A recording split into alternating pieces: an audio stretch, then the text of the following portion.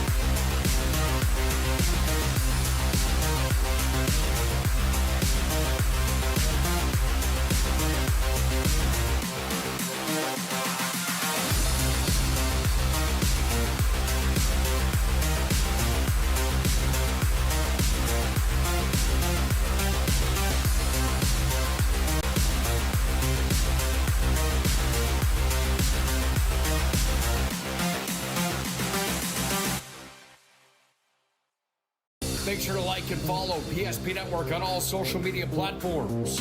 PSP Network, it's game day. At Ryan Buick GMC, we treat every day like game day. 1.2-liter turbo engine, ultra-wide screen. 1.2-liter turbo engine, ultra-wide screen, on 2. Ready? Ready. We know how to get you in the right vehicle. Blue Canyons, and hut, hut. From the test drive to the handoff, we make every step easy. This season, start your drive at Ryan Buick GMC. We often think of frontiers as pages in a history book, a time gone by. But even in this modern world, there are new frontiers to conquer. Whether you're tending the land to grow a better tomorrow or growing a business for new opportunities, the work you do powers the world. Exploring the frontier means stepping forward, shaping the future for yourself and for those around you. First International Bank and Trust, helping you live first, one step at a time. That sinking feeling you get when this happens? That's oil change-anxiety. The anxiety of being without a car with a billion things to do. The fear of being overcharged. The stress of not knowing where to go or who to trust. But you never get those feelings at Valvoline Instant Oil Change, where you can watch us work right from your car, and we finish up in about 15 minutes. We changed your oil and did our 18-point safety check. Valvoline Instant Oil Change. Service you can see, experts you can trust.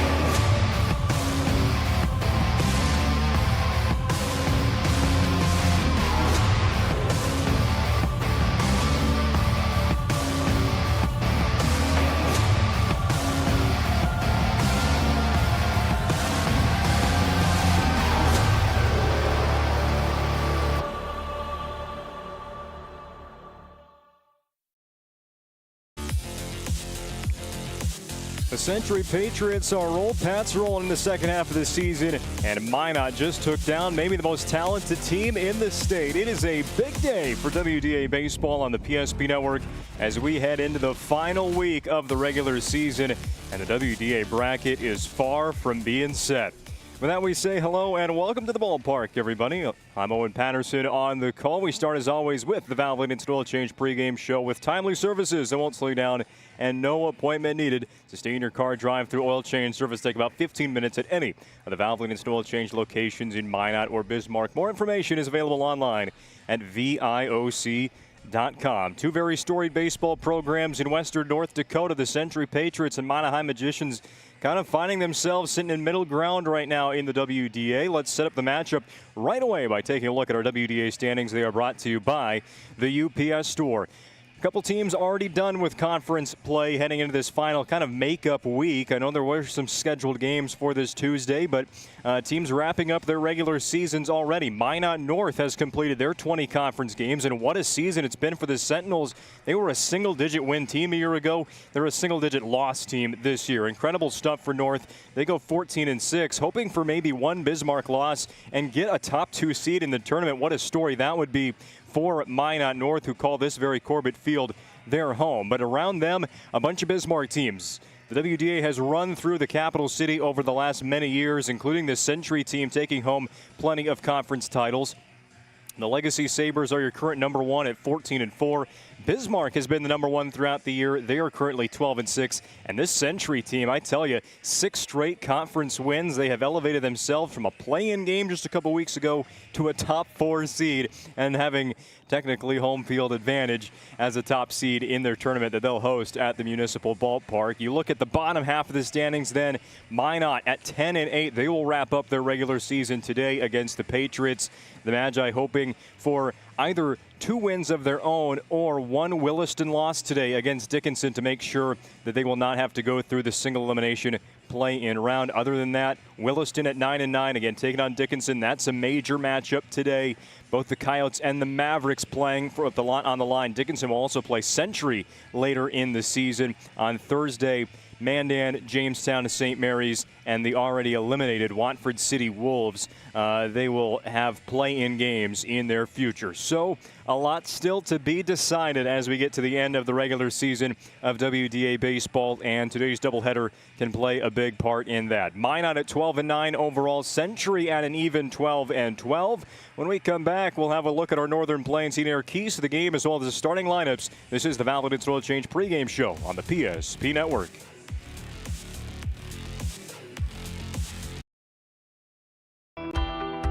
Big idea. The next chapter. Different days have different needs. But they all start the same way. With one call to First Western. Banking. Insurance. Trust. Not departments, just different ways we show up for the same people. First Western. All under one roof, all in your corner. You can bank on us.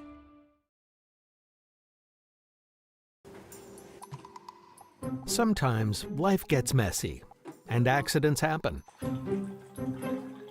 Some days, even your best intentions turn into unexpected disasters. Other days, a little guesswork leads to a lot of cleanup. So when life gets messy, ServPro's ready. Call ServPro of Minot, Bismarck, or Williston today. I love sports, but sometimes, like when a t-shirt cannon hits me square in the nachos, I wonder, is Sport Clips better than sports? Because sports plus a hot steamed towel beats sports plus hot exploding cheese. I like your shirt. Thanks. It was free. Sport Clips, it's a game changer. Partner for commercial and business loans. We not only provide lending you need to grow your business, but we also reinvest in our communities. We believe in strengthening our businesses and creating opportunities for success. Choose Dakota Community Bank and Trust for your commercial and business loans, and together let's keep our communities thriving. Serving the community, looking out for you. At Dakota Dakota Community Bank and Trust, that's what we do.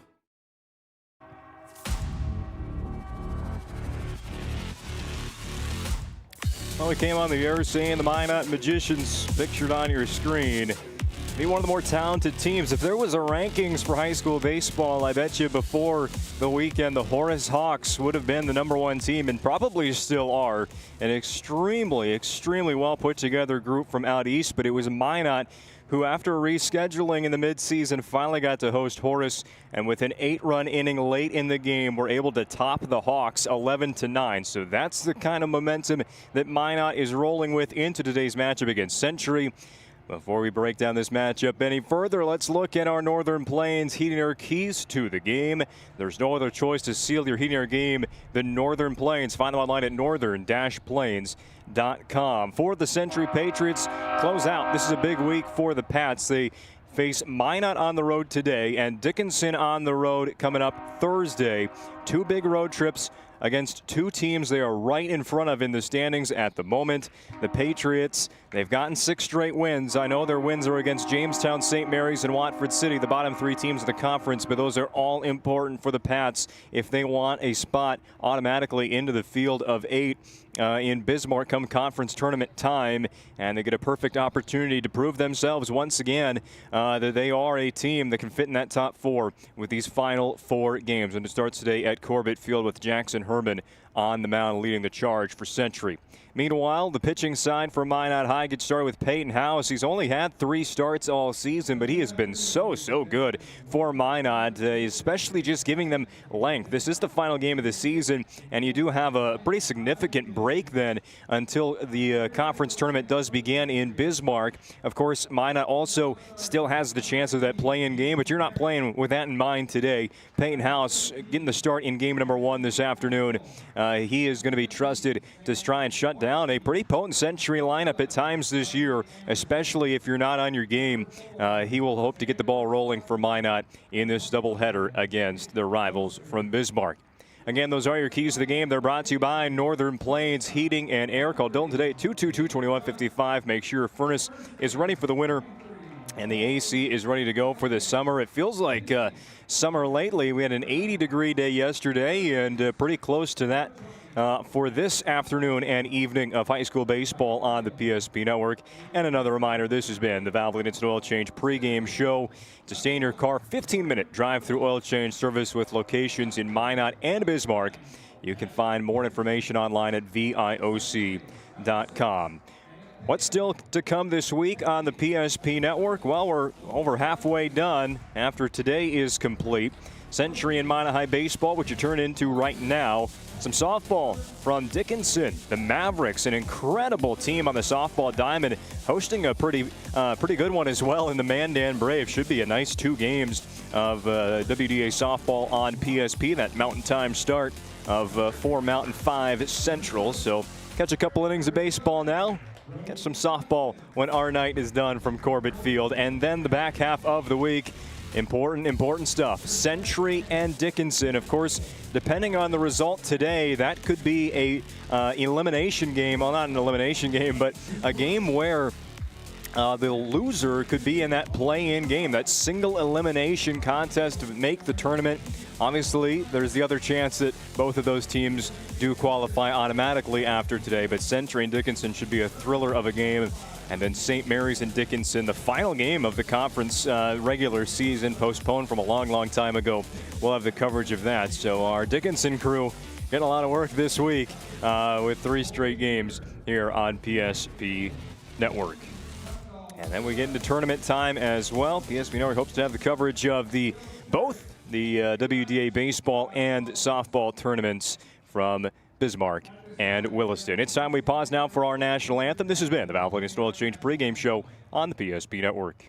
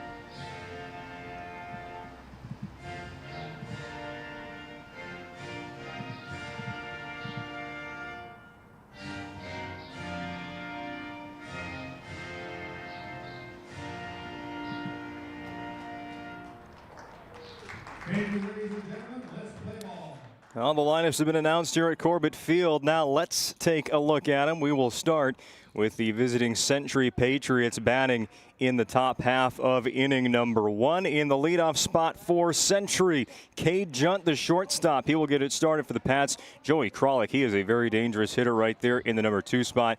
Jackson Herman, the pitcher, will bat third for Kent Schweigert's Century team. Then Opdahl, Herner, Merkel, Peterson, Pale, and Johnson. The Patriots have won 6 out of their last 8 games. Those 2 losses were their last time out over the weekend against the Fargo Davies Eagles, another very solid team from the Eastern Dakota Conference. But other than that, Century has been playing better baseball here at the end of the season, and their offense has kind of been the mainstay for this team. It's whether or not they have the pitching on a day-to-day basis and also clean defense. That's another kind of key to the game for Kent Schweigert's Patriots this afternoon.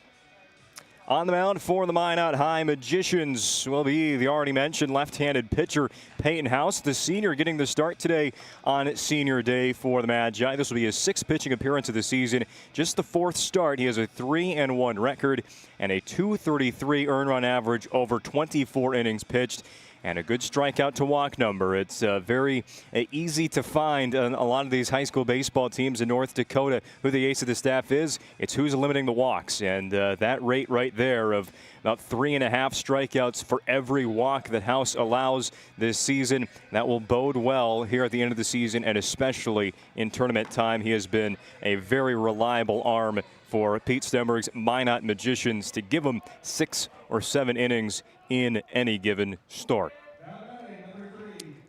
Century on the road, red tops, white pants, blue caps. Minot High in the home white today with the maroon caps. First pitch right on schedule, 4:30 p.m. in the Central Time Zone. House to Cade Junt. First pitch called a strike, and we're underway with WDA Baseball on the PSP Network.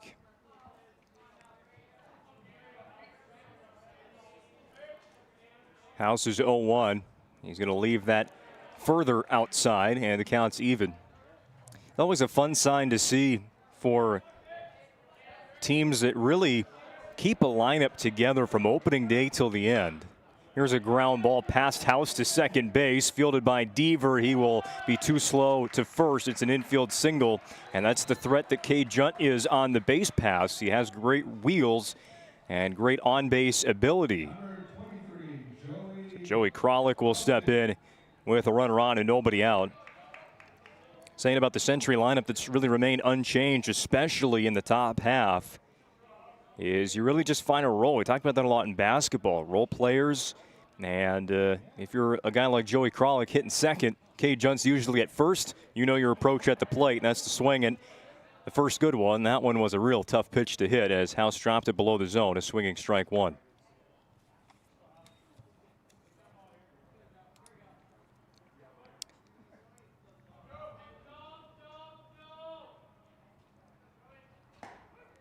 Called strike 2. House gets ahead of Kralik. Get you that Minot defense after this at-bat is done. Good place to be against Kralik, but with 0-2, you probably want to leave the zone to him. He's a very good 0-2 hitter. From the stretch. Right on cue. Just upstairs, and Kralik lets it go. Junt a threat to run at first base. And he will take off on the 1-2 pitch. The throw down is going to get by Deaver, and it's a successful steal of second base for Cade Junt. You can see it coming right there with 2 strikes. House was dialed into that at bat against Kralik, looking to get a strikeout or some weak contact. Junt takes off and he moves into scoring position. The count's even gone even. 2-2 delivery. One late check to second base. Now home. It's a line drive into center field.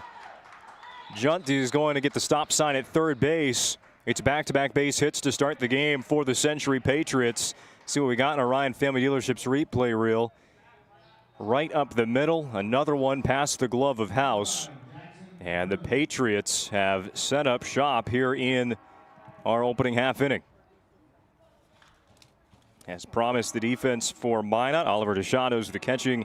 Grady Wepler at first. Cole Deaver at second. The shortstop, Drew Jordan. Tegan Schindler moves to third this afternoon. Left to right in the outfield, Owen Meyer, Remington Anderson, and Owen Sundahl. First pitch swinging, sending this in the air. Third base foul ground is Jackson Herman, and that will be put away by Schindler. Key out there for House and the MAGI defense. You have that first and third no-out threat. And weak contact from Herman, doesn't even land between the lines, but kind of stealing out from the Patriots. And a double play can end a scoreless inning.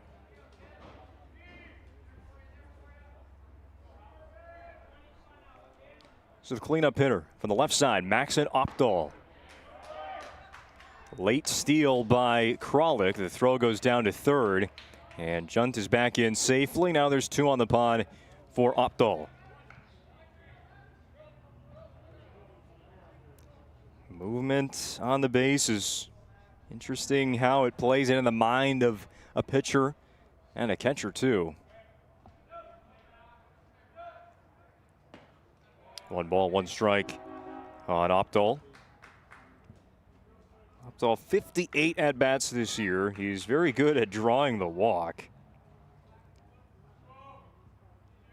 And very good at finding hits too. He's hitting just shy of 380 on the spring. Lefty-lefty matchup. Here's the 1-1 pitch. Curveball there found its way into the corner of the zone. Definitely not a pitch Opdahl was looking for.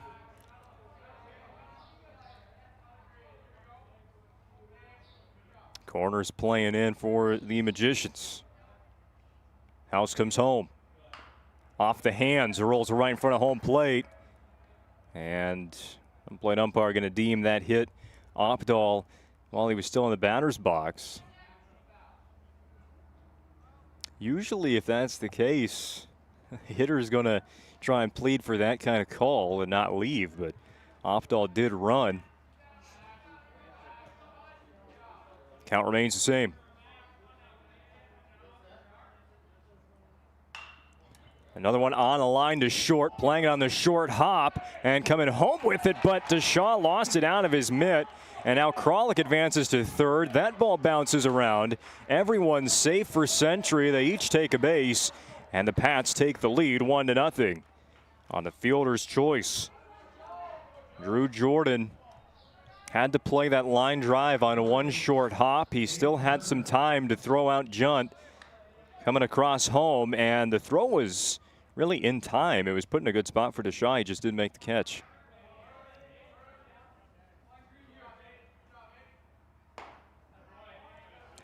So it's the Patriots, the first mark on our BNC National Bank scoreboard.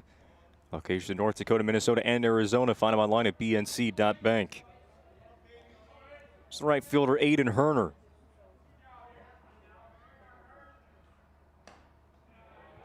Two balls and no strikes.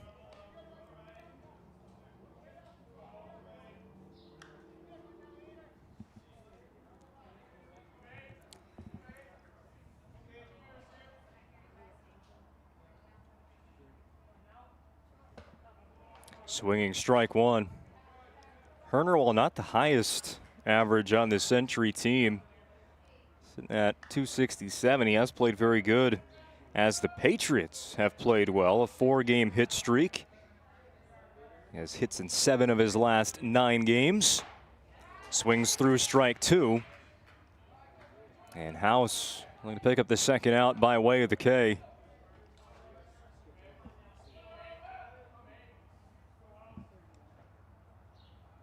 Two on, 1 out. Here's the 2-2 to Herner. Another swinging strike, and this one finishes the punch out for Peyton House. 28th strikeout of the season for the senior southpaw. Gives you a force out at first and second on a ground ball for the Magicians. Already 1 run in for Century. And now their 6th batter of the inning, Jordan Merkel. He'll take a strike. What you like from House is that even with the good contact Century has had, 3 nice looking line drives. two that didn't even leave the infield, but they still reached on. He's keeping it in the zone. Here's an early steal. And Century messing with the Magi a little bit. Got to come home with it. The tag is on Kralik. And Minot is able to get out of that jam. They handled it very well. We'll go to break with the Ryan Family Dealerships replay.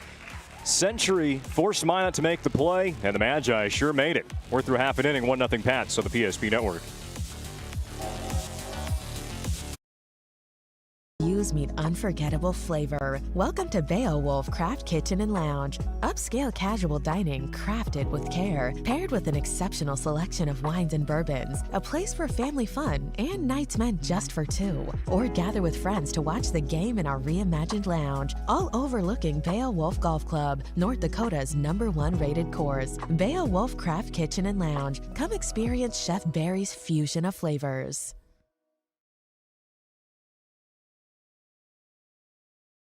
Mystic.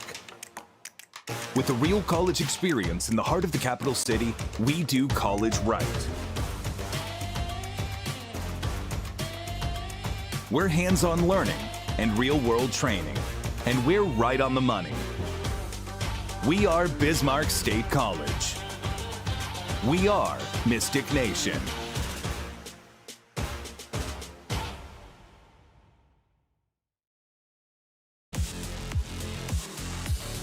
That's a one-run first inning for the Century Patriots. Jackson Herman is their starting pitcher. Sixth start for Herman, really the #1 starter for Century this season. A mid-3 earned run average, similar to House. 26 strikeouts to 5 walks, a really good ratio, and that's over 27 innings. So not a strikeout an inning for Herman, and he takes on a top of the lineup for Minot that is really good at making contact. Tough to strike out this top three. It's led off by Remington Anderson.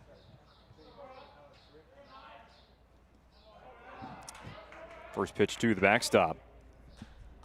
Get you that Minot lineup in just a moment.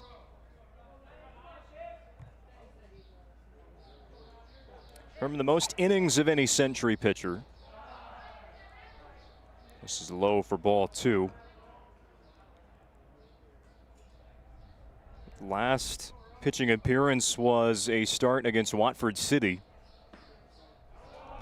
which was last Thursday.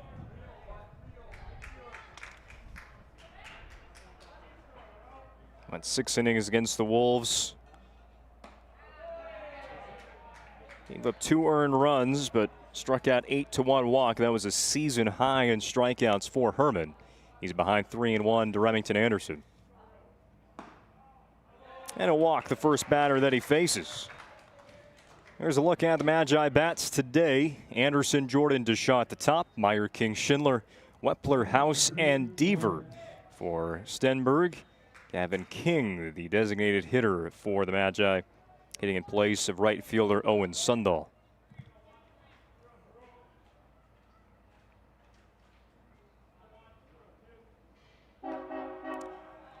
Still unable to find the command is Herman. 6 pitches, 5 out of the zone.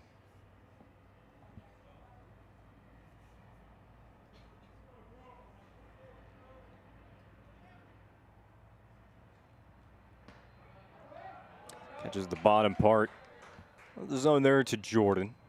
Only one such a pitching appearance for Herman all season, in which he's walked 2 batters, and that's the max.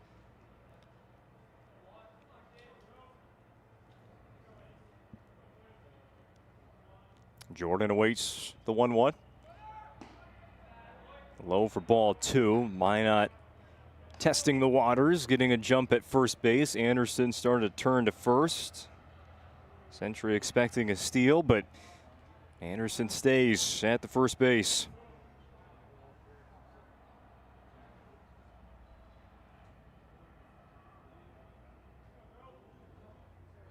Now a steal, a half swing. We'll check on that in a moment. It's a successful steal for Remington Anderson as he moves up to second base with his 10th steal of the spring.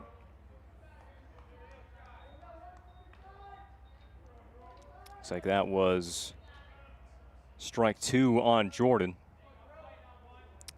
Was unable to check his swing.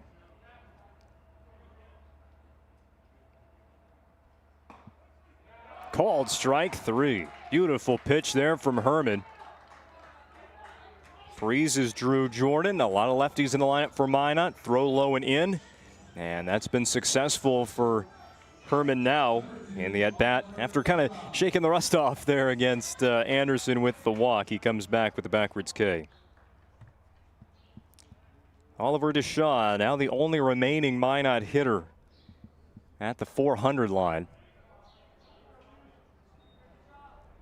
Not just that, a 998 OPS.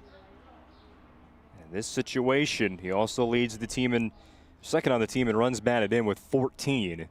Looking to tie this game in the opening inning. He'll go the other way.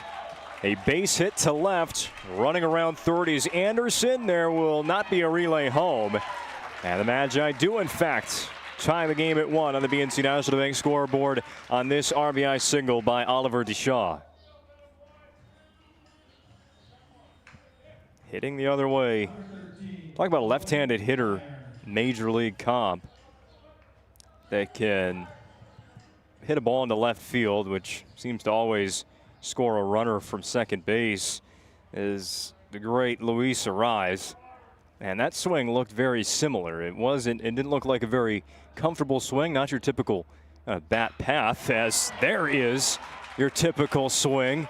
Stroked into left field by Owen Meyer. It's back-to-back hits, nearly identical for Minot, as they have 2 on with 1 out in the bottom of the first.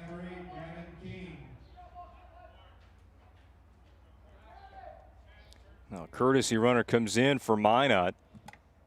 Place of their catcher, DeShaw.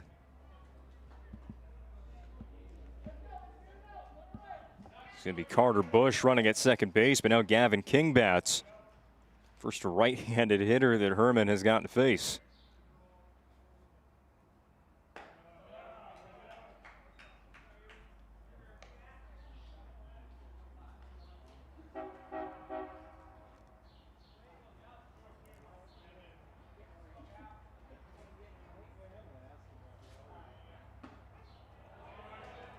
One and one on King, and he's DHing today. Oftentimes will play third base. Also start as the pitcher in our following game. Appear as the pitcher at least.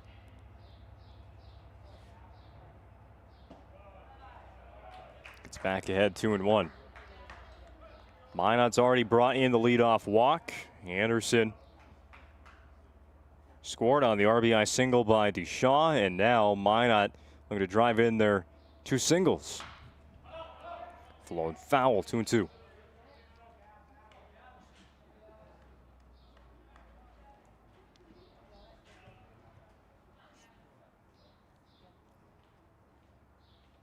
Corner infielders playing in for Century. Off the end of the bat, staying alive is King.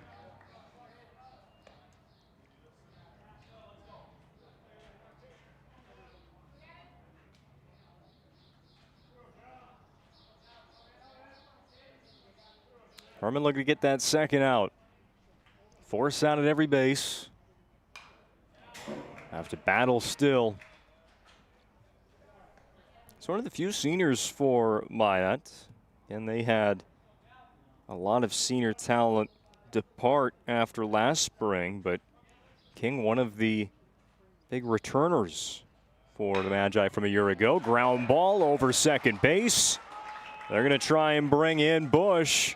The throw will come in just a little late, and Minot has 2 plated in the bottom of the first inning. They also have the lead 2-1. Let's check the Ryan Family Dealerships replay. There's just not a defender right there up the middle. Perfect place to hit it, and a pretty confident, not risky, but definitely confident send there by Coach Stenberg to bring Bush around on a ground ball that didn't get too far into center field, but trusted the courtesy runner's speed. That's why you bring him in the game. And it's 3 straight hits now for Minot and a serve pro mound visit taken by the Patriots. 24/7 emergency service. Trained technicians use advanced technology and specializing in fire and water cleanup and restoration. It's Serve Pro. Just a quick talk here on the mound, or maybe not so quick one, as this conference is going to have to be broken up by head coach Kent Schweigert. Talking to just pitcher and catcher in that meeting. Again, Herman has been ultra reliable for Century. A lot of the ERAs on the staff for the Patriots above 5. Herman's sitting at 3.5. And 2 runs in the first inning. Really some of the only trouble Herman has had all season. He's kept opposing bats very quiet. If there's a hit in an inning, it's usually just one. How many times does it blow up like this first? 3 hits, 2 runs already in for Minot, still just 1 retired. 1-1 on Tegan Schindler.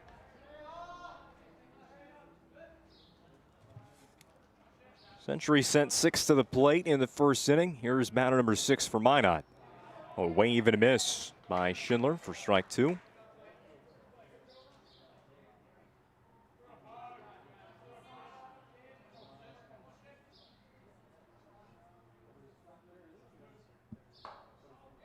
Good take.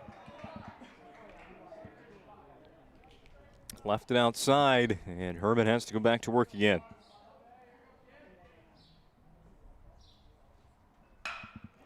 On the ground to second and underneath the glove of Emmett Pale. Now a stop put on at third base. Thought Minot might test the outfield arms again, but Meyer will stop at third base, and they're loaded now for Grady Wepler. Just a factory line right now of base hits for the Magicians. DeShaw, Meyer, King, and Schindler. 1 base at a time they go.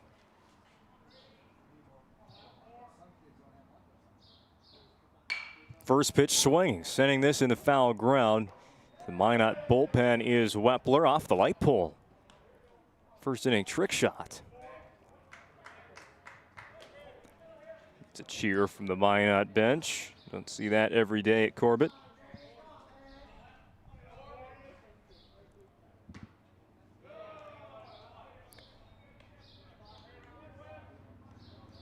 Well, just 1 inning into this game, a stark contrast from the meeting these teams had a year ago. Center field. This is going to take Merkel way back, and he can't make up the ground. It's down on the warning track, and all 2 runs are going to try and score for Minot. They had to wait a little bit to make sure it dropped. All 2 do come in. And Minot now leads 4-1. Let's go back to the Ryan Family Dealerships replay. Hit to center field. Century's outfielder's not playing super deep. And Merkel had to make a long run. That seemed like it was sort of into left field. Peterson was playing on the line after that first foul ball. 2 runs score, still 2 left out there for Minot and Peyton House. That'll go down as a double for Wepler, the first extra base hit for Minot. Their 5th hit in total. Saying about last year's regular season matchup between Minot and Century, a 2-0 win on the road for the Magi. They scored 1 in the 4th, 1 in the 7th. There was 8 total hits before a 5-4 win in Game 2 for Minot. A sweep as they ended their regular season in Bismarck. But today, 4 runs out of the gate for Minot to counter the 1 from Century. Long wait now the pitch. 2 balls and no strikes on House. And the frustration builds for Jackson Herman on the hill. He has the infield in, looking to cut down any further run for Minot in the first. Still 2 outs to get for the Patriots.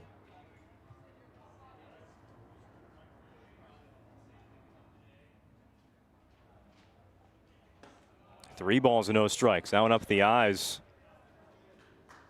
And Coach Schweigert's already taken 1 mound visit.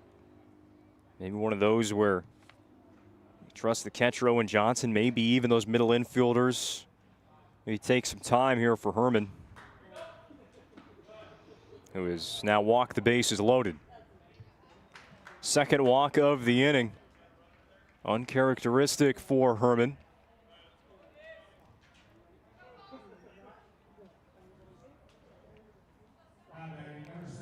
Brock Thompson going to run at first base for the pitcher, Peyton House. As Cole Deaver digs in, the 9th batter of the first inning for Minot. Bases still juiced. 1 out recorded. Swings and misses at strike 1.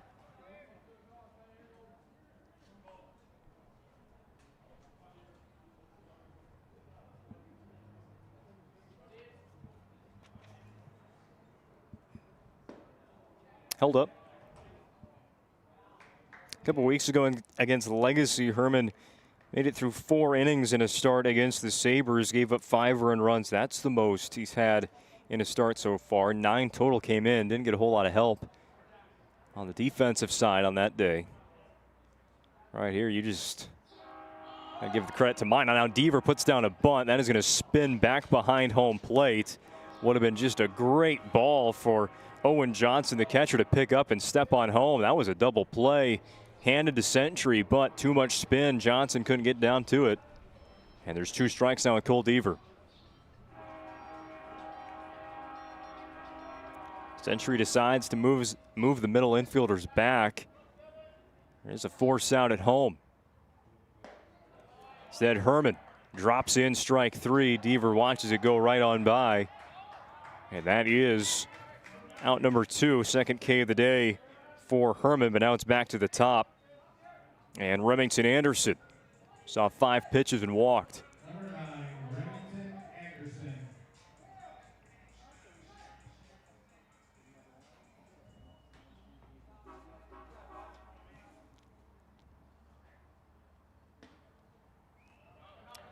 Ball gets out of the mitt of Johnson. Pitch that wasn't too far off. By the way, the defense for Century. Johnson behind the plate. Joey Kralik at first. Emmett Pale at second. Cade Judd at short. Third base, Maxon Opdahl. And left, right in the outfield, Gavin Peterson, Jordan Merkel, and Aiden Herner. Just about everybody's been tested in this inning. Minot 4 runs, 5 hits, still 3 base runners for their leadoff man, Remington Anderson.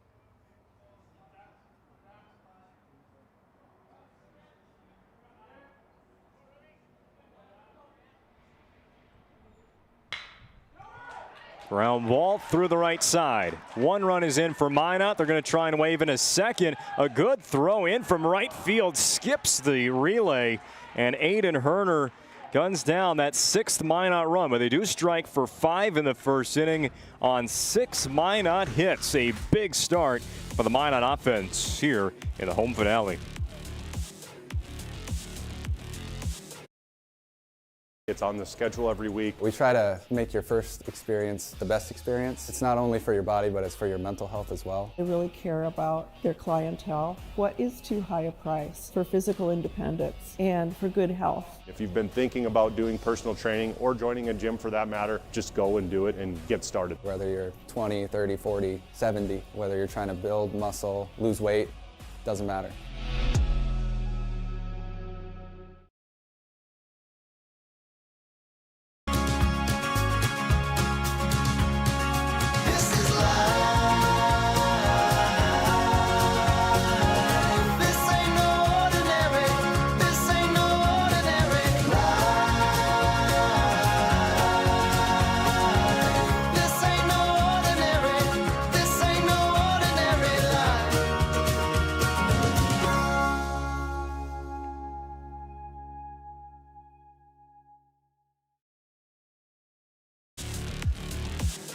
Well, coming back to the action here in Minot with our Ryan Femme Dealerships replay. Look at this throw from Aiden Herner.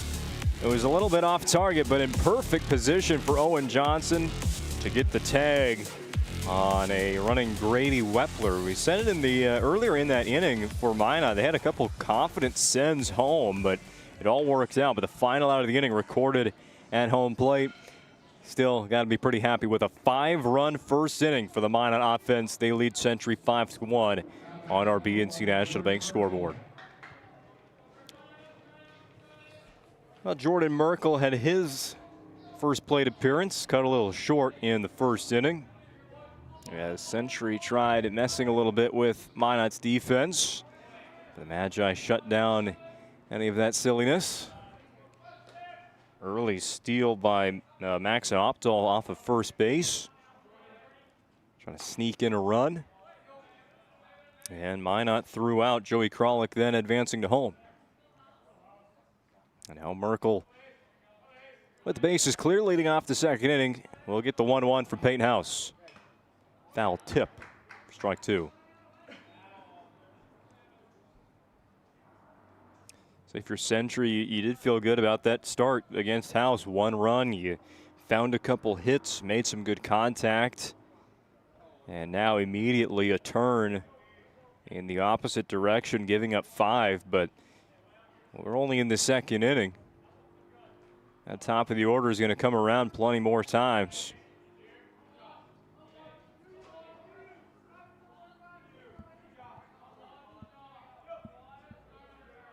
Time called by Merkel.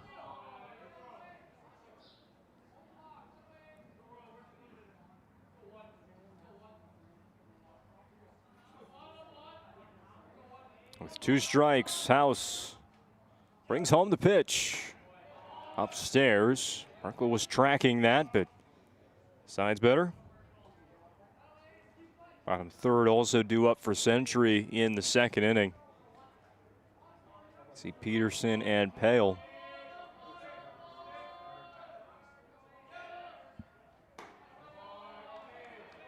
The benefits of going down 4 runs this early is that you don't have to get them right back immediately. Takes 6 innings to get those runs. That's if you can stop Minot's offense now after they got red hot. Popped up on the infield, right on the edge of the fake dirt. Cole Deaver, out number 1. Today's broadcast on the PSP Network brought to you in part by Minot State University. More than 96% of recent Minot State grads employed or continuing their education. MSU grads get jobs, period. Be seen, be heard, be you. At MSU, that's Minot State University.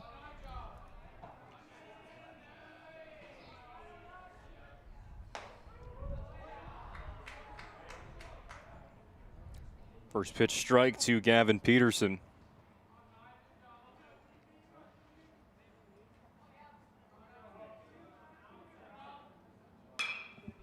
Poking this to right field is Peterson. Some good contact, but it just hung in the air a little too long. And Owen Sundahl able to come in and catch it. It is a fairly windy day. It's being pushed to left field. We saw that play a factor in that 2 RBI double by Grady Wepler.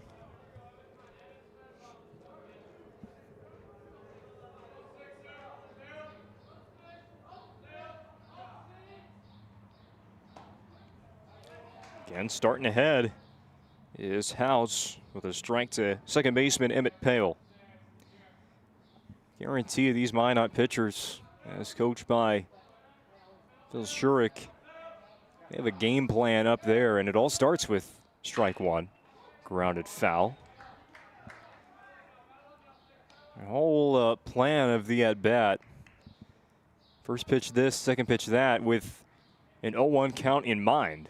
I don't think especially House is thinking that first pitch is going to be a miss. He is planting the first one in the strike zone. 0-2. Big breaking ball there that stayed out.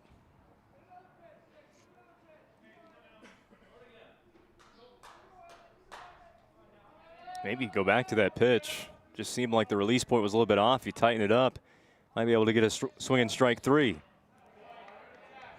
And then the changeup there from House. Fending it off was Pale.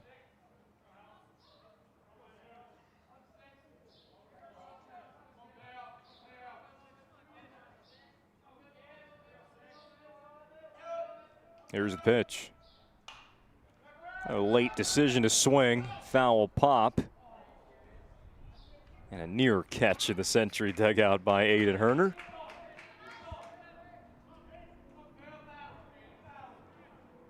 He'll catch it when he's got his glove on in right field.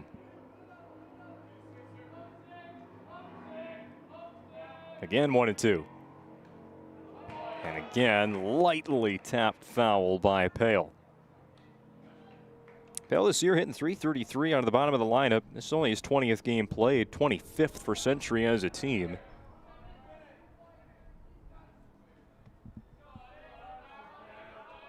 Middle of the field wide open. But he's unable to put it in play. Eventually, Peyton House picks up that third strike, and it's a 1-2-3 second inning. We've played 1.5 from Corbett Field. Your score, Minot 5, Century 1. Your day with goodness that tastes as amazing as it feels. At Blissful Bee Juicery, we serve fresh, cold-pressed juice and smoothies. Nature's best in every sip. Nourish yourself with our vibrant acai bowls with fresh fruit and granola, power bowls, protein balls, hummus, parfaits, and carrot cake. Blissful Bee Juicery. Pure, simple, blissful. Now in 2 locations on North and South Broadway.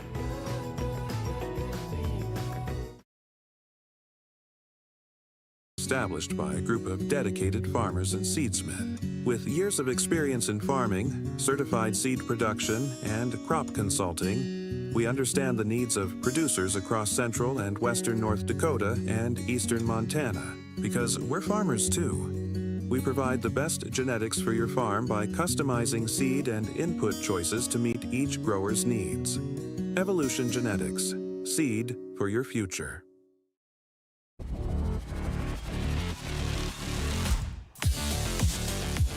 Get to the good weather now for prep baseball in North Dakota. Always a guessing game until you get to May, hopefully. I remember we had the last time WDA tournament was here in Minot.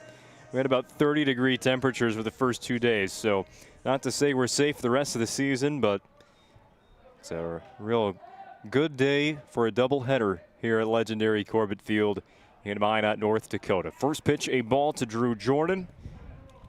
Jackson Herman comes out there for a second inning, looking for a strong bounce back. But to start, it is a beautiful line drive down the left field line. Jordan almost walk into second base with a leadoff double. Looking for gaps in the outfield, but there was one on the opposite field foul line. How many times have we said that now? It's been 3 for Minot. Hitting the other way, it works out for Jordan. 7 hits in just over 1 inning for the Minot offense.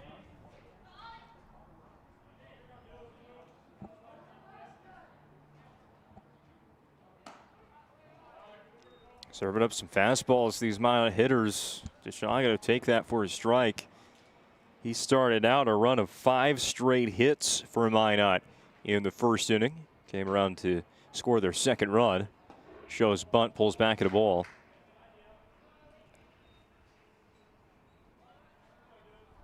Sometimes hitting can just be contagious, as it seems it's been today for Minot. They are a very solid hitting team, especially this kind of top 4. Jumping out of the way of a wild pitch was Deshaun. Jordan now up to third.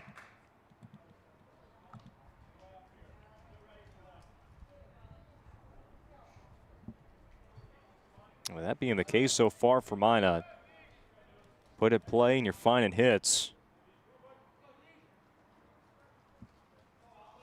See a first pitch fastball, early count fastball, go after it.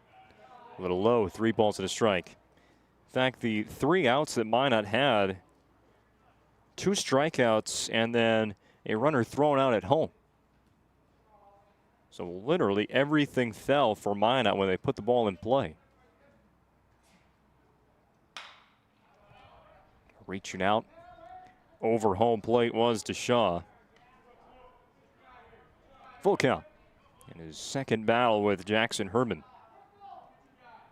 Infield in. Patriots moving their outfield around. Here's a payoff. Hit on the ground. That's also through. Drew Jordan will walk on home now. It's an RBI single for Oliver Deshaw. Put it on the Ryan Family Dealerships replay. 50 years Ryan has been trust name for car buyers in Western North Dakota. Shop their entire inventory online at driveryan.com. The best start imaginable.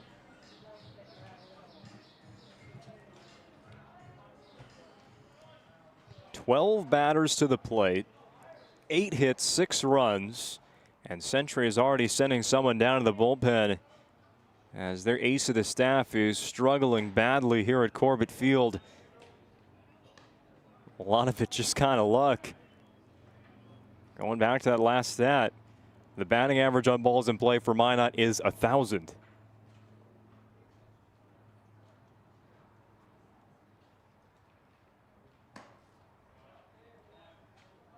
One ball and one strike on left fielder Owen Meyer.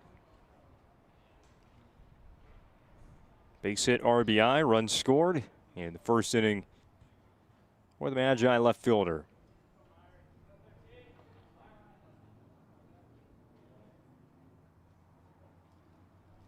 Runner goes swinging, and hitting it foul was Meyer, so Carter Bush, the courtesy runner, will have to return to first base.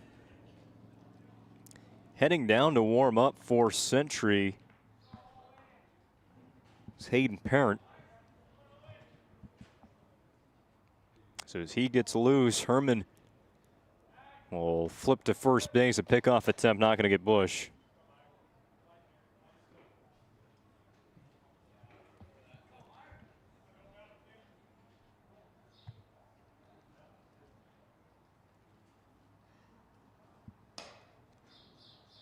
Awkward sounding foul ball, just gets into the patio. Plenty of folks in the patio area today. Usually here at Corbett Field, everybody's got to be huddled together in the grandstand. And I will tell you, it is about 15 degrees colder in the grandstand than anywhere else in the ballpark. Another pickoff move, not going to get Bush.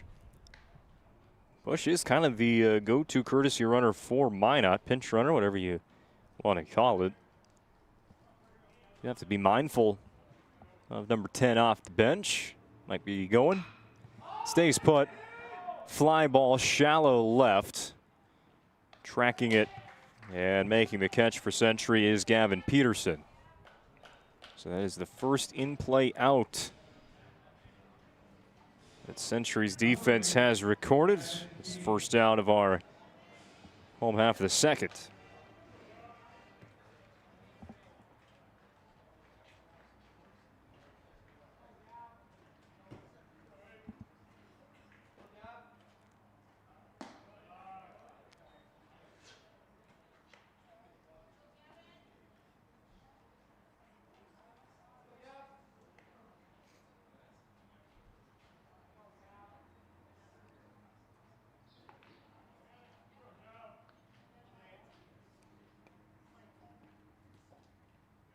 Now Bush does take off. Really good throw there from Johnson, and he is going to throw out Carter Bush at second base. It was a pitch low of the zone, but Johnson, a terrific pop here. One bounce to second base, and Bush with that feet first slide, unable to get around it. He is caught stealing, and the bases are empty with 2 outs. Gavin King had 2 balls and a strike.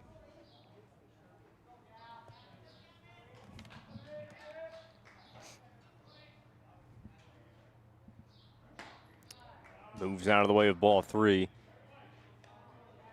Opportunity here for Herman to put away the second inning. It's just the 1 run in. The walk could start up another rally. Has a full count now against King.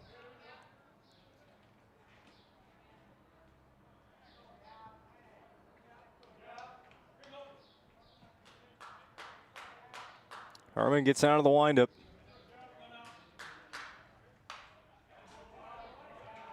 Still throwing in the second. These Minot hitters relentless at the plate. This will be pitch 58 for Herman. And he walks Gavin King.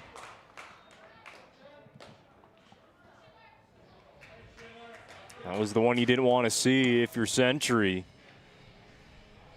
Just let Minot hit it. Obviously, the string of hits had come to an end with that fly out. Now you put a runner back on the bases. Back into the stretch goes Herman as he faces Tegan Schindler 1-for-1 with a base knock. Another one to the backstop. And now Herman feeling some discomfort in his right hand. At least that's what he's showing. And he's going to call Owen Johnson, and I think the coaching staff for Century saw the same thing. Started flexing that right hand after missing. They're going to talk this over. Obviously, probably just a good timeout anyway. Herman has now holding that elbow, and it's not a good sight for any pitcher if they go to the elbow, but that's what's being checked out now on the pitcher's mound. Wild pitch moves Gavin King to second base. Tegan Schindler currently the hitter for Minot in a 1-0 count. Home plate umpire is going to come out there, see if further attention is needed for Herman. And the answer is no. He's going to get through this. And Hayden Parent warming up for Century. That was really to start this second inning after Minot got back-to-back hits. After those two hits, though, fly out caught stealing. Herman an opportunity to put it away, but walked Gavin King, and now starts behind against senior third baseman Tegan Schindler. Down swinging goes Tegan.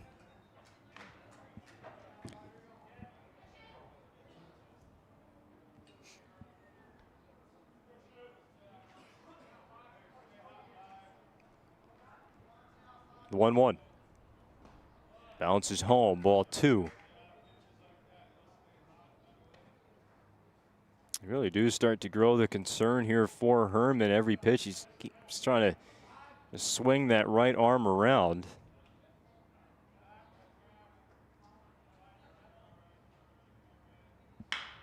Ground ball. Got 2 hops to second base.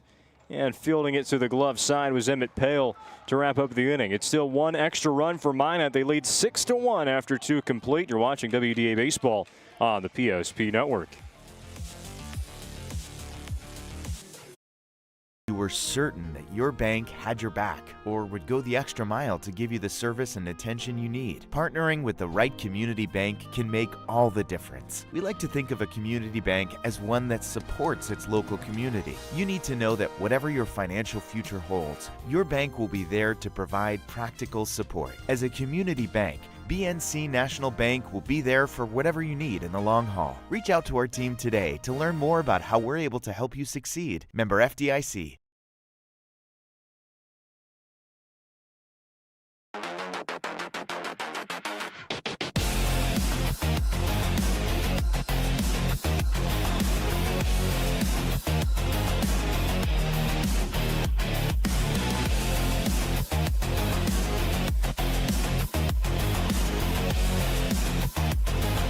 Find the full line at Swenson RV and Marine in Minot and Bismarck, or online at swensonrv.com. Oh, thank you for joining us today on the PSP Network for coverage of WDA Baseball. Final week of the regular season. Action today on PSP brought to you in part by Planet Pizza, with the best pizza on the planet. Been around for over 25 years with the largest laser tag playground in the region, a giant lunch buffet, and they deliver. Call now at 701-852-1700 to place an order at Planet Pizza. 6-1 lead for Minot on the BNC National Bank scoreboard as we get into the top of the 3rd inning. Peyton House pitching well for Minot, getting first pitch strikes. Benefit for a pitcher, you get the 5 runs of support in the 1st inning, and then you come out and throw a shutdown 2nd inning. He retired Century in order, 1, 2, 3. Merkel pop out to second. Peterson line out to right, and the Pale strikeout.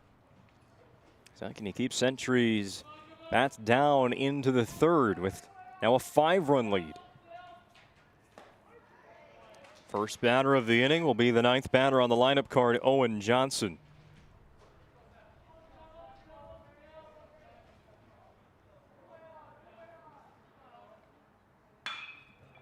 He will club this to center field. He's going to take Anderson back, but he will make up the ground.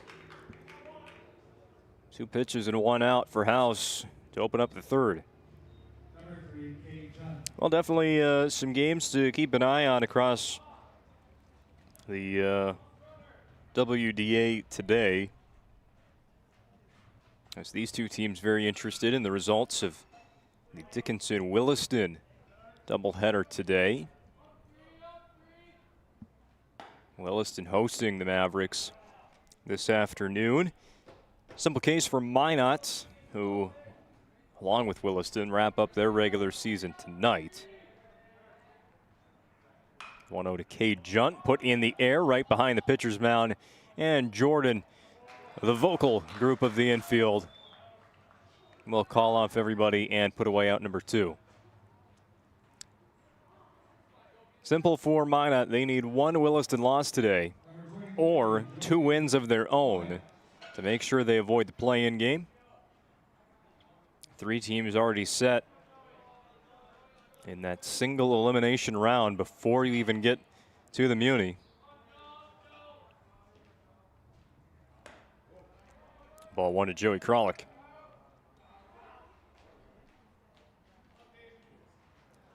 Only one other conference doubleheader happening today. That's St. Mary's at Bismarck.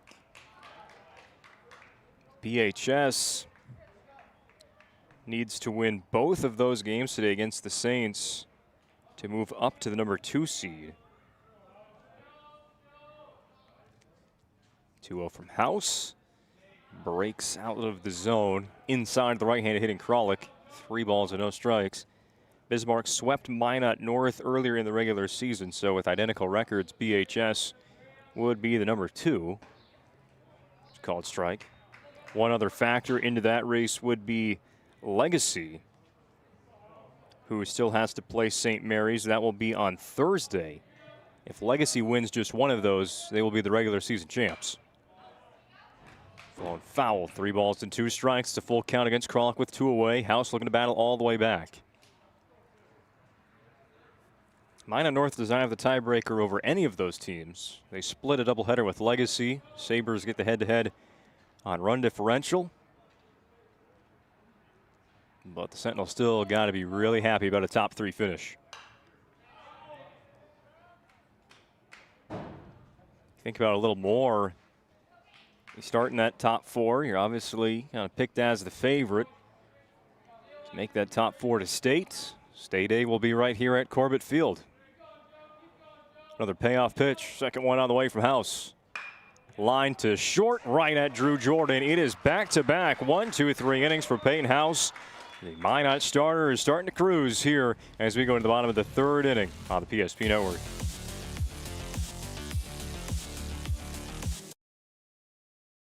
It's the easiest way to feed your friends. The hard part is picking your sub. That's why we're having a draft. With the first pick, Sarah from Carolina selects number 13, the original Italian. You know, I trusted my gut, and that's exactly where the sub's going to go. So hold on, we've got a trade. Jake traded his 2nd pick with me, because I'm starved. Freshly sliced subs to go, wherever you and your friends go. Jersey Mike's, a sub above. To introduce the fabulous edition of the Master Spas line, including the phenomenal Michael Phelps Swim Spas. Enjoy the relaxing health benefits and enjoy 0% financing up to 72 months or up to $5,000 off on all spas. You'll also find $2,000 off the MSRP on all pools, swim spas, and saunas. Come see for yourself the outstanding lineup of Master Spas, including the Michael Phelps Swim Spas, exclusively at Magic City Home Leisure.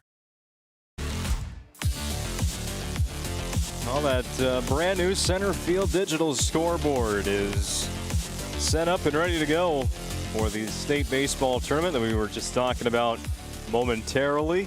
They ran a couple tests when I was walking in the ballpark today, so not only does it look good, the screen also turns on, and pretty soon this Corbett Field is going to be a little more modern, matching what Municipal Ballpark in Bismarck has to offer. Gonna look good all summer long with the Minot Hot Tots. Really becoming the first team to utilize it. Sad to see, though, that the green scoreboard, at least from what I've been told, the green scoreboard out in right will be taken down. Jumping out of the way, the first pitch as we get into the bottom of the third inning is Grady Wepler. What I would like to see is that Corbett Field sign that's on the top of the green board and right be utilized a little bit on that new digital one in dead center.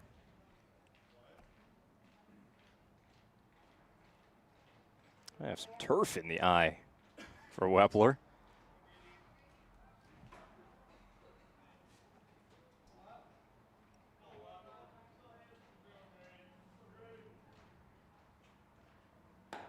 Three balls and no strikes. Should be mentioned that Century did turn to the bullpen here in the home half of the third inning.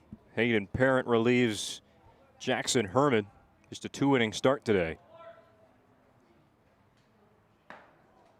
It's 4 pitches and 4 misses from Parent. Leadoff walk in the third. Final line today for Herman. 2 innings, 6 runs, all earned. 8 Minot hits. He did walk 3 and strike out 2.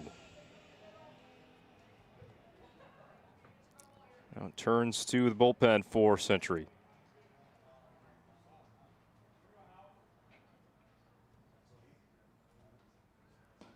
Five misses from Parent, and this one will also roll away from Johnson, the catcher. Wepler now up to second base. Parent comes in for his 5th pitching appearance of the season. He has gone no more than 2 1/3 in a single outing. That was his debut game against Mandan. 1-1 record, 6.5 earned run average.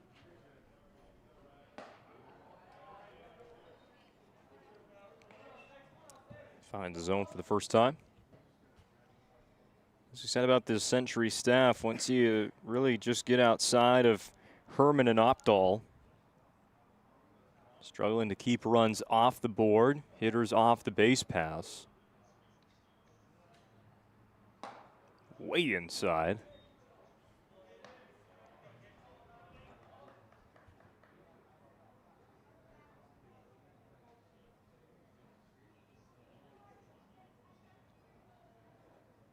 Century did pitch very well in that 6-game winning streak that they just got off of. Another wild miss from Parent. It's 3-1 on House. They allowed a total of 5 runs over 2 games to Watford City, 1 run over 2 games to St. Mary's, and 7 over 2 games against Jamestown. But 6 so far in the third against Minots. Back-to-back walks by Parent. 2 on and nobody out for Cole Deaver. 0 for 1 with a strikeout.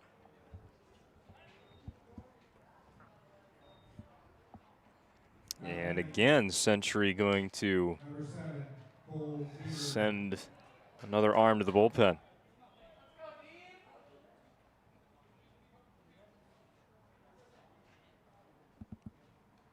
Charlie Anderson making his way to a few warm-up tosses. As Parent, 2 batters faced, 2 walks issued. Deaver shows bunt, pulls back at a strike, and taking off for third was Wepler. Got a really good read. The pitch wasn't received by Johnson. It fell out of his glove. Obviously moving around behind home plate with Deaver showing bunt again. So Wepler sneaks over to third. Pinch runner Brock Thompson stays at first. They're on the corners with nobody out for Deaver.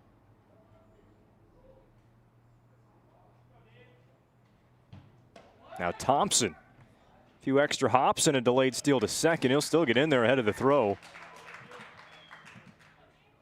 So Minot moving the runners around. Think about the last 2 innings and a couple of the, there's only been 6 outs in the game. 2 of them have been on the bases for Minot. They're still not through 3. He can still keep running the bases aggressively. Force the Century infield in. Open up a place for a line drive to fall. 1-1 to Deaver. Fly ball to center. Wepler thinking about tagging. Catch in center, and Wepler will stay at third base. Just a fly out there for Deaver.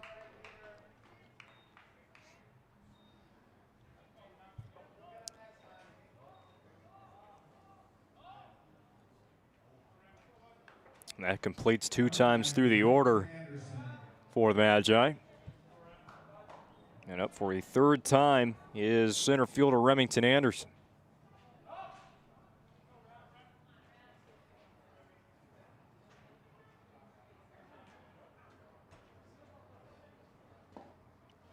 Infield still playing in for Century. Just hoping for a ground ball here.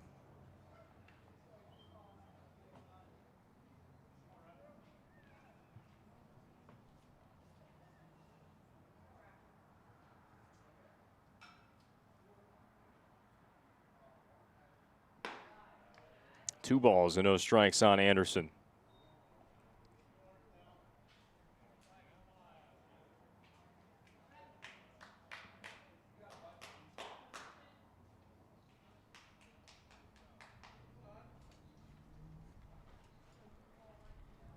Here is the 2-0 from Parent. Did Anderson hold up that swing? There's going to be a late appeal, and they'll say no. No swing, and ball 3. Wonk would load the bases for Drew Jordan. He doubled down the left field line his last time up. And Anderson waiting on a good one. He's hoping to drive in 2 runs himself. Doesn't. 3 times up, 3 times on for Anderson.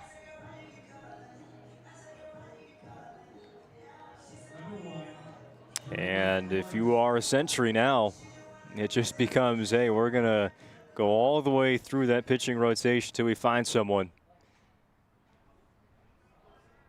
And obviously, Anderson expected to be the next arm used by Coach Schwager. Jordan taking a healthy hack at strike 1. It was a little early, though. Just can't afford this game to get too far out of reach. And maybe if Parent is unable to retire Jordan here, you already make that change. 1-1.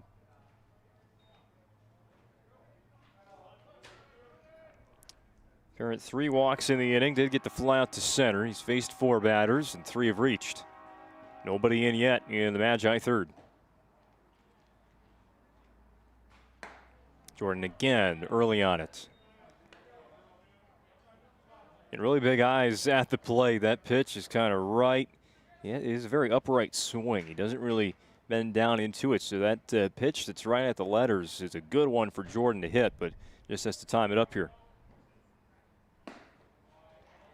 Good take with 2 strikes.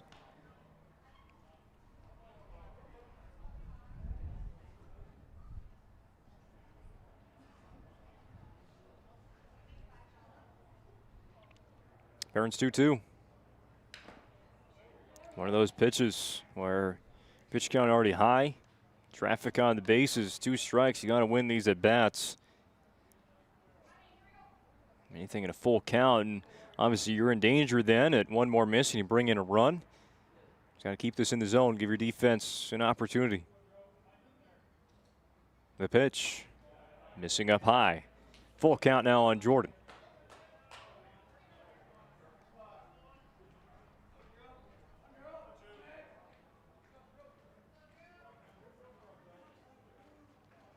Wepler on third, Thompson at second, Anderson over at first. They're everywhere around Hayden Parent as he delivers the payoff. Chop to first, Kralik, jumping stop. He'll throw home to get a force out there. Well done by the Patriots first baseman. Kralik had to go airborne to field this high hop. Bases will remain loaded, but you get that crucial second out. And still an opportunity for a shutout inning if you're Hayden Parent. Give him one more grounder.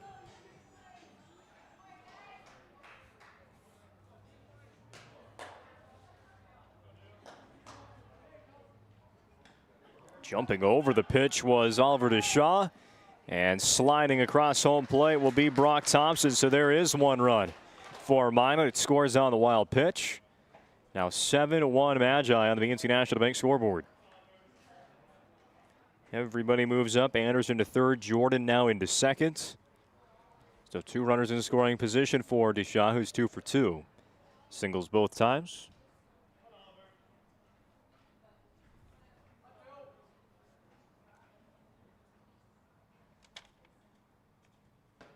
Two-0.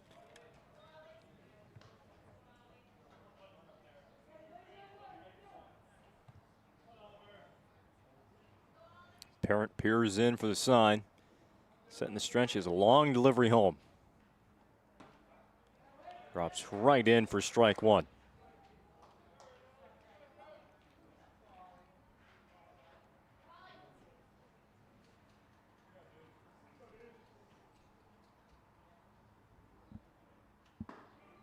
Two strikes now on Minot backstop.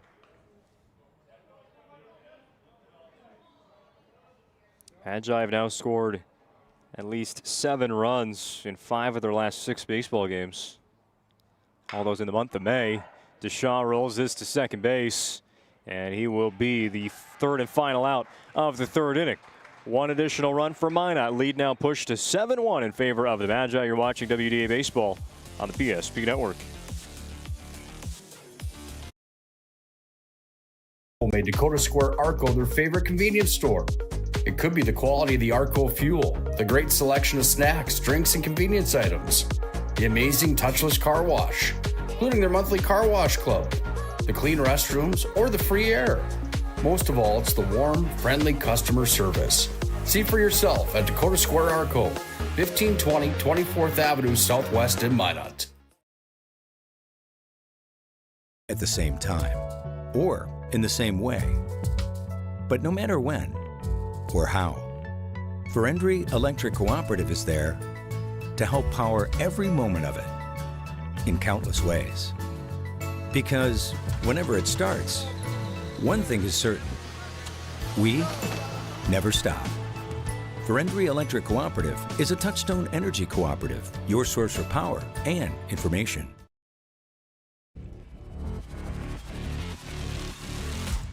Well, no time better than now for Century to start their comeback. They trail 7-1 on the BNC National Bank scoreboard as we get into the fourth inning of game number 1, this WDA baseball doubleheader on PSP.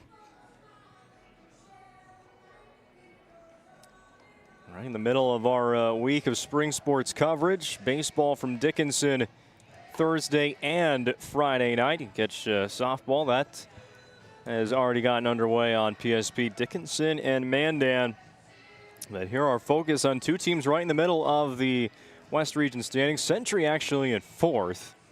But this is a big week, as already explained, for the Patriots as they visit Minot today for 2 games.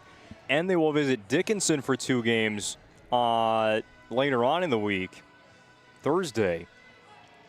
See, Dickinson, a team that maybe surprisingly is sitting in 5th. They were a team that was actually in first place, second place for a little bit of time this season. A strong start, hoping for a better finish. And for Century, same case here. Or maybe the opposite case to Dickinson. Slow start against some of the top teams in the league. They've recovered well against the bottom 3. Winning 6 straight conference games, but now have met a match in Minot at Corbett. They trail 7-1 as we get into the 4th.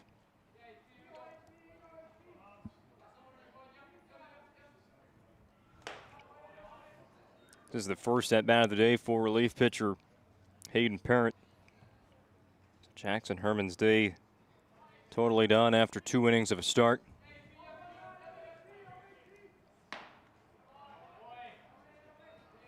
Two and one. That's a big loss for the Century lineup to not have Herman. Parent trying to make up for it into the gap in left center field. That ball was crushed. And it is off the top of the wall and over for a home run. A big loss in Herman, but maybe a big add in Hayden Parent. A solo shot, and it's 7-2 Century.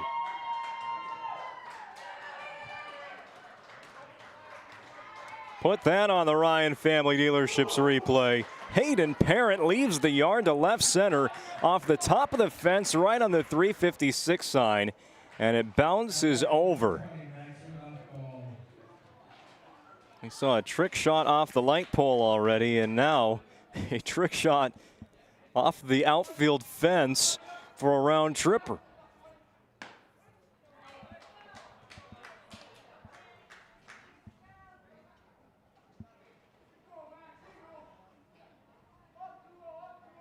Parent was 2 for 13 on the season, and now a ball ripped to right field. This has some carry, and it is off the base of the fence. Maxon Opdahl into second base. The Patriots offense is loud and proud here in the top of the fourth. Parent home run, Opdahl double.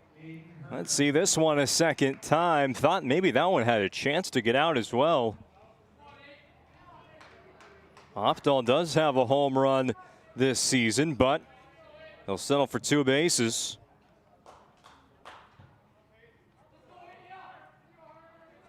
And now what will Aiden Herner do? 7-2 game, but new life for the Patriots. 7 in a row had been retired by Peyton House, going back to the first inning. And then this offensive showcase for Century. Still need to add some to it. Down by 5. 2 balls and no strikes on Herner. 0 for 1 with a strikeout today.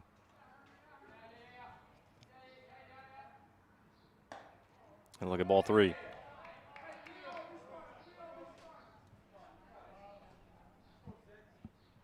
First home run for Parent of the season. That is the 9th, though, for Century as a team.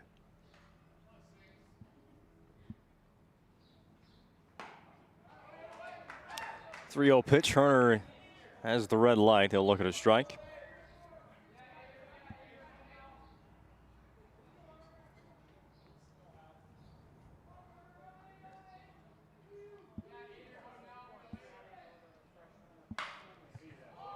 Sent straight up in the air. First base, Wepler drifting over to his right. Make the basket catch. It's out number 1 in the 4th.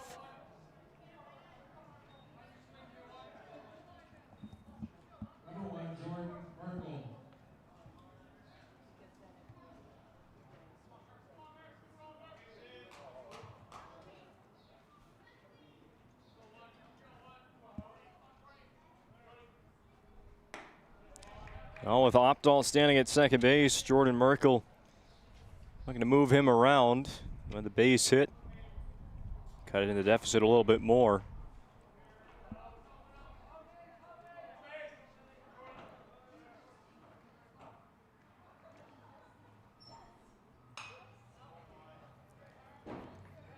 Behind home plate foul.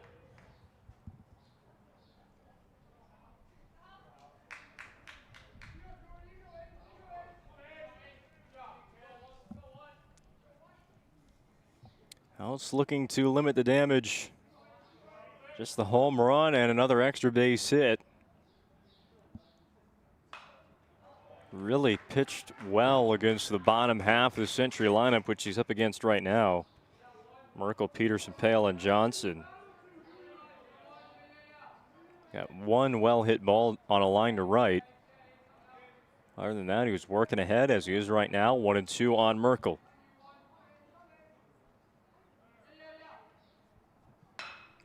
Line drive, gonna find a home in right field. Opdahl will stop at third base. Little by little, the Pats putting something together in the fourth. Third hit of the inning. And runners on the corners now for Gavin Peterson.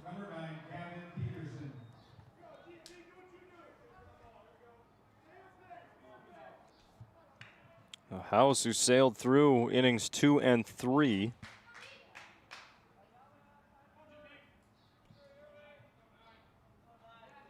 Run into a little bit of a jam now in the fourth.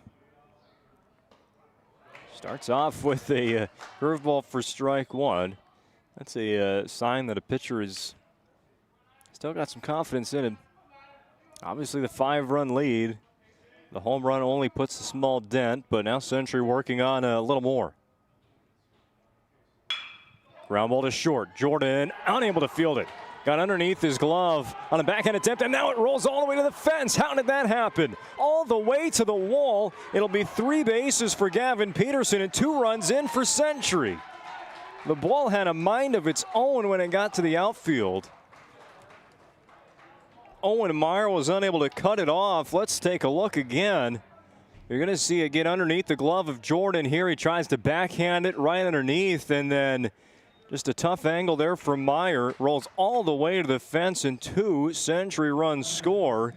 It's a triple for Gavin Peterson, and it's a single inning cycle for the Century offense. A Surf Pro mound visit taken by Minot. Let's go back to the last play. Just a ground ball hit to short. You're thinking, hope it gets through for 1 base, and it turns out to be 2 ribbies and a triple for Gavin Peterson. Now 7-6. Now 7-4 in favor of Minot. And this inning for Century led off by the solo home run by Hayden Parent, who had to replace their number 3 hitter, one of their best, Jackson Herman. Solo home run that bounces off the yellow line. Double by Maxon Opdahl to the gap in right center field. Thought maybe that one was going to get out. Jordan Merkel singles on a line to right. And then Gavin Peterson rolls a triple to the left field fence. 7-4 your new score. And here is Emmett Pale, 0 for 1 with a strikeout. Low for ball 1. Now visit brought to you by Serve Pro 24/7 emergency service and trained technicians. Using advanced technology and specializing in fire and water cleanup and restoration. It's Serve Pro. Now Minot getting an arm warmed up, but it seems to be not really a sped up warm up down there. So House still an opportunity to close down this inning. First base and foul. A few Century fans ducking out of the way, but that was clearly over their heads. Got to be ready to make a play over there. Here's the 1-1 on Pale. Cheating down the line. It's a squeeze bunt. It's going to score a run for Century. RBI, the squeeze play. Peterson got running on the pitch. All Pale has to do is make some contact to save his base runner. And he does that. That's the second out of the inning, but the 4th run as well for the Patriots. Tell you what, the baseball mind of Kent Schweigert there at third base. Well, all the stops here in the final week of the regular season. Now Owen Johnson, base is empty. Will try and start up a 2-out rally for Century.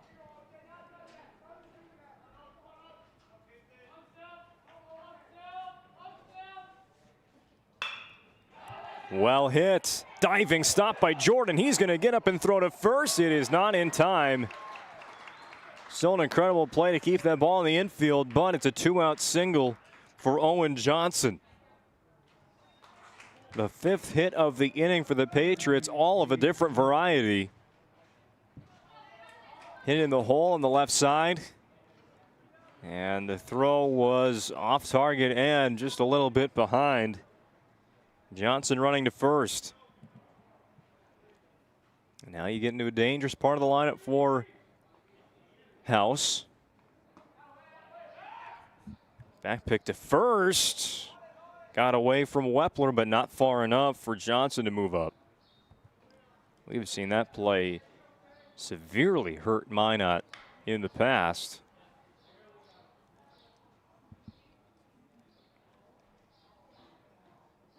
So the bottom part of the lineup does their job. Now Cade Junt 1 for 2. And an even 1 ball and 1 strike count. He thought that maybe was a little bit out. Right on the black. Called strike.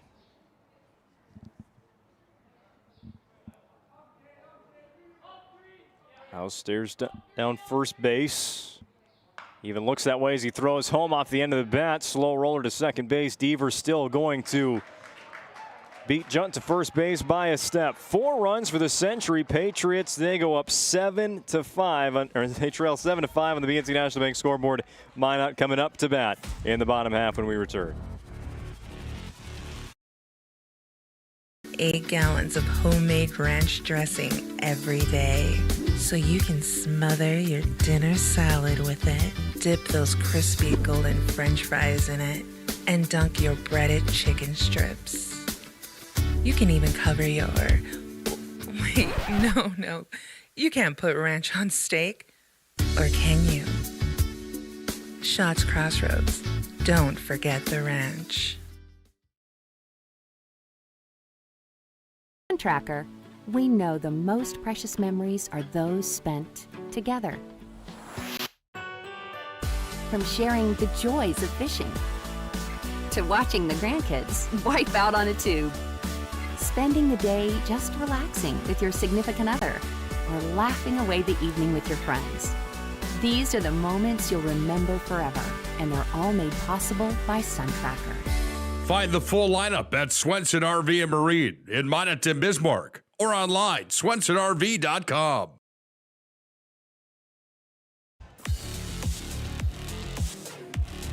Well, it seems we have close to a brand new ball game here at Corbett Field. The Century Patriots have done a little work to come back. They went down by 6 runs after the 3rd inning. They find 4 in the top of the 4th. And they will bring in a new relief pitcher for the home half of the 4th inning. Stepping onto the mound now for the Patriots will be Sander Sogsveen. Not who we saw warming up for the Patriots in the last inning they were on the hill, but he will enter now in the bottom of the 4th. They got a Minot lineup of Meyer, King, and Schindler.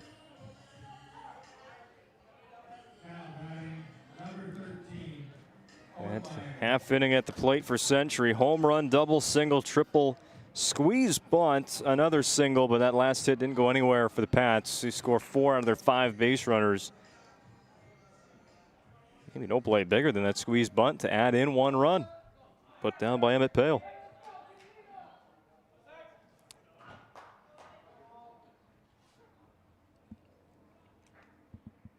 Sander Sogsveen, the first pitch. Bounces home. 7th pitching appearance already for him. Totaling 11 2/3 of an inning. ERA right at 3.60, 13 strikeouts to 6 walks. Bounce to second base. And a quick ground ball. Infielder's dream right there to Emmett Pale. And Meyer is retired. Sogsveen last pitched against Fargo Davies over the weekend. 2 innings against the Eagles. Allowing 2 earned runs, struck out 2 on 3 hits. Davies was kind of crushing everybody, though. 17 runs over 2 games for the Eagles.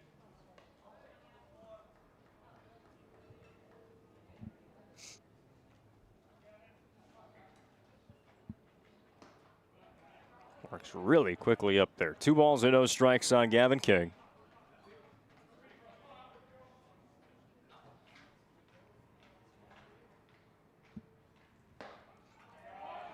Just gets the ball from the catcher, right back on the rubber, and here comes the next one. 2-1. On the hands, foul. One of those quick operating pitchers where as a hitter you definitely use your timeout in a bat like this, and a foul ball is going to help King kind of mess with the timing.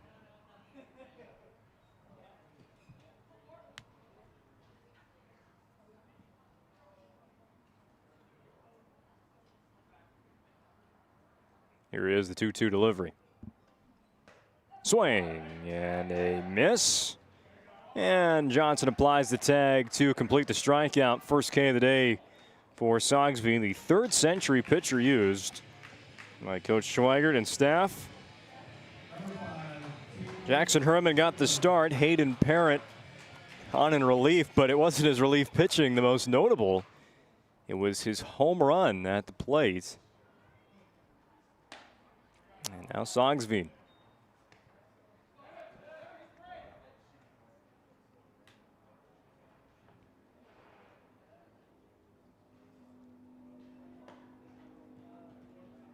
Seems that Sogsby will hit in the spot of Parent. There was no changes defensively for Century this half inning. Ground ball to first. It's a race to the base, and Century's going to win it. 4 runs of their own in the top half, and then a 1-2-3 inning of relief by Sogsby, and it is 7-5 Minot still. Century looking to keep rolling.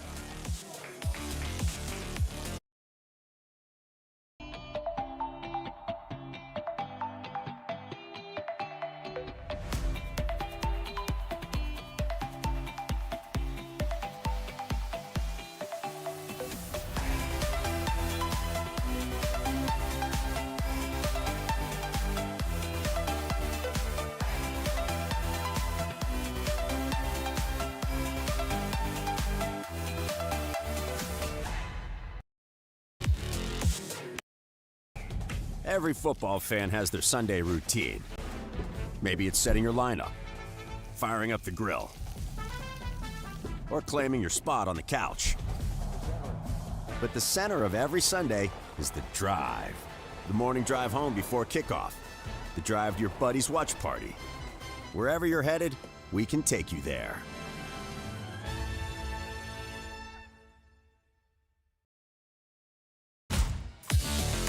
Well, if you get just one at bat in a game, do the most you can with it. That is what Hayden Parent did in the top of the 4th. A solo home run that bounced off the yellow line. And left field, that was his lone at bat today because he was replaced on the mound. And Sander Sogsby will hit for him. He's due up second. But first, Joey Kralik, 3 home runs on the season for him. And it seems like Century is in a part of the game where it's a bunch of big plays. What can he offer up here a third time facing Peyton House? He will drop down a bunt. Of all the options that Joey Kralik could have done right there, a feared power hitter, he lays down a bunt for a base hit. You just never know what these Patriots are going to do. Ryan replay there. Schindler was playing deep at third. House had to make a real long run to get that. A beautiful bunt, by the way, by Joey Kralik. His second hit of the game. And here is Sogsby. Sees a strike.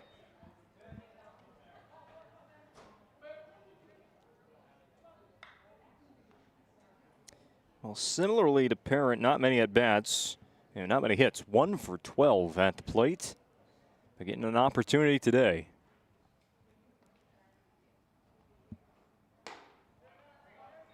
One and one.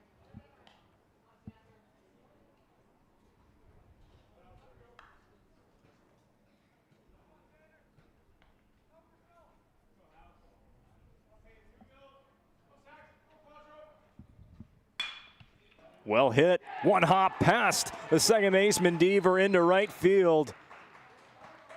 And these pinch hitting pitchers, if you will, keep coming through for Century. Parent's home run in the last inning. Sogsby strikes a ball past Deaver at second base. He was just lunging for it after it took one short hop. And now another change made for the Patriots. Charlie Anderson will be the courtesy runner for Sogsby after that single. Seems like he's been ruled a hit here at the ballpark. One of those where we got to check the game changer again. I'm going hit there for Sander. 2 on, nobody out for Max and Opdahl.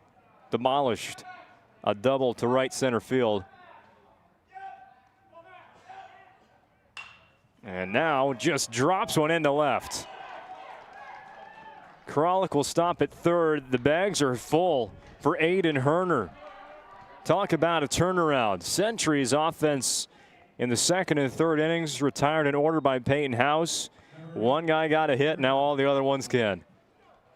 5 runs on 10 hits for Century. Here comes Coach Stenberg, and it looks like we'll get a pitching change for Minot High. Peyton House gets into the 5th inning, does not record an out, and he will leave the bases loaded for the relief pitcher for Minot, who we will mention next. This is ServPro pitching change on the PSP Network.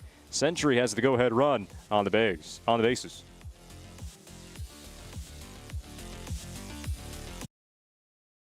This page is in a history book, a time gone by. But even in this modern world, there are new frontiers to conquer. Whether you're tending the land to grow a better tomorrow or growing a business for new opportunities, the work you do powers the world. Exploring the frontier means stepping forward, shaping the future for yourself and for those around you. First International Bank and Trust, helping you live first, one step at a time. Internet works. It starts with fiber in the ground. And local employees who connect that fiber to your home or business. Our 9,000 miles of fiber keep you connected. To your neighbors and the world, while keeping your data safe from intrusions, viruses, and malware. At RTC Networks, we're proud to offer our community the fastest, most reliable fiber optic internet available. Our goal is to keep you connected seamlessly and securely.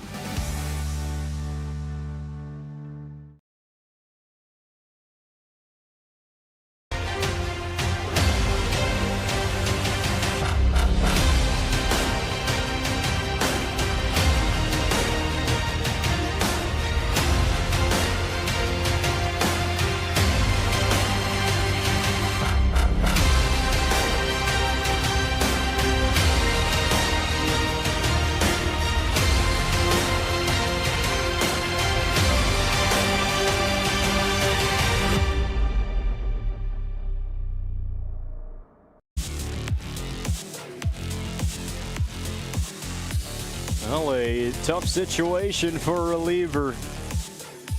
Bases loaded, nobody out. Tying run right behind you at second.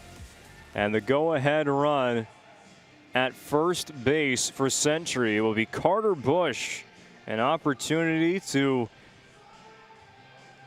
keep this a 7-5 game, at least keep the lead for Minot. Going to be tough to keep this score the same with how Century's offense has reawoken. This will be the 6th pitching appearance of the season for Bush. All have been in relief.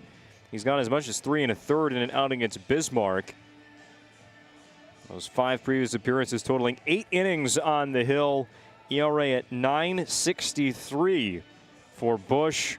He has 10 strikeouts, just 2 walks, but teams have found some hits. Besides really one outing for Bush, he's been very solid out of the bullpen. That 3-inning appearance against BHS kind of ballooned all his stats. Of course, just 8 innings. It takes one kind of roughed up appearance to kind of mess with those. It was 9 hits, 7 runs against BHS. Besides that game, just 6 hits and 5 earned runs for Bush.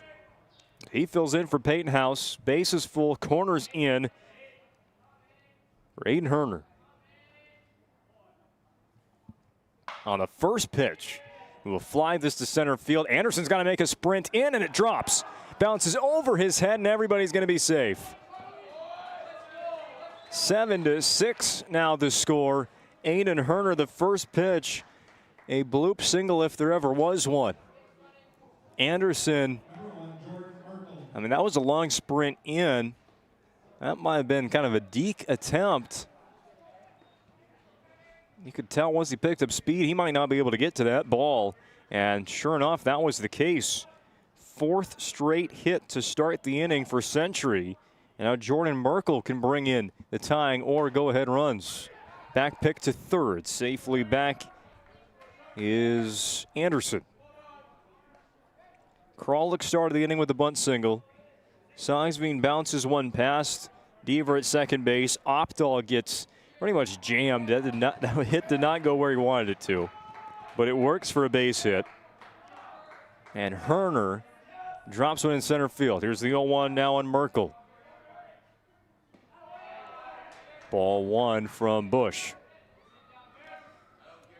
Book still not closed for Peyton House. He is responsible for Anderson at third and Opdahl at second. One inherited runner already in against Carter Bush.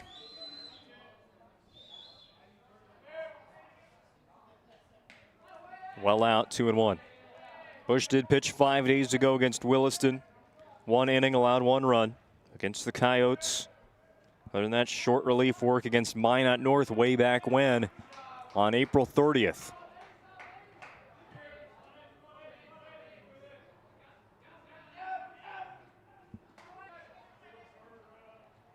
And ends up not having a play. 7-7, the infield is brought in. And Century can even go ahead.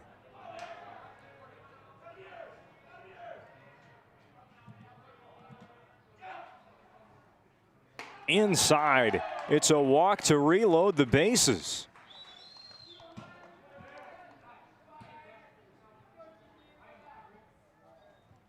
Incredible how this game has gone. Century, I mean, they had to at the time, felt good about putting up a run in the first inning, but then Minot strikes for 5 in the home half of the first. They build a 7-1 lead, and now 6 unanswered for Century in the last inning plus. Foul ball off the bat of Gavin Peterson. His hit in the 4th inning, just a ground ball to Jordan at short. He could not stop on the backhand attempt. Rolled right under Jordan's glove and rolled all the way to the fence for a triple. 2 RBIs. 0-1 from Bush. Held up the swing, still a strike.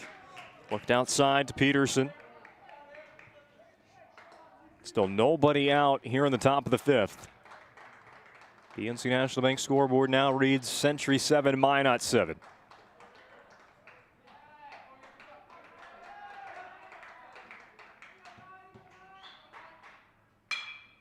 Flown to the gap in right center. Anderson seems to have a read on it. He will make the catch, drifting to his left. Tagging and scoring without a throw is Opdahl. 3 runs are in the 5th, and the Patriots lead 8-7.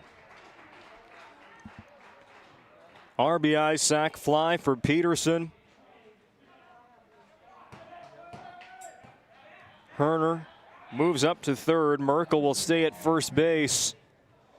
On the corners with 1 out for Emmett Pale. 0 for 1. Did bring in a run on a squeeze bunt in the 4th. That was a key play in this game.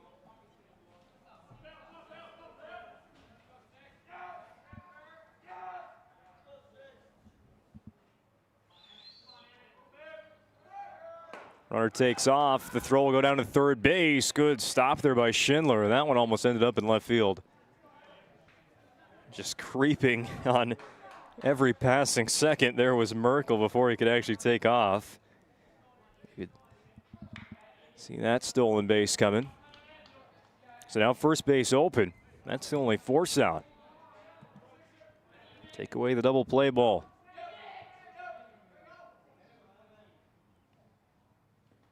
Pale, half-hearted swing. Ball that gets past the Shaw, coming home and sliding right into the tag was Herner. Took a gamble. DeShaw this time does make the play. That will be the second out.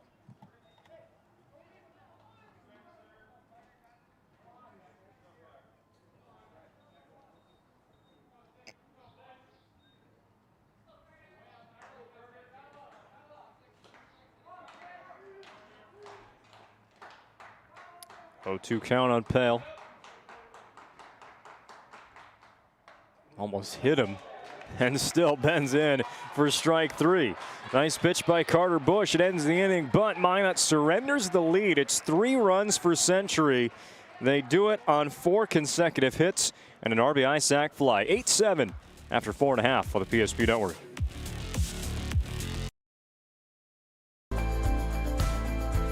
At Planning Team Financial Advisors, we help individuals create their personalized strategies.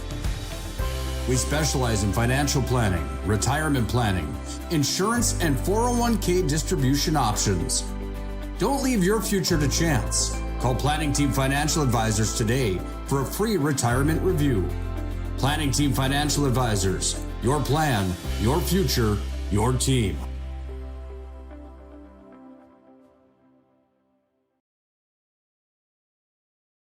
We realized he had 2 broken bones, was fear.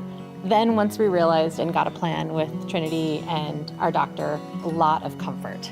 He told me that he can fix my arm, and he showed me a lot of stuff that he could do to help me. Trinity Health Orthopedics is as good as you can find anywhere in the country. A lot of us take pride in that, and that's why we stay here and we keep doing what we do. Trinity Health, making more possible.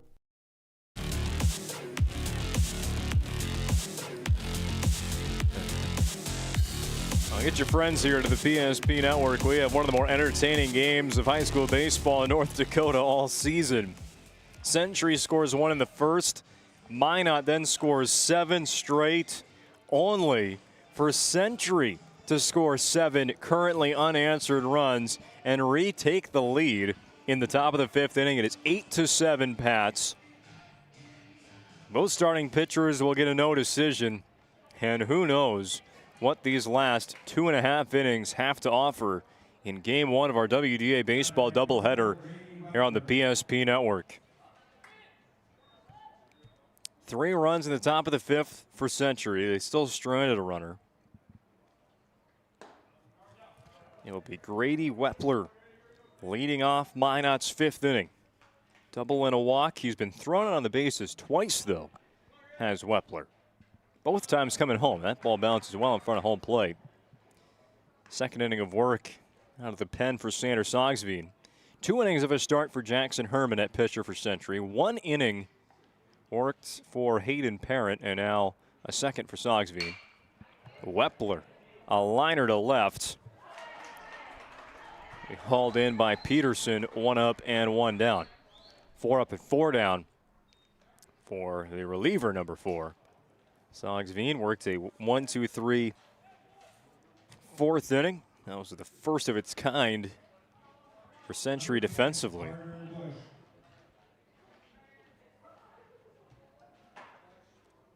So with Carter Bush replacing Payne House at pitcher, he will get to hit in House's spot. It's a final line for House in the start today.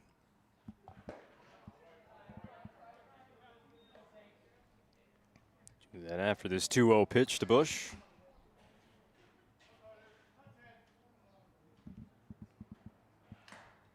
Tip foul. 4 innings for House, 9 hits, 8 runs, 6 of them earned, 2 strikeouts, again, no walks. 75 pitches and 53 were for strikes. He hardly missed. But Century eventually started hitting that second and third time through the lineup.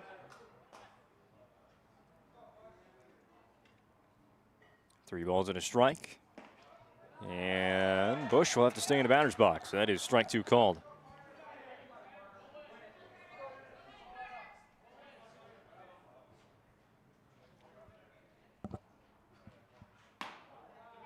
Ball 4, just out. So eventually Bush will take first base. I want to mention today's broadcast also brought to you in part by Farstead Oil. Contact Farstead Oil today to find how their skilled sales team can help you achieve your wholesale fuel, mobile lubricants, and DEF needs. Proudly serving North Dakota, Montana, and western Minnesota since 1938 and committed to outstanding customer service and reliability. It's Farstead Oil. Another courtesy running appearance for Brock Thompson. He was running for Peyton House, who had reached base on 2 walks. Well, now Bush walks in the number 8 spot in the lineup, and Thompson will run it first.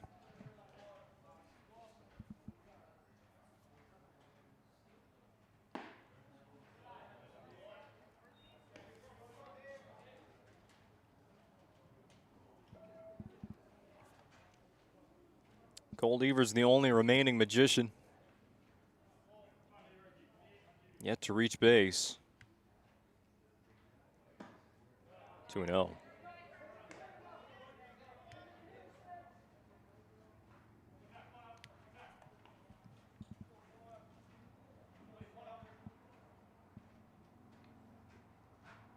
Deaver hitting .250 over 15 games.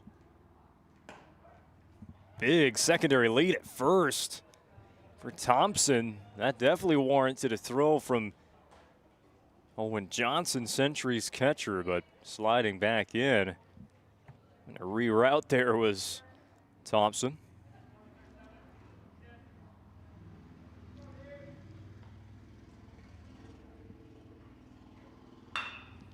Rolled to short, chance at a double play here for the Patriots. The turn to first will be in time. 6-4-3 double play to shut things down in the fifth. It goes Junt, Pale, and Kralik on the Ryan replay. We go to break on the PSP Network. Minot's finest views meet unforgettable flavor. Welcome to Beowulf Craft Kitchen and Lounge. Upscale casual dining crafted with care, paired with an exceptional selection of wines and bourbons. A place for family fun and nights meant just for two. Or gather with friends to watch the game in our reimagined lounge, all overlooking Beowulf Golf Club, North Dakota's #1 rated course. Beowulf Craft Kitchen and Lounge. Come experience Chef Barry's fusion of flavors. Contracting builds more than structures. They build confidence. Your trusted partner in commercial construction across North Dakota, they handle everything from planning to final delivery. Whether it's steel, industrial, or retail, AECM builds with precision and safety. Their hands-on approach keeps your project on time and on budget. Build better with AECM. Call Tim at 701-818-0099 or visit aeconstructionmanagement.com.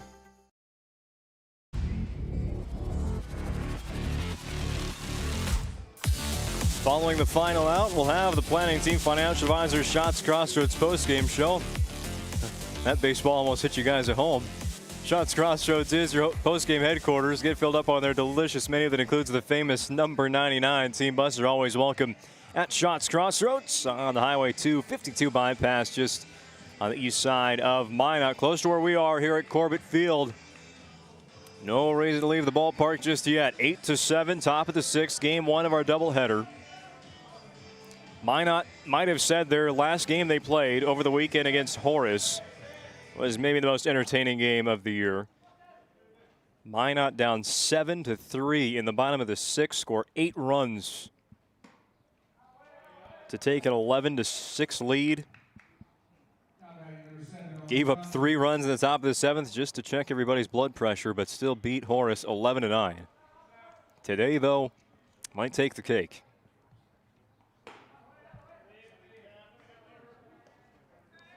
Carter Bush, second inning of relief. He did record all 3 outs in the fifth after Peyton House loaded the bases. 2 balls and a strike on Owen Johnson. This was a 7-1 Minot lead when we started the fourth inning. It is an 8-7 Century lead as we start the sixth. Johnson off the very end of the bat, still had some life behind it. Cole Deaver, sure-handed second baseman, will make the throw in time. Well, for Century, it's just on finding that insurance run. You feel like games like this, the fireworks might be over. Might, of course. Top of the lineup now for Century and Cade Junt, who's 1 for 3.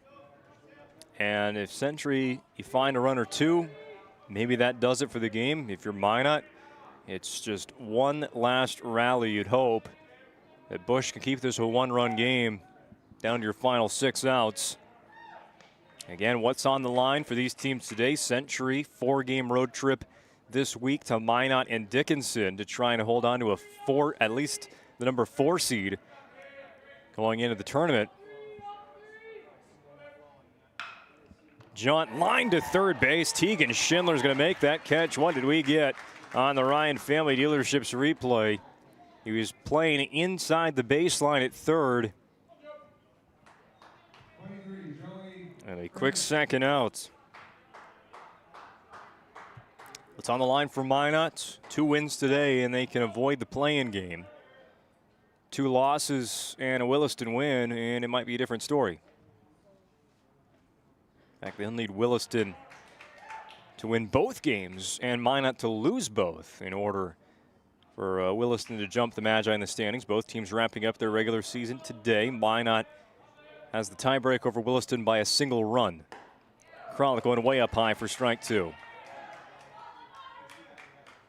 Minot beat Williston by 3 in the first game of that doubleheader. Williston took them down by 2 to get the split, but tiebreaker goes to the Magi. 0-2 pitch on Kralik here from Bush. Left it hanging, and Kralik slaps that to left field. It's kind of in the scouting report for Joey Kralik. You don't want to hang a pitch like that. He is very good at taking advantage of a pitcher's misses. And that one just was, he's a high pitch hitter. And that one stayed right there for him on a platter. 2-out hit for Kralik. Now a second time up for Sander Sogsveen.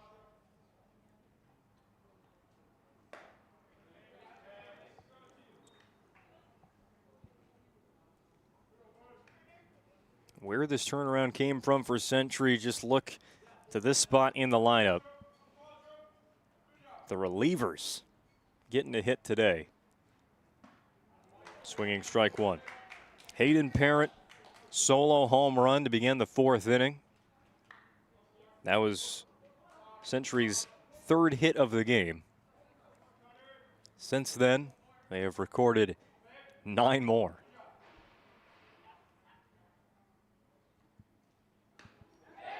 Wild pitch. Kralik up to second.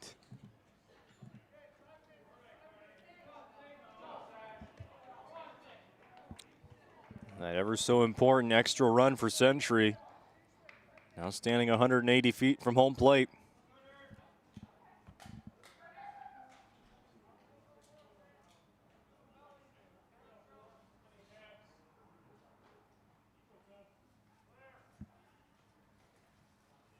Kralik with a giant lead at second base. Sogsveen takes it off the batting helmet.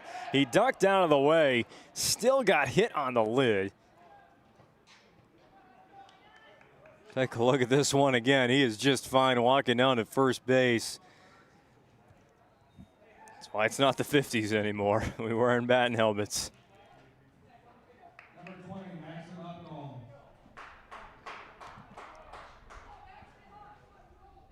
First and second, 2 outs. Max and Opdahl.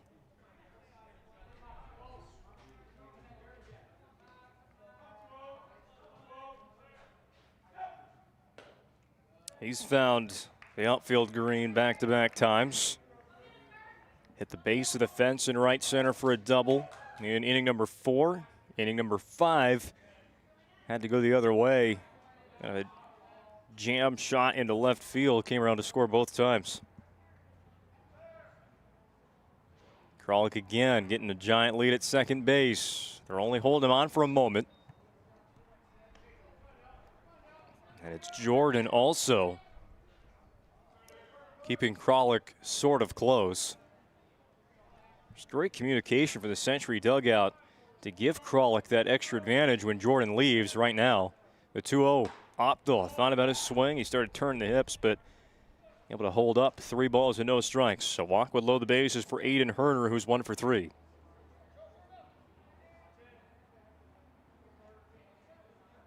.3-0 delivery from Carter Bush.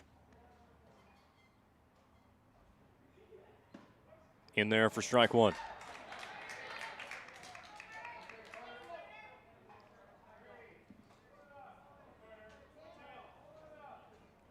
One of those pitches here where you might be able to get a good jump. If Kralik gets a good read, he might be able to take off. He's got solid speed. Stay put. It is a walk. Opdahl does his job.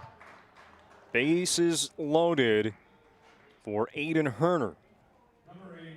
As was the case in his last at bat. popped one up, fell in shallow center, and a run scored. That was on the first pitch after Carter Bush came into the game.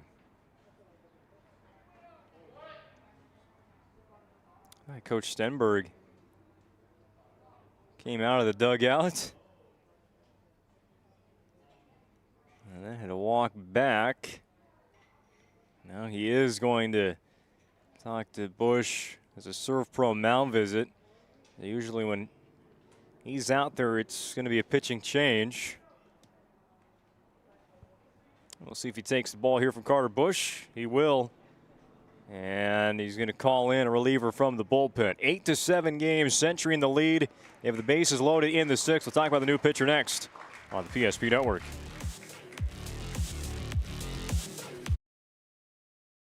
At the same time, or in the same way. But no matter when or how, Ferendry Electric Cooperative is there to help power every moment of it in countless ways. Because whenever it starts, one thing is certain: we never stop. Ferendry Electric Cooperative is a Touchstone Energy cooperative, your source for power and information. That sinking feeling you get when this happens? That's oil change-anxiety. The anxiety of being without a car with a billion things to do. The fear of being overcharged. The stress of not knowing where to go or who to trust. But you never get those feelings at Valvoline Instant Oil Change, where you can watch us work right from your car, and we finish up in about 15 minutes. We changed your oil and did our 18-point safety check. Valvoline Instant Oil Change. Service you can see, experts you can trust. Approach at Legacy Financial Partners is a personal relationship. Our unique and collaborative approach to financial planning starts with your dreams, not just the numbers. We will work with you regularly to take action to update your plan as your needs evolve, recommending products and services that are right for your situation.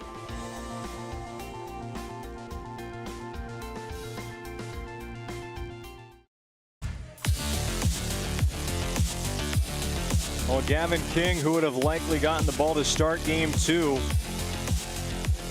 will come in to pitch in game number 1 with the bases loaded and 2 outs. Just looking for some contact here. In an 8-7 game, Century has base runners everywhere, and they have Aiden Herner coming to the plate. The last time he came up, we already referenced it. He came in with the bases loaded, new pitcher on the mound on the first pitch. RBI bloop single to center field. Can he do the same thing twice and give Century some extra insurance? Other changes for Minot. King comes into pitching, and he was the DH, so Minot loses the DH spot. Carter Bush goes to right for Owen Sundahl, who is being designated hit for. King's 7th pitching appearance of the spring. This is the first time he's come on in relief. He can work out of the windup. That first pitch right down the middle for strike 1. It is just an interesting mental situation for a pitcher. Used to starting, but now thrown into the fire a little bit with the bases loaded. Gets a swing and miss from Herner. King handling the moment well.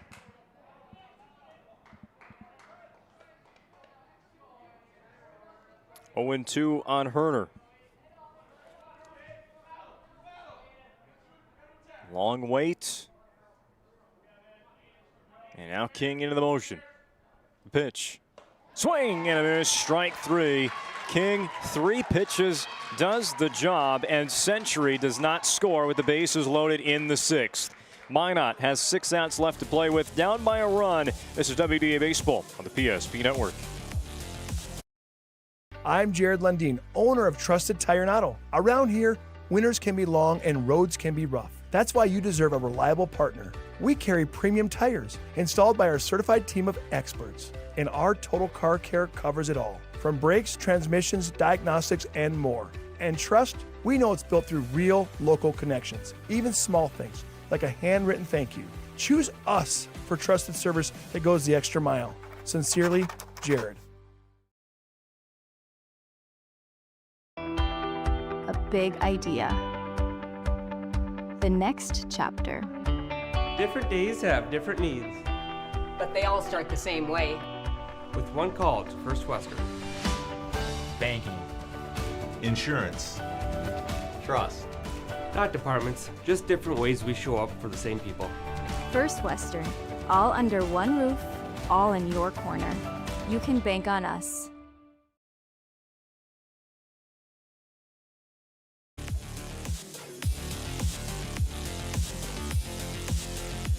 Well, helping us keep the score today, the BNC National Bank scoreboard. Your life is busy. That's why they make managing your money easy. Locations in North Dakota, Minnesota, and Arizona. Visit them online at bnc.bank. Minot holds off the insurance run from Century in the top half of the sixth inning. The Patriots had the bases loaded with 2 outs. Minot had to turn to a reliever. In that situation, Gavin King, and he strikes out Aiden Herner, preventing any further lead for the Pats today. Bottom of the sixth, top of the order due up. Remington Anderson starts by seeing a strike.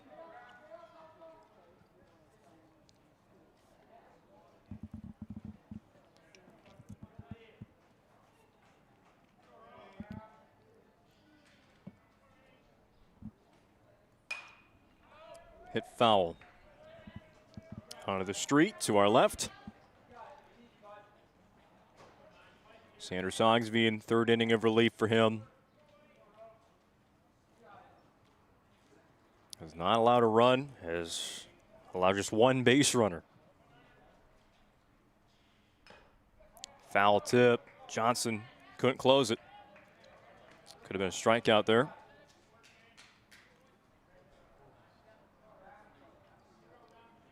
Sogsby's even faced the minimum. Got that double play to wrap up the fifth. Here's the 0-2. Just missed the corner. Patriots thought it was good. See, just a little bit outside to Remington Anderson. Rolls that back to the Patriots dugout. Anderson today, walk, single walk. Been on all 3 times. And the earlier the better to get that tying run aboard. With Drew Jordan, already an extra base hit on deck. Flown foul also into the street. Jordan then to Shaw for Minot. So Shaw has a multi-hit game going.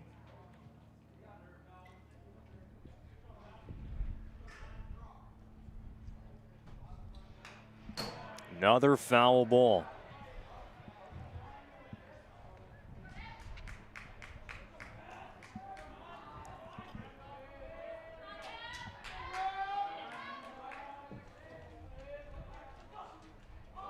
Sailed it. 2-2. Sogsby up to that point was ahead in the count against Anderson. Still a super productive at bat for Remington. We mentioned the pace that Sogsby pitches at. Bounce to the right side of the infield, slow roller, and no play at first. Anderson is safe on the infield hit. He saw a ton of pitches from Sogsby, and the 2-2 rolls right past the pitcher. And he has his second hit of the day. So there is the tying run for Minot. Drew Jordan.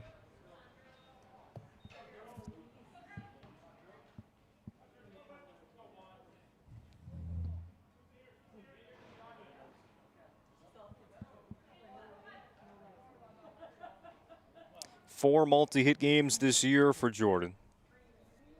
He has 1 hit so far today. A leadoff double to left field. Shows bunt, puts it down, back to Sogsby. He will think about going to second, ended up turning to first, and still gets the out. For Century there, the biggest objective was to just get 1. Defense just wasn't able to get to second base in time for to make that throw. It's a much easier play. Anderson at second for Oliver DeShaw. A Surf Pro mound visit for the Patriots, where the sophomore catcher Deshaw does the hitting. 24/7 emergency service, trained technicians using advanced technology can specialize in fire and water cleanup and restoration. It's Surf Pro bringing this meeting on the mound for Century.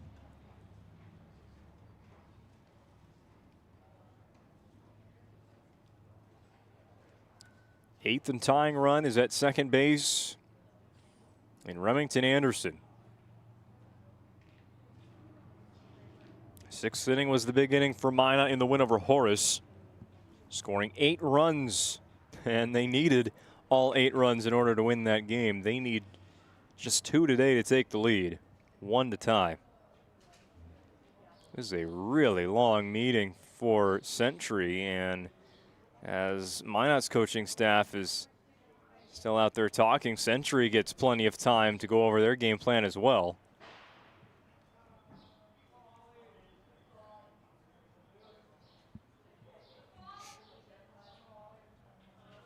Again, no timer here in high school baseball. It's just on the umpires to break that up, and they let it go. So Century gets all things that need to be said. So did Minot. And now timeout again. To Shaw, a hitting leader for Minot, hitting 400 on the nose, entering play today. Ball 1 to him. Had a 3-hit game against Williston. Also had 3 RBI. Currently 2 for 2 in today's action.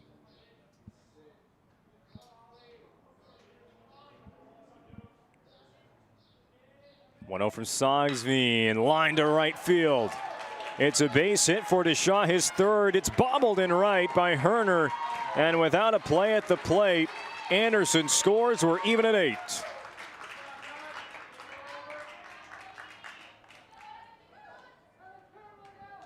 On the Ryan Family Dealerships replay, it was going to be a send no matter what to bring Anderson in. But Herner fumbling it in right off the turf gave Century no chance at cutting down that tying run. Now a ground ball to third. Another double play opportunity for the Pats, and they turn 2 a second time. It's just 1 run for Minot. This time a 5-4-3 variety for the Twin Killing. 8-8 as we head to the 7th on the PSP Network. Mystic. With a real college experience in the heart of the capital city, we do college right. We're hands-on learning and real-world training, and we're right on the money. We are Bismarck State College. We are Mystic Nation.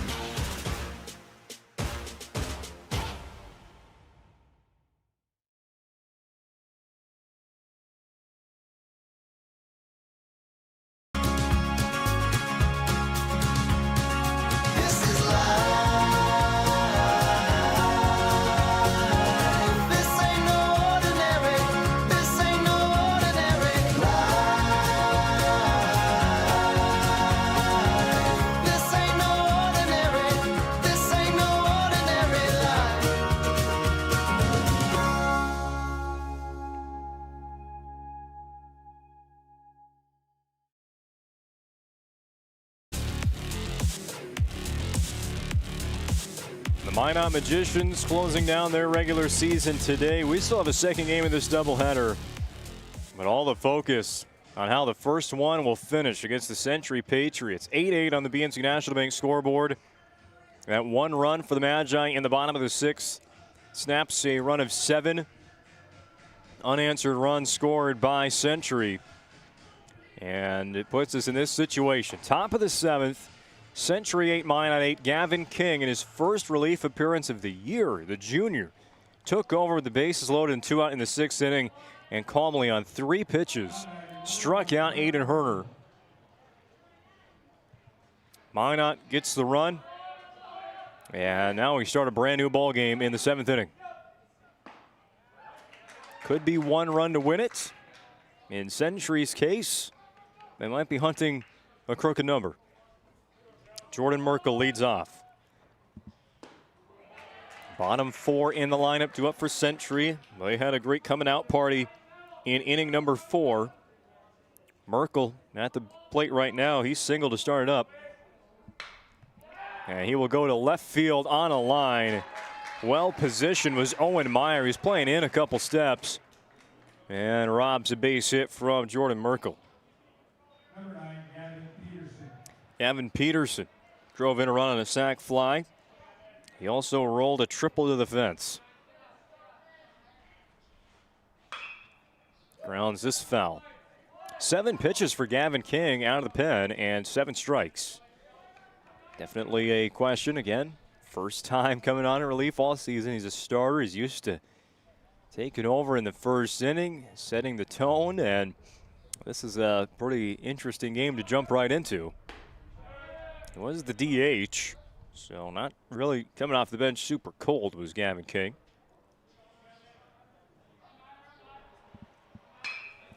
After his first miss, he will give up a hit. Gavin Peterson. Multi-hit game for Century's left fielder.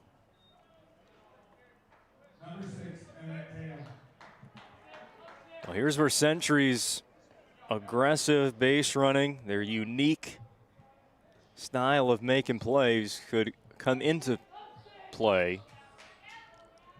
So do you want to steal Peterson, gamble on making sure that 9th run scores, knowing that Minot High possesses the opportunity and the ability to win it in the 7th if you don't score? Minot has scored in 5 of the, make that 4 of the 6 innings today. They've come up to the plate.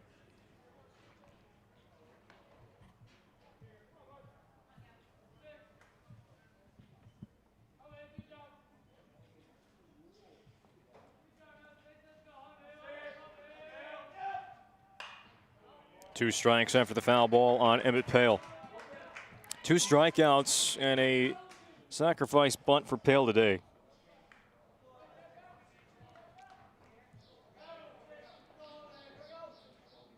Peterson does have 6 stolen bases. That's one of the better numbers for Century this season. They'll stay put.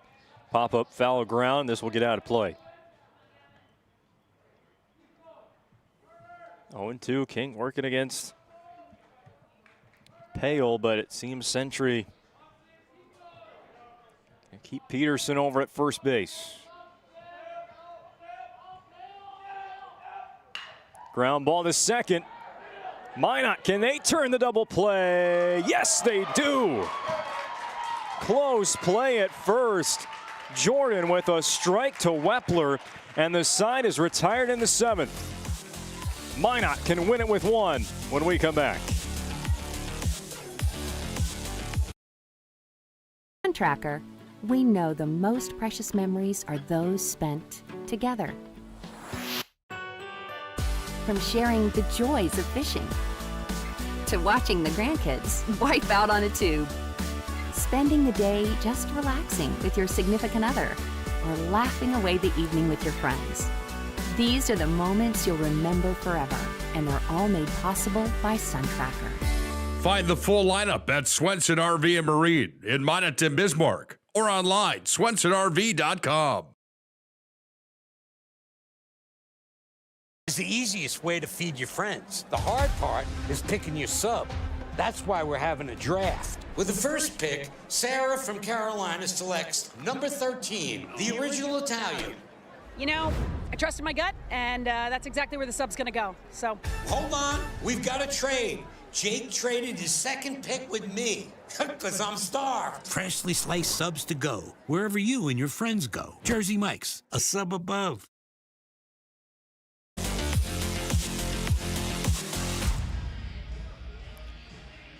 Home half of the 7th for the Minot Magicians.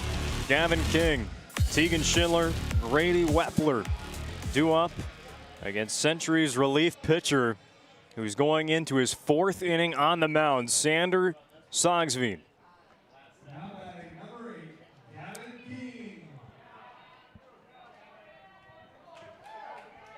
This is the pitcher, Gavin King.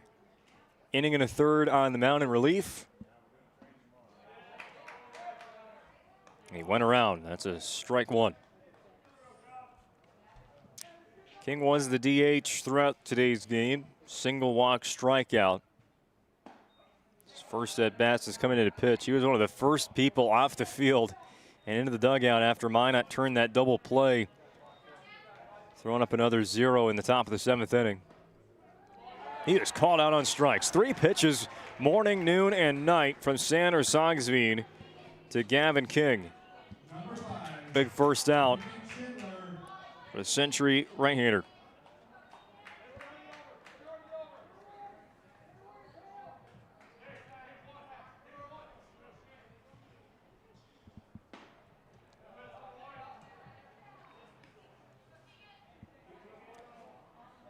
Sogsveen, the freshman, can match his longest pitching appearance of the season with 2 more outs. He threw 4 innings against Mandan back in mid-April. That was in a start. Today it's been out of the bullpen. Grounded foul, first base side. 2 strikes on Tegan Schindler.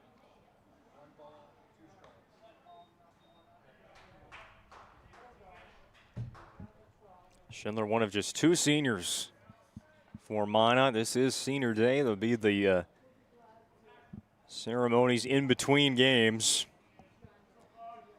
2-hour and 15-minute first game going so far. Schindler to left. Got some good carry. This is to the warning track. Turning and unable to make the catch was Peterson. Schindler's around second. He will try for 3. The relay comes in. Not in time. It is a triple for Tegan Schindler. Go down as a 3-base error instead.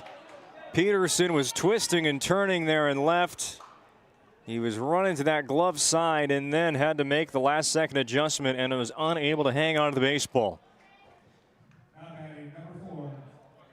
So Schindler takes 3, and Grady Wepler will now come up to hit.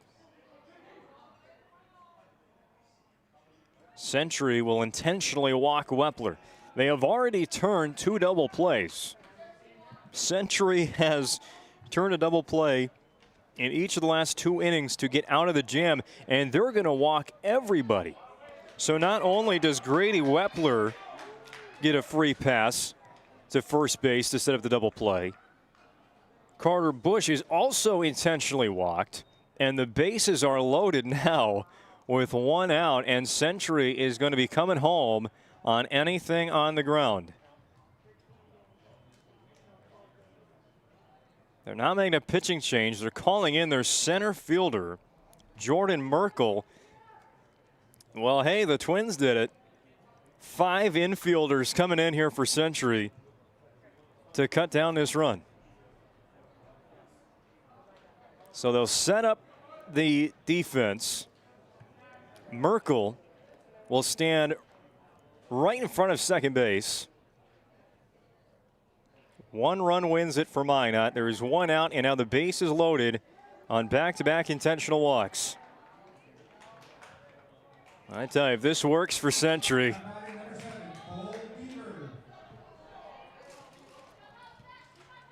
5-man infield. Cole Deaver.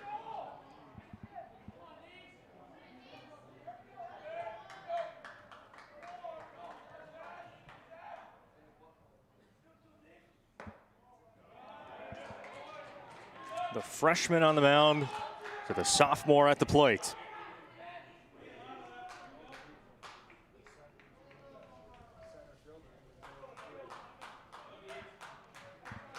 One-0 from Sogsveen.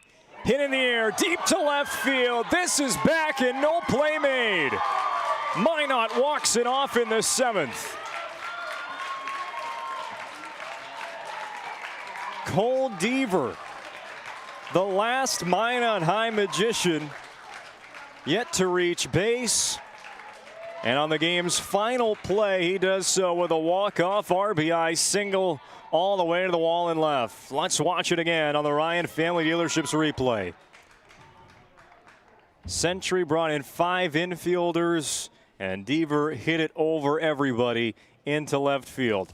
A 9-8 win for Minot. Our planning team financial advisors Shots Crossroads post-game show comes up next on the PSP Network.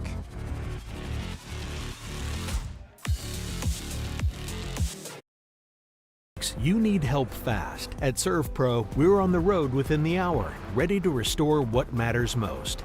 Our certified technicians arrive prepared, backed with decades of experience and advanced tools to handle any challenge. Inside, our team gets to work, quickly assessing the damage and getting straight to work. So you can breathe easy, knowing trained professionals are here when it matters most. Call ServPro in Minot, Bismarck, or Williston today.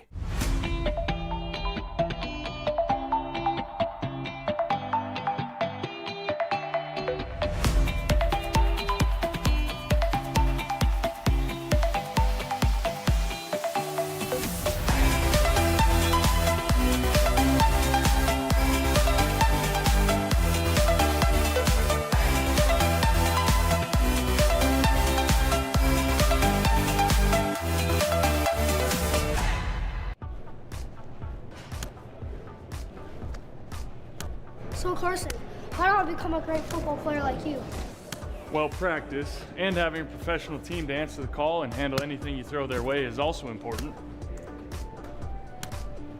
Hey Carson, thanks for teaching crew about community banking at First Western. First Western, you can bank on us.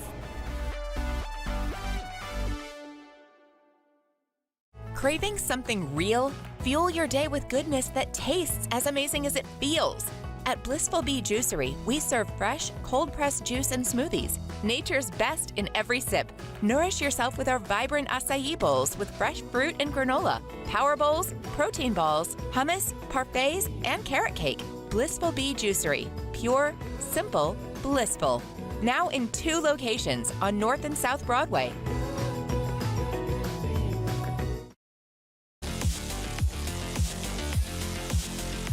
Well, we could call it perfect timing. A Minot High walk-off win and the debut of the new video board out in center field to celebrate. The Magi win a wild one in 7 innings, 9-8 over Century. Cole Deaver, the walk-off base hit to left field as Minot will make sure they have a spot in Bismarck with that win. And they will have no play-in game this year, right to the Municipal Ballpark after the regular season is done. Let's talk about how it happened in our planning team financial advisors Shots Crossroads post-game show. Jumping right into the first inning for Century, they got on the bats quickly. Cade Junt and Joey Kralik back-to-back hits. They would get moved around the bases. Max and Opdahl put a ball in play, and the throw home was dropped by Oliver DeShaw. That scored Century's first run. They went up 1-0. Again, you felt good about their progress there. They also had a chance to score a second run. They had Kralik over at third base, and Max and Opdahl went early from first, trying to get into a rundown. Minot played it very well and threw out Kralik at home plate. One of those plays that kind of gets lost in the shuffle of this game, but an important one. Say if Jordan Merkel got a hit there, you know, the what if game, but that did not happen in the first inning. Century had a run cut down at home. It was 1-0 after a half. Minot then came up in the bottom of the first against Century's ace, Jackson Herman, and they got on the sticks a little more than Century did. 5 runs for Minot in the first inning on 6 hits. They would even strand 2 base runners in that first inning as well, but they did the talking on offense in the opening inning. A 5-1 lead for Minot. They then added 1 more against Herman in the second, and that was the end of the day. Jackson Herman lasts just 2 innings. He gives up 6 runs, and Minot, you felt like, could have just ran away with it, but Century went to the bullpen to try and shut down Minot's offense. They also went to the bullpen to find their offense once again. Peyton House, the Minot starter, had retired 7 straight Patriots before Hayden Parent, who was the pitcher in the third inning for Herman, came up. He had just 2 hits on the season. Well, his third, a solo home run to left center, bounces off the yellow line and goes over the fence for a home run, his first of the season. And Century just went from there. A double by Max and Opdahl immediately following. Then Jordan Merkel a base hit. Gavin Peterson rolls a triple. A squeeze RBI bunt from Emmett Pale. Owen Johnson even added a hit. That was all in the 4th inning for Century. They strike for 4 runs and trail 7-4 at the halfway mark of our game. Sander Sogsveen then came in to pitch the bottom of the 4th inning. He retired Minot high, 3 up, 3 down, and then Century kept it going on offense. The first 5 batters of the 5th inning for Century would all reach base, 4 hits and a walk, then an RBI sac fly to add on. Century with 3 runs in the 5th inning took the lead 8-7 over Minot, and now it was Minot on their heels late in the game. They would get base runners, but Century's defense was turning double plays like it was going out of style. A double play to end the 5th inning, a double play to end the 6th inning. Minot was still able to sneak in 1 run in that 6th. It was courtesy of an Oliver DeShaw base hit to bring in Remington Anderson from second base. That tied our game at 8. We then went to the 7th inning. How about Gavin King? Inherited the bases loaded with 2 outs the inning before, got a strikeout, came out and shut down Century in the 7th. He would get a line out, a base hit, but then a 4-6-3 double play turned by the middle infield. Century unable to take the lead, and then Minot in the bottom of the 7th. It starts out with a strikeout. Sogsveen on for his 4th inning of work, and then the big play in the 7th. Tegan Schindler sends one deep to left field. Gavin Peterson turning around, unable to close the glove around the baseball. It spills out. It's a 3-base error, putting a runner at 3rd and 1 out. Coach Schwagert for Century, he says, all right, intentionally walk Wepler. That would have put the double play out there for a ground ball to end the inning with 1 out. Instead, he not only intentionally walks Wepler, but also intentionally walks Carter Bush, banking on a ground ball to throw out that winning run at home. Even brought in a 5th infielder to take it away. But what do you do when it's hit in the air? That's what Century found out, and that is today's Magic City Home Leisure move of the game. Let's go right to it. Cole Deaver puts it in play in the air to left field. That wasn't it. Here we go. The fly ball to left field that falls, and Minot wins it on the walk-off base hit for Deaver. 9-8 the final. That is your Magic City Home Leisure move of the game as Minot takes the victory. 9-8 the final. Your final starting pitcher lines in this one. Jackson Herman goes 2 innings for Century, 8 hits, 6 earned runs, 2 strikeouts, 3 walks. Just wasn't the day today for Jackson. He is still the #1 starting pitcher that Century has on their staff and will likely have a rebound effort come tournament time. Hayden Parent, 1 inning, allowed a run, walked 3, just couldn't find the control, but also hit that home run. So he played an important factor in this game for Century. And then Sander Sogsveen, the freshman, 3 1/3 innings, 3 hits allowed, just 1 earned run. And that second run that came in goes unearned. That was the winning run for Minot. 2 strikeouts, 3 walks, but what a valiant effort by the 9th grader out there, Sogsveen, today to keep pitching Century through that comeback attempt. Minot also had to use 3 arms. Peyton House goes 4 innings. Of course, the big inning was the 4th. 9 hits, 8 runs, 6 of them earned, and 2 strikeouts. He would start the 5th inning, would not record an out, left the bases loaded for Carter Bush. Inherited runners would score against him. Bush goes an inning and 2/3, 2 hits. No runs charged to him, though. 2 walks and a hit batter. And the winning pitcher going to be Gavin King, inning and 1/3 of relief. 1 hit, no runs, 1 strikeout. Of course, got out of that bases loaded 2-out jam in the 6th. And the winning pitcher, Gavin King for Minot, getting the loss, Sander Sogsveen. Your final score for the final time in game #1, Minot 9, Century 8. One more thing to do, that is hand out our Sport Clips MVP. Check it online with Hairstyles Today at sportclips.com or use their app. A lot of places we could go for this Game 1 player of the game. Obviously, Deaver's walk-off was significant. That takes home your move of the game. But how about a 3-hit performance for Oliver DeShaw? He also brought in the tying run on an RBI single in the 6th inning. A 3-for-4 day at the plate for the Minot catcher, Oliver DeShaw, your Sport Clips MVP for game #1. Just halfway done with the baseball today on the PSP Network. Near 2.5-hour game to begin it. What will we have for Minot's regular season finale next? That is to be found out right here on the PSP Network. That does it for your Planning Team Financial Advisor Shots Crossroads postgame show.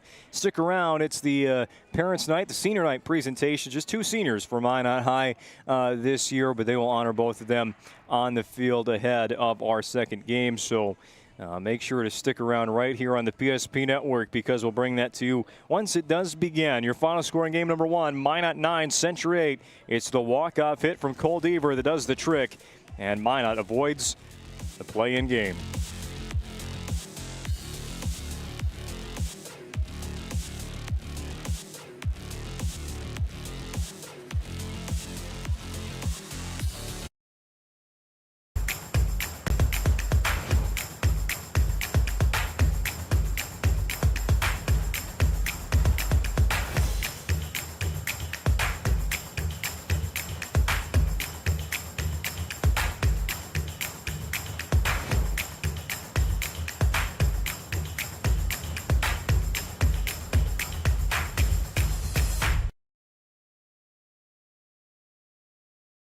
We started with small beginnings, and just like the visionary entrepreneurs we serve, we turned an idea into reality. PNC National Bank, where possibilities begin right here at home. This presentation on the PSP Network is proudly brought to you by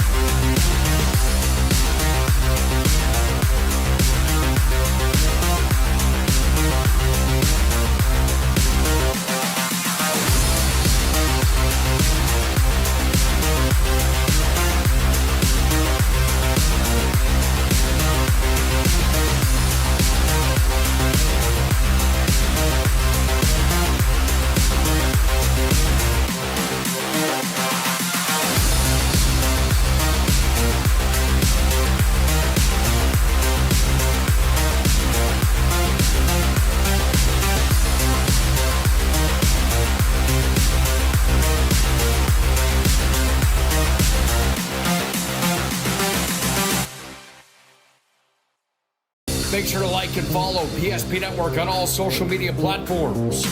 PSP Network, it's game day. Sometimes life gets messy and accidents happen. So when life gets messy, ServPro's ready. Call ServPro of Minot, Bismarck, or Williston today. Every football fan has their Sunday routine. Maybe it's setting your lineup, firing up the grill, or claiming your spot on the couch. But the center of every Sunday is the drive. The morning drive home before kickoff. The drive to your buddy's watch party. Wherever you're headed, we can take you there.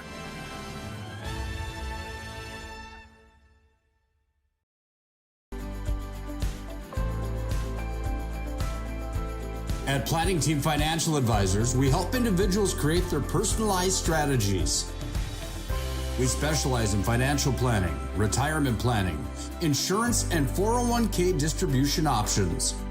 Don't leave your future to chance. Call Planning Team Financial Advisors today for a free retirement review. Planning Team Financial Advisors. Your plan, your future, your team.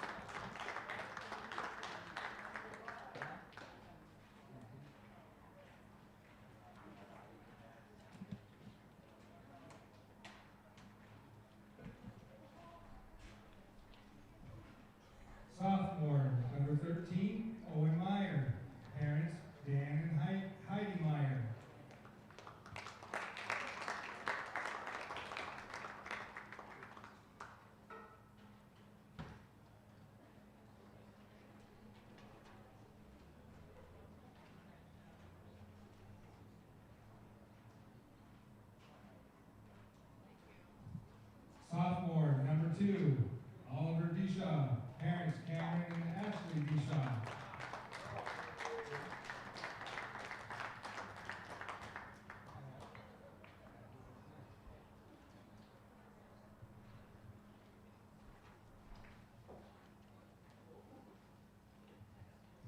Sophomore, number 4, Grady Wepler. Parents Brock Wepler, Linda Wepler.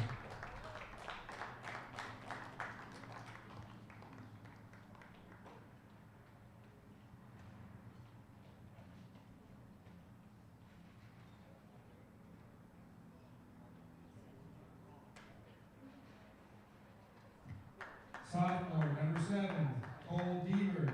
Parents Steve and Rondi Deaver.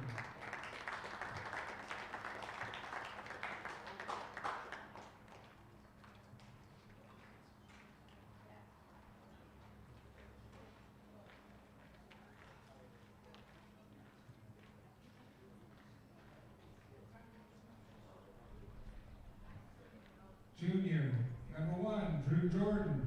Parents Shane Jordan, Tara Jordan.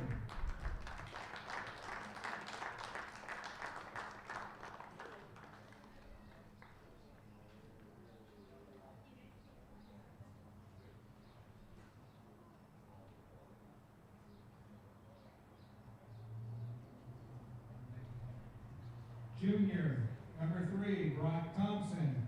Parents Sean and Allison Thompson.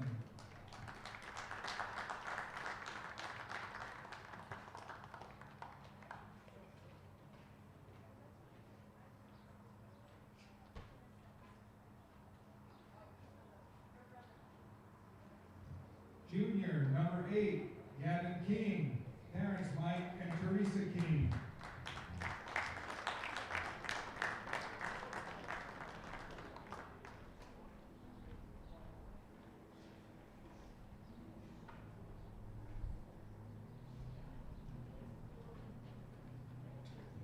Junior, number 9, Remington Anderson. Parents Warren and Wendy Anderson.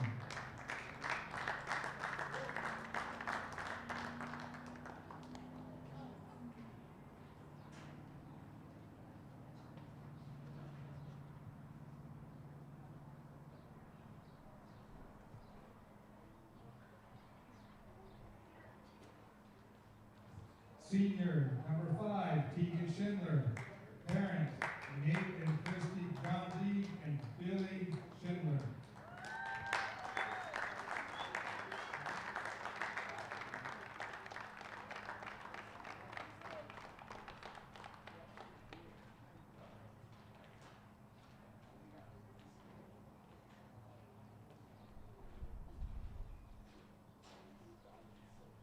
Senior, number 6, Peyton House. Parents, Christine House and Jeremy House.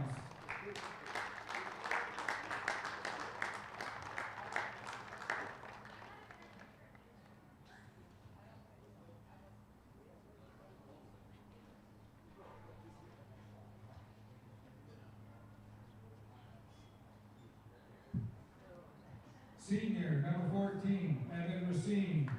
Parents, Shannon Racine and Brent Racine.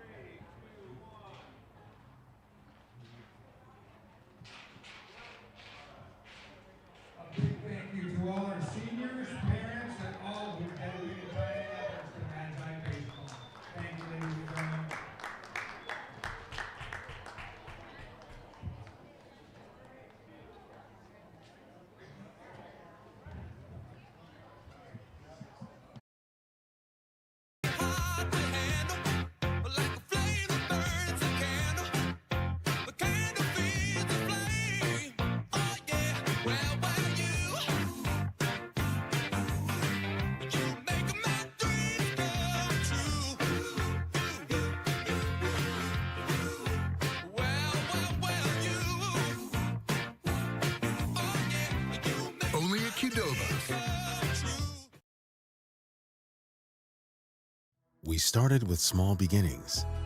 And just like the visionary entrepreneurs we serve, we turned an idea into reality. PNC National Bank, where possibilities begin right here at home. This presentation on the PSP Network is proudly brought to you by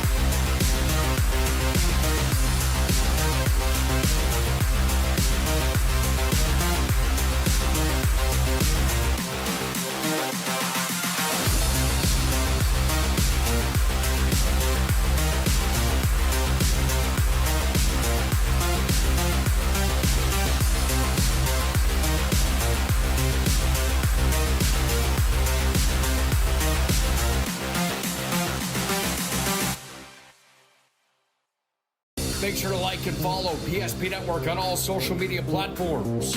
PSP Network, it's game day. Sometimes life gets messy and accidents happen. So when life gets messy, ServPro's ready. Call ServPro of Minot, Bismarck, or Williston today. The foundation of the financial planning approach at Legacy Financial Partners is a personal relationship. Our unique and collaborative approach to financial planning starts with your dreams, not just the numbers. We will work with you regularly to take action to update your plan as your needs evolve, recommending products and services that are right for your situation.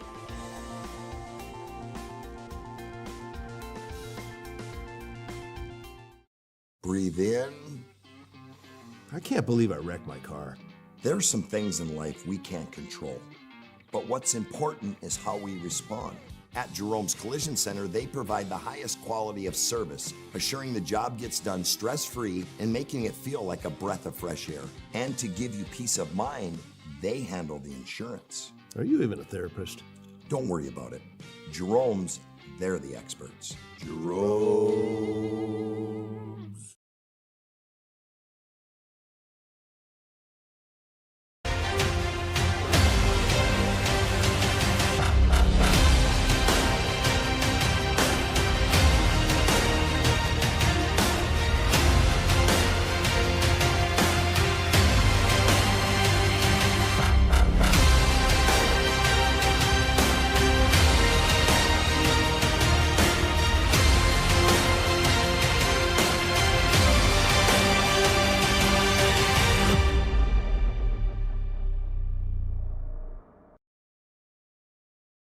Established by a group of dedicated farmers and seedsmen. With years of experience in farming, certified seed production, and crop consulting, we understand the needs of producers across central and western North Dakota and eastern Montana, because we're farmers too. We provide the best genetics for your farm by customizing seed and input choices to meet each grower's needs. Evolution Genetics. Seed for your future.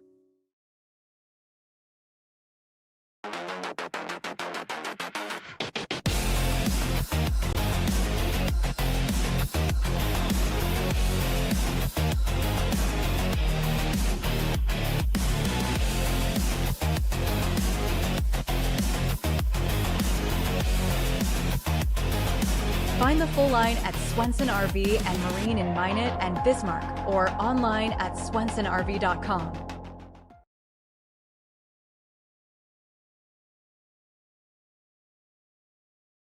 Starts with fiber in the ground. And local employees who connect that fiber to your home or business. Our 9,000 miles of fiber keep you connected to your neighbors and the world, while keeping your data safe from intrusions, viruses, and malware. At RTC Networks, we're proud to offer our community the fastest, most reliable fiber optic internet available. Our goal is to keep you connected seamlessly and securely.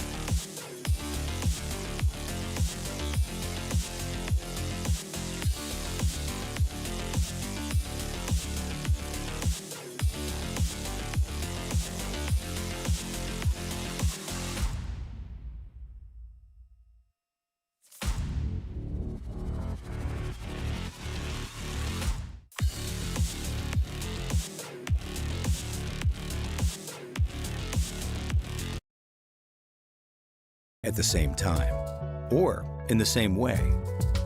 But no matter when or how, Ferendry Electric Cooperative is there to help power every moment of it in countless ways. Because whenever it starts, one thing is certain: we never stop. Ferendry Electric Cooperative is a Touchstone Energy Cooperative, your source for power and information. made Dakota Square Arco their favorite convenience store. It could be the quality of the Arco fuel, the great selection of snacks, drinks, and convenience items, the amazing touchless car wash, including their monthly car wash club, the clean restrooms, or the free air. Most of all, it's the warm, friendly customer service. See for yourself at Dakota Square Arco, 1520 24th Avenue Southwest in Minot. Rental start here. I just moved and had no idea where to begin, but then I found Creative Property Management. They've got the most listings in town, apartments, townhomes, even single-family homes. They made it easy, helped me find a place that felt like home, and their 24/7 maintenance means no stress. Whether you're new to the area or just ready for a change, book a tour with CPM today.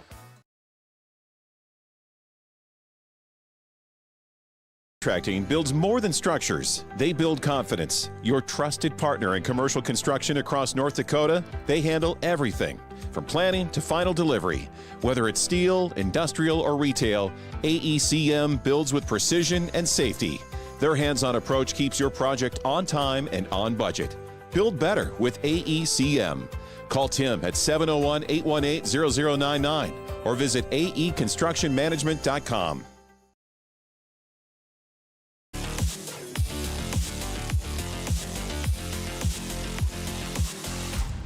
Well, game two about to get underway as the Minot Magicians take the field after a walk-off win in game number one.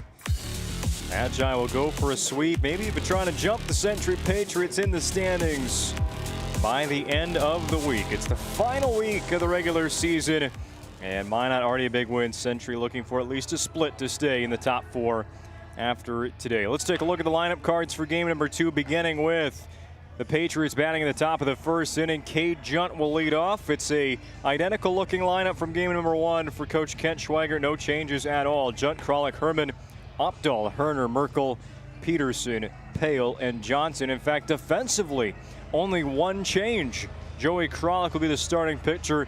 Jackson Herman goes to first base. Kent Schweiger keeping it the same in game number two. Minot Magicians, a couple of changes, a couple more than Century does for game number two.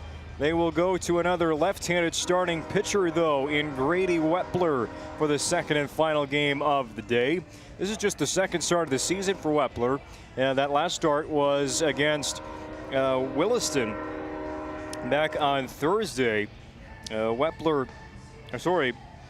This is just his second start. It was actually King that started that game against Williston. Wepler started against St. Mary's in a Wednesday midweek game. He is 1-1 with a .290 earned run average, 10 strikeouts to 5 walks. Just not a lot of innings yet for Wepler at 9 2/3, but he'll get the opportunity today against the Century lineup that started hitting the ball really, really well as that first game went along, scoring 8 runs but falling short 9-8. Well, throughout our second game today, we'll take a look at the WDA scoreboard from out of town. Of course, the series of note going on for these two teams is Williston and Dickinson plays into the seeding a lot for next week, or the upcoming WDA baseball tournament. And that first game, it seems to be still in action, at least from the live score reporting that I can find. So once that one goes final, we'll have an update from Williston. We're ready for game two's first pitch. Wepler to Junt. First pitch swinging. It is a line drive that will fall in right, and it's a leadoff base hit for Junt and the Patriots.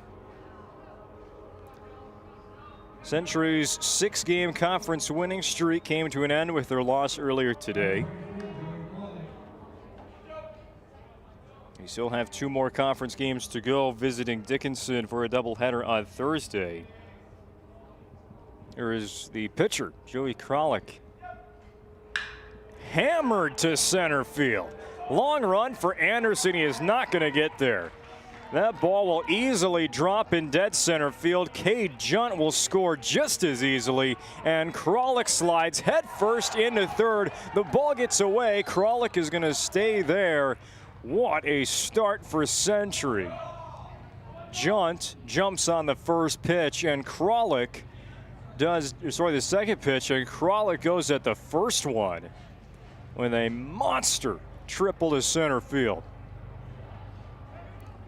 Mentioned it in the first game of the day. If you miss, he's going to make you pay. It wasn't too much of a miss there from Wepler, rather than just putting it right where Kralik would have wanted it. RBI triple and century on the BNC National Bank scoreboard first. Well inside for a ball to Jackson Herman.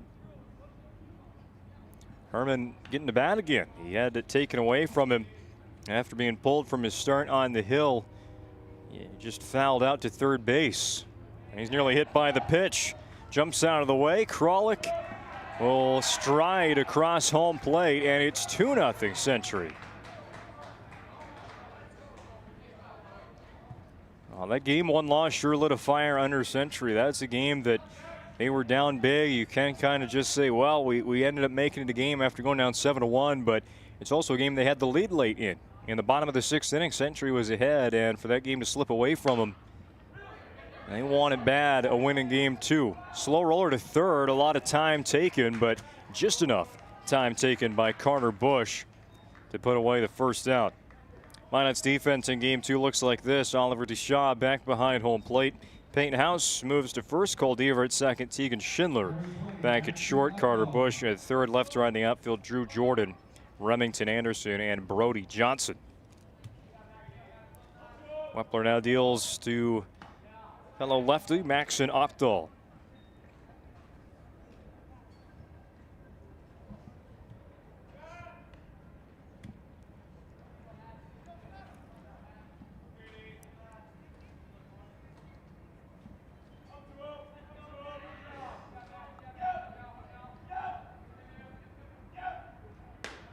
Outside 2-0. Opdahl in game 1, 2 for 3. Double RBI, 2 runs scored.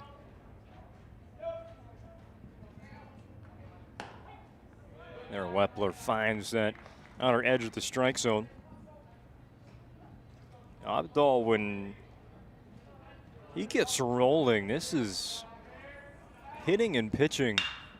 A guy you should probably fear in the WDA tournament. Bobbled at second by Deaver, still picked at first by Peyton House.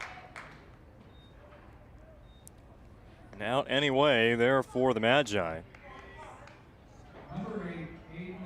Unless he comes in relief, we won't see Opdahl pitch today. Probably saving him for Thursday to make the start against the Dickinson Mavericks. Aiden Herner a little bit late on the first pitch. It's also outside. That's a foul ball for strike 1.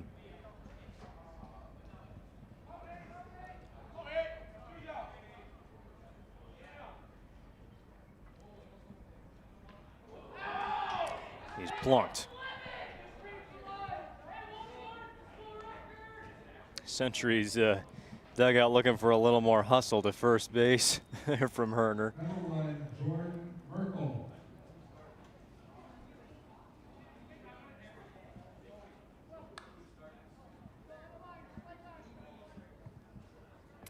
Jordan Merkel, batter number 6 in the first inning for Century.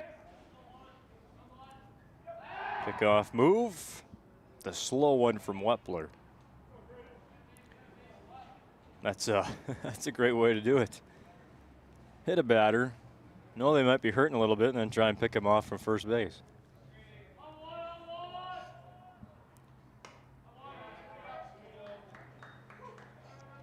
Century in the first inning of game 1 scored 1, still brought 6 up. Had 2 hits.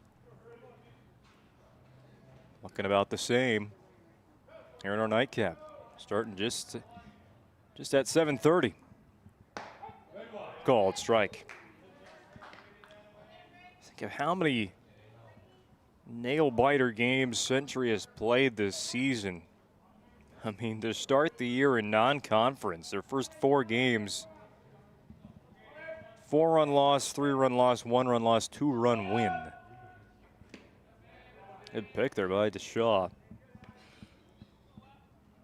So had a victory over Bismarck High, an 8th inning walk-off, 9-8. And not too long after against Mandan, walked it off in the 7th. Ground ball off the glove of Wepler, attempting to dive on it was Schindler. It gets into center field, and Century is going to stay batting here in the first inning. Let's check out this one again on the Ryan Family Dealerships replay, because if Schindler stops this ball, there's a force out at second, and this inning is over. But Wepler, the quick reaction off his glove under Schindler's. And that will go down as yet another Century hit. 3-hit first inning for the Pats.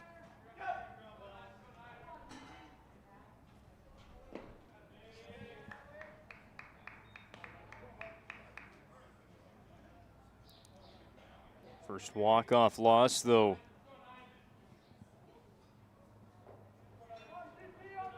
Since March 30th for Century. These kind of games within 3 runs just haven't gone Century's way in the conference. This team still sitting 4th entering the day in the standings. 2 balls and a strike on Gavin Peterson.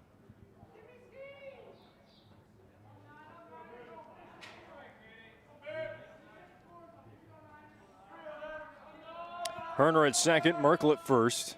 2 outs. Just getting started with game 2 of the day. No swing, and it's called a strike.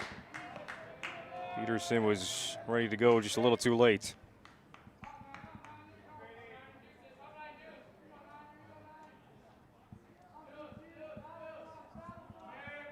Two from Wepler. They wrap up the first inning here. Gonna need another.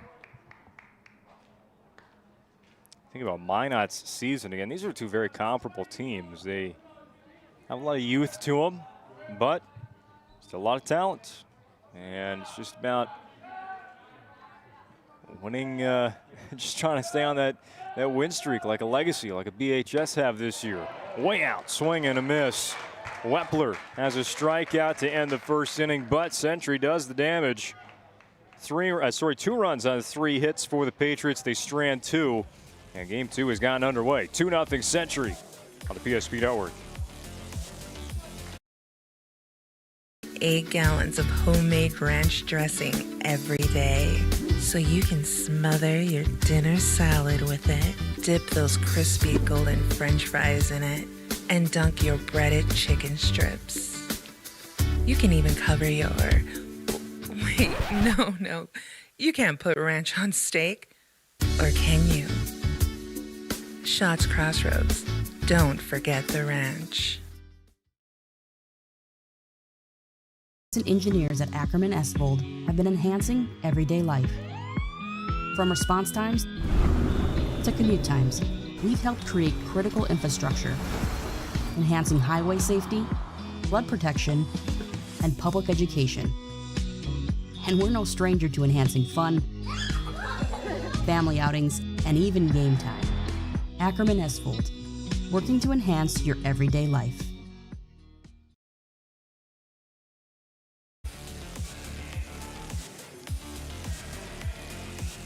Well, Joey Kralik has pitched often this year for Century, and he's pitched well just about every time. 10th appearance, just the 3rd start, though, for Kralik.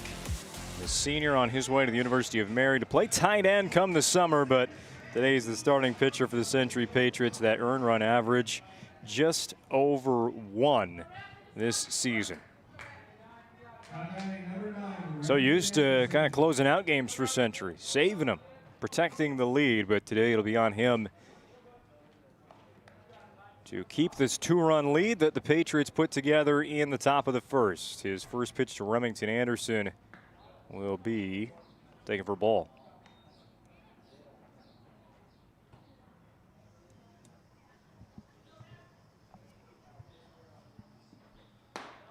Inside again. Kralik, 19 1/3 innings, 18 strikeouts, just 4 walks. He started out the year really pitching to contact. Again, he was throwing very limited innings, just into close games or in to stop an opponent from staying on the sticks. There's a base hit by Remington Anderson. And Minot has their leadoff man aboard.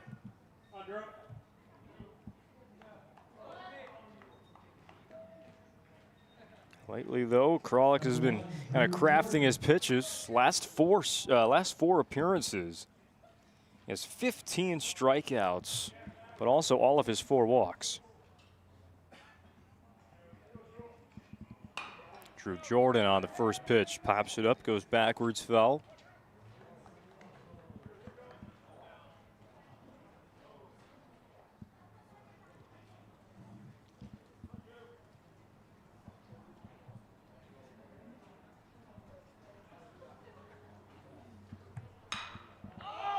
This is in the air, left field, kind of walking in to find that. It was Gavin Peterson. He will. Sunsetting out in right. It is still a ways before sunset here. I don't think they even have the lights on yet at Corbett Field, but tough ball to track. That Patriot defense in a moment. 1-on-1 out for Oliver DeShaw.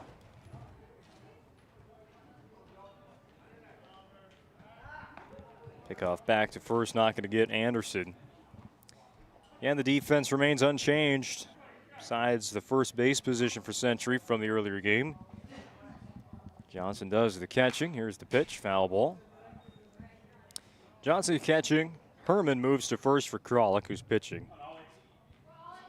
Pale at second, Junnett short, Opdahl at third. Peterson left, Merkel center, Herner is at right.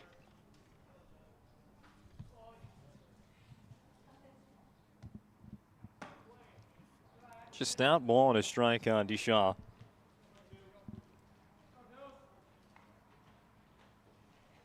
Last time Kralik threw was 5 days ago against Watford City. Threw 5 innings against the Wolves. That was a complete game. Run rule shortened win for Century, 16-2. Struck out 4 Watford City batters, allowed just 3 hits, not an earned run.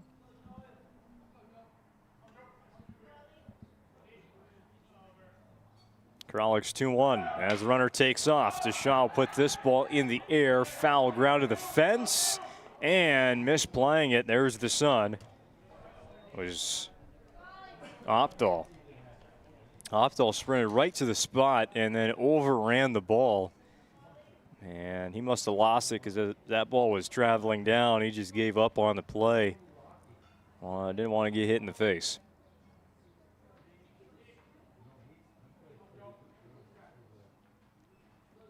It's an extra life for DeShaw. Quick pickoff move there, almost got Anderson.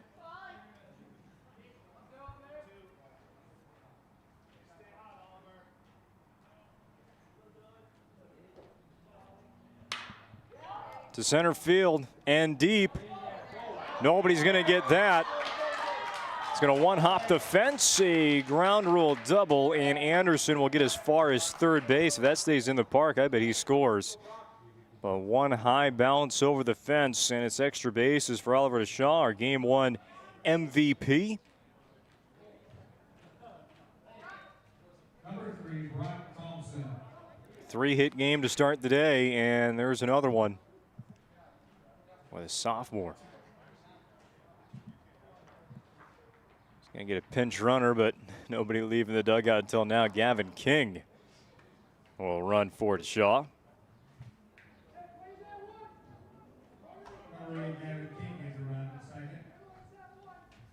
First at bat of the day for Brock Thompson. Inserted as a DH.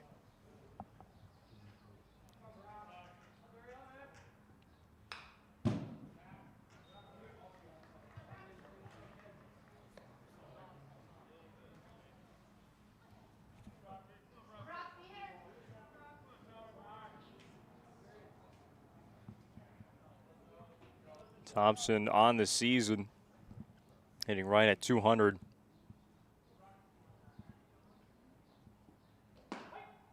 Sees a strike, he's behind 0-2. Strikeout numbers high for Thompson, 14 strikeouts at 35 at bats. A third of the time.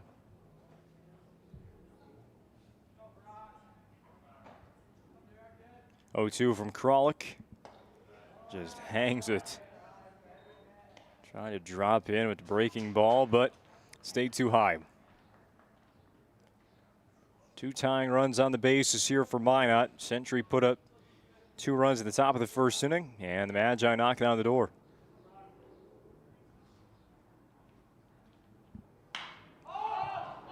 Popped up, first base foul line.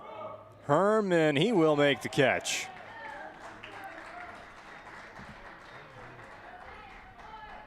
Much better to play with the sun behind you than off to the side. And Herman gets the second out for Century.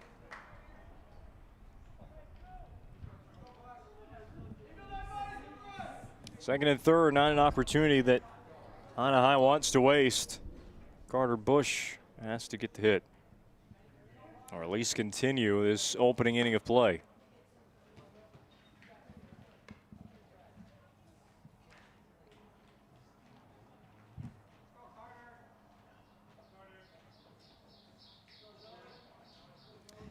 Bush could use an RBI hit right about now. Moves away from ball 2. All season, just 3 for 18. 2 of those 3 hits have come in recent games and has just 2 RBI. You could double that total here if he finds the outfield. And right on cue. To the gap in right center. It's 2 runs batted in for Bush. He's going to try for a double, and he's going to get in on an offline throw. 2 runs for the Patriots, 2 runs so far for the Magi. Here is Carter Bush with his first extra base hit of the season. That was in the regular season finale. No better time heading into the tourney.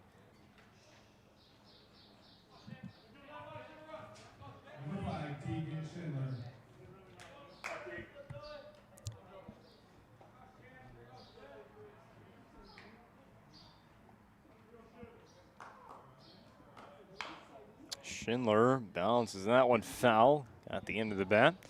Schindler, one of 3 seniors for Minot this year.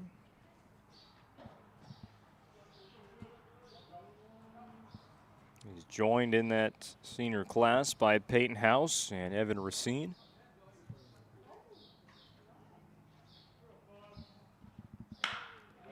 Same spot, same result.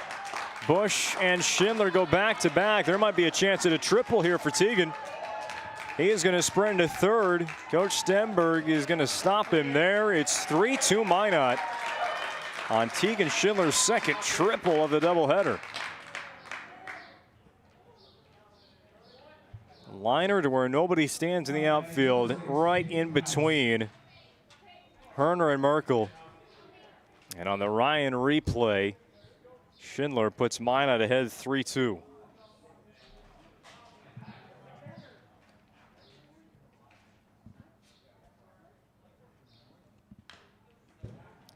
All 3 RBI with 2 outs. Payne House trying to add on to it.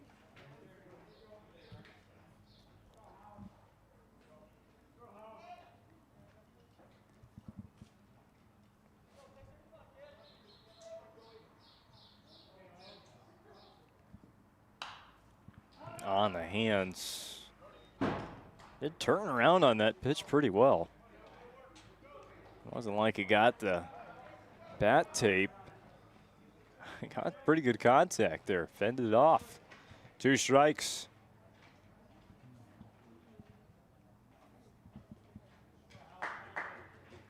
Schindler standing at third. Kralik will give us some contact again, but is a one-hopper right to short. And taking care of the inning will be Cade Junt. Century gets 2. Minot ends up with 3 in the first inning. And the offense is still dominating the storylines today on the PSP Network.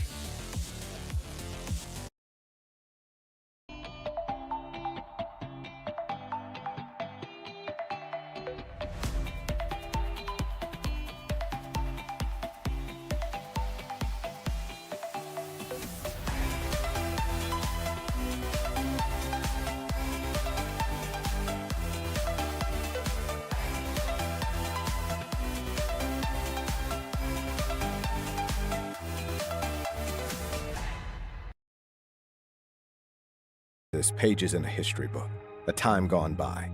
But even in this modern world, there are new frontiers to conquer.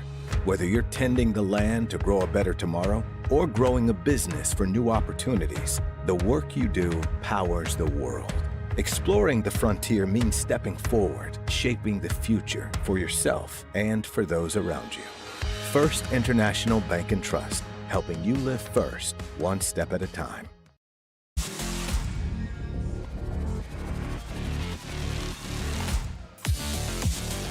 Today's broadcast on the PSP Network, brought to you in part by Val's Cyclery, located right here in downtown Minot.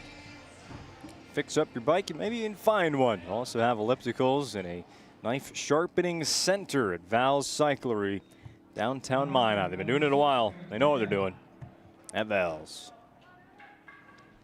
We are slowly cycling through 14 innings of baseball today. A 2-hour, 15-minute first game, but an exciting one. And we are on a similar pace in game number 2. Taking the hit by pitch almost unknowingly was Emmett Pale. He squared around a bunt, pulled back, and said, I think that one hit me in the foot. One pitch and a base runner already for Grady Wepler.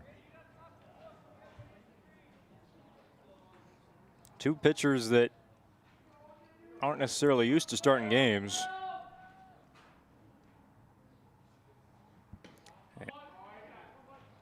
With that, there's always a chance of this happening. Century strikes for 2 runs on 3 first-inning hits. Minot hits 3 runs on 4.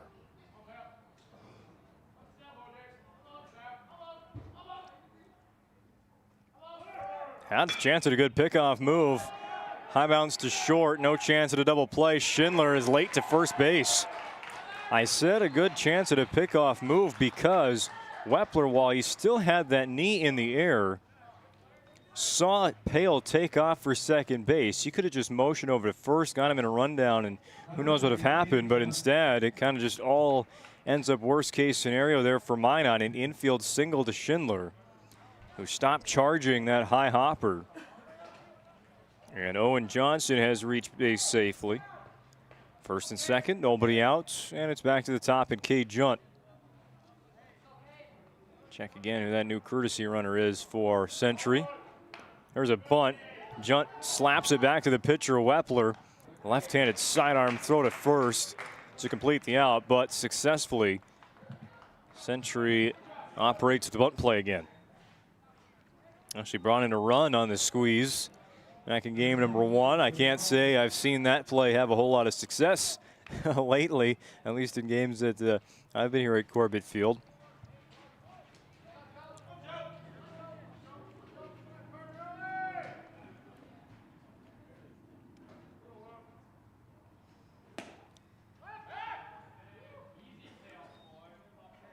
This is here doing one of the college series, Minot State, Sioux Falls, and University of Sioux Falls. They tried bunting a lot, but just couldn't get it fair.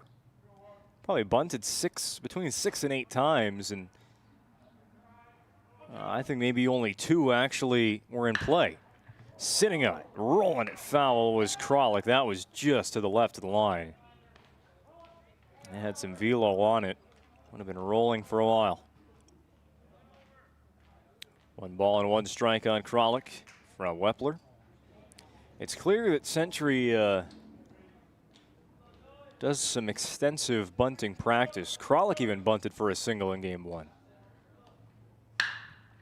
That's no bunt. That's a hard hit ground ball into the outfield. It'll score 2 runs, put Century back ahead. And now the ball rolling past the cutoff man. Kralik will stop at first base, satisfied with the 2 RBI single. Number 5, Jackson Herman.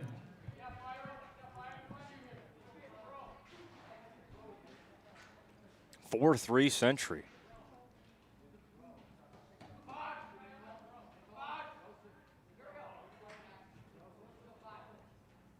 There's Jackson Herman.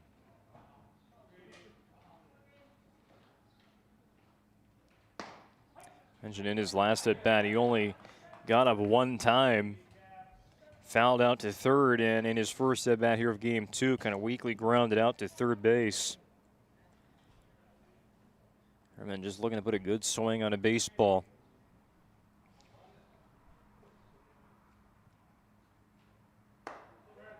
Lobs high, ball 1. Herman, he is extremely capable. 427 average, that's one of the best marks across the WDA. His OPS number of 1219, that is best in the West. Foul tip for strike 2. Team high 3 home runs, 9 doubles, 3 triples. So finding that sweet spot, I mean, almost a 50% chance that thing falls.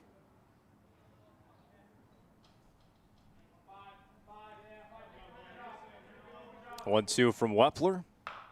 Another one, just weak contact there. It was on the hands. That one almost hit with his knuckle. Just a tough day today, Corbett Field for Herman, but still so much time left. You know that he's going to find it, though, before this team heads to Dickinson, North Dakota.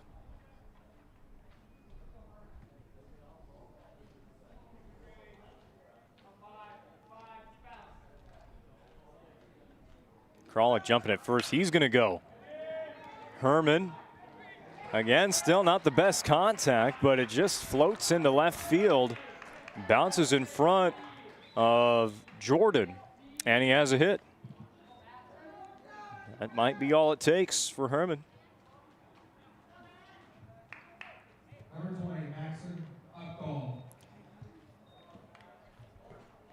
There's another hit for power. Bat in the middle of Century's order, Max and Opdahl.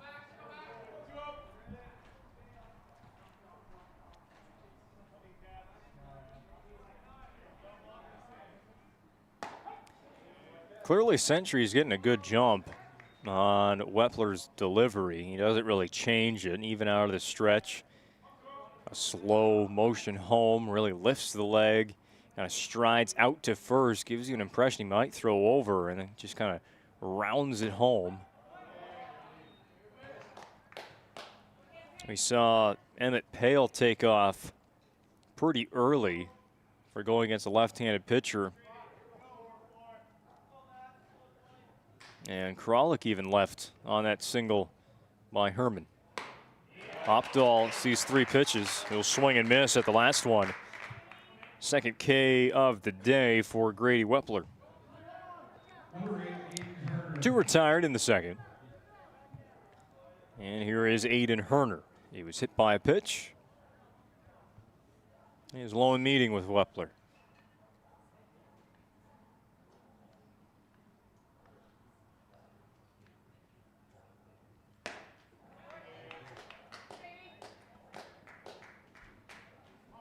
Really test your confidence in reading a pitcher if you can pull off the double steal here.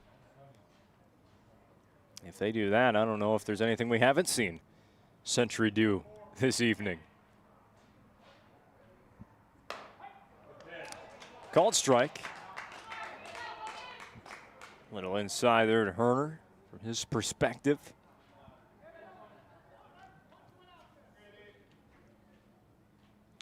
Wepler's 0-2.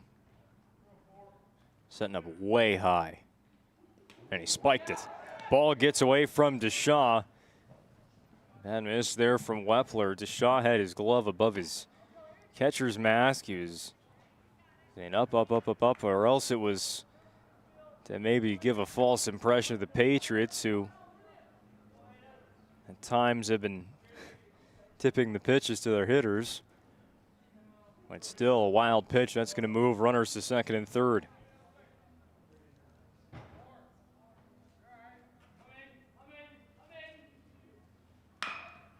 Herner, left side, short hop picked by Carter Bush, and that will do it for the second. Century gets 2 more. They lead 4-3 on the BNC National Bank scoreboard. You're watching WDA Baseball on the PSP Network.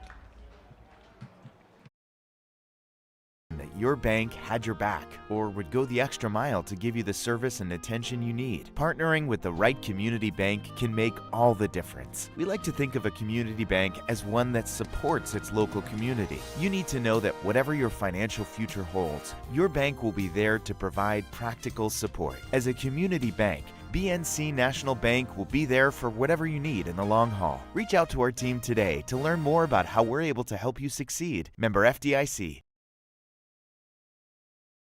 I love sports, but sometimes, like when a t-shirt cannon hits me square in the nachos, I wonder, is Sport Clips better than sports?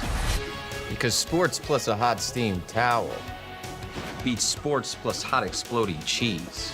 I like your shirt. Thanks. It was free. Sport Clips, it's a game changer.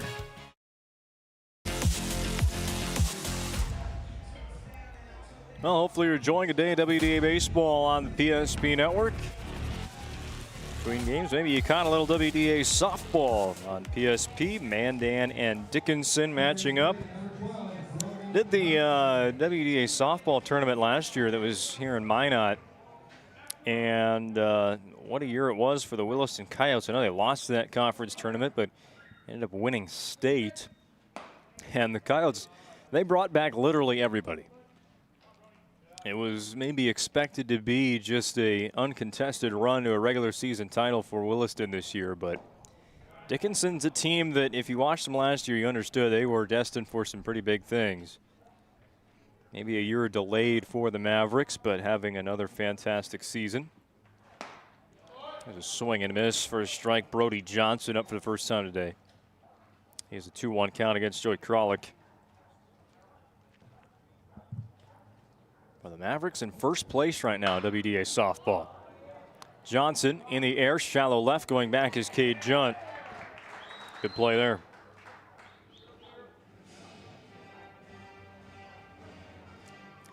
By the way, the first game between Mandan and Dickinson, not a blowout. 10-5 win for the Mavericks. Game 2 is actually ahead of us already. First pitch strike to Drew Jordan. Cole Deaver.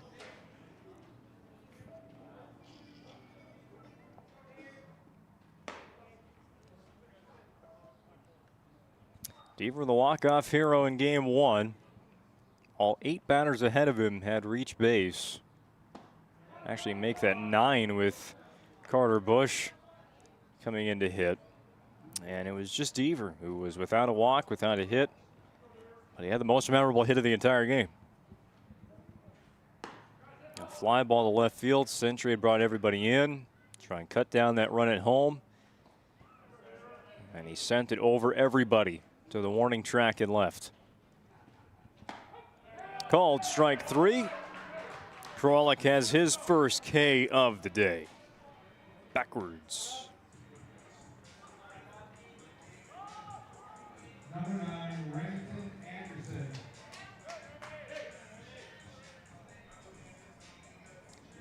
By the way, a final score from Dickinson and Williston. Here's the first pitch to Remington Anderson.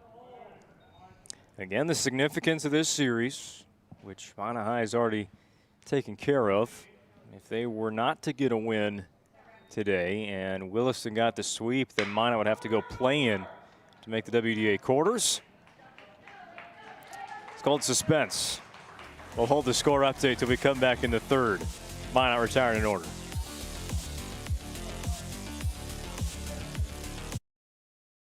Is the easiest way to feed your friends. The hard part is picking your sub. That's why we're having a draft. With the first pick, Sarah from Carolina selects number 13, the original Italian. You know, I trusted my gut, and that's exactly where the sub's gonna go, so. Hold on, we've got a trade. Jake traded his second pick with me, because I'm starved. Freshly sliced subs to go, wherever you and your friends go. Jersey Mike's, a sub above. To introduce the fabulous edition of the Master Spas line, including the phenomenal Michael Phelps Swim Spas. Enjoy the relaxing health benefits and enjoy 0% financing up to 72 months or up to $5,000 off on all spas. You'll also find $2,000 off the MSRP on all pools, swim spas, and saunas. Come see for yourself the outstanding lineup of Master Spas, including the Michael Phelps Swim Spas, exclusively at Magic City Home Leisure.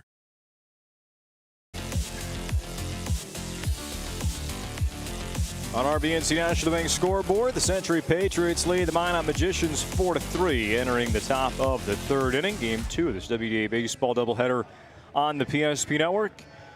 Your life is busy. That's why they'll make managing your money easy at BNC Bank. Visit them online at bnc.bank. The BNC out-of-town scoreboard.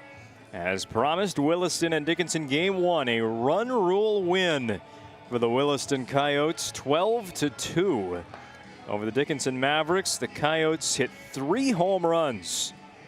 McQuistion, Mortensen, and DeLorme go yard in a 10-run win over Dickinson.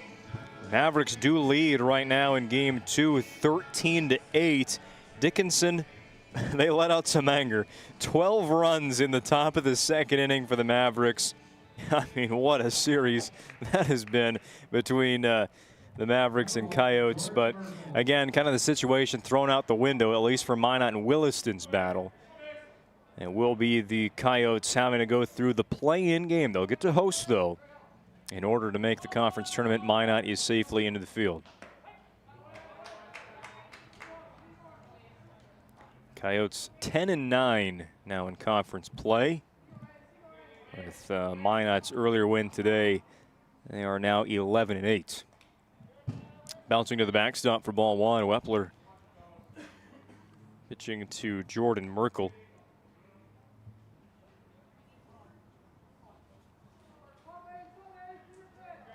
Two in each inning so far for Century.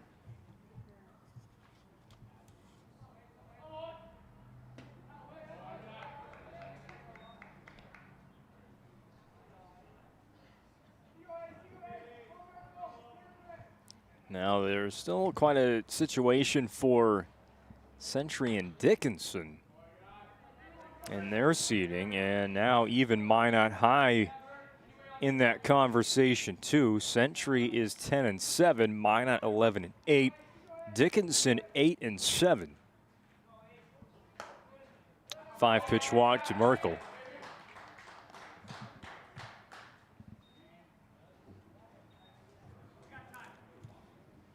Need a mound visit here, Coach Shurik. Brought to you by Serve Pro, 24/7 emergency service and trained technicians using advanced technology and specializing in fire and water cleanup and restoration. It's Serve Pro. So as things stand right now, kind of a live standings, Minot has moved into 4th. They have identical records with Century still needing 2 more games. Dickinson has 4 games to go. Not only will they play Century on Thursday, they'll also get St. Mary's on Friday.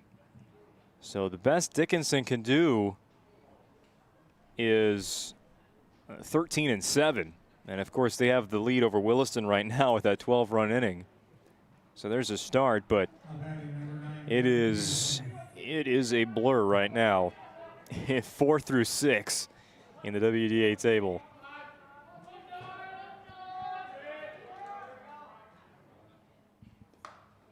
We had one other conference game happening tonight, a doubleheader between Bismarck and St. Mary's. Go on the hunt for that Game 1 score here in a moment.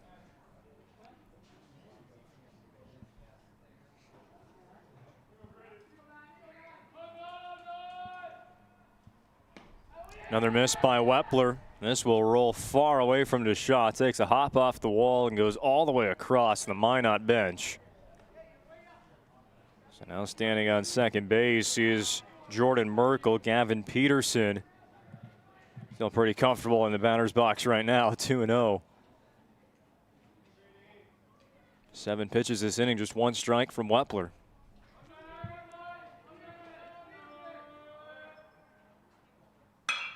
And on one of the few pitches he puts in the zone, it's lofted to right. Missing the catch was Johnson. That was in his mitt, and then it just hopped out. It looked like he had covered the ground to get there, but just couldn't keep the ball in his mitt. It's a two-base error. Peterson at second, and Merkel, who is obviously just trying to tag, will get one base. Second and third, still just nobody out for Emmett Pale.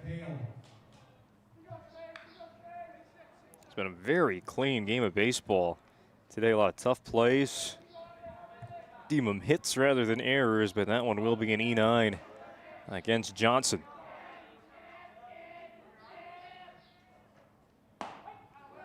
Middle there for strike one, Pale. Surprise, surprise. How about this? St. Mary's takes down Bismarck High 3-2. Coulter Barch puts the team on his back. 6 innings in the start. He struck out 5 and gets the win for the Saints. 3-hit day for Dylan Iverson. 3-2. St. Mary's gets it done, so Minot North will be a top 2. They'll be the number 2 seed come the conference tournament.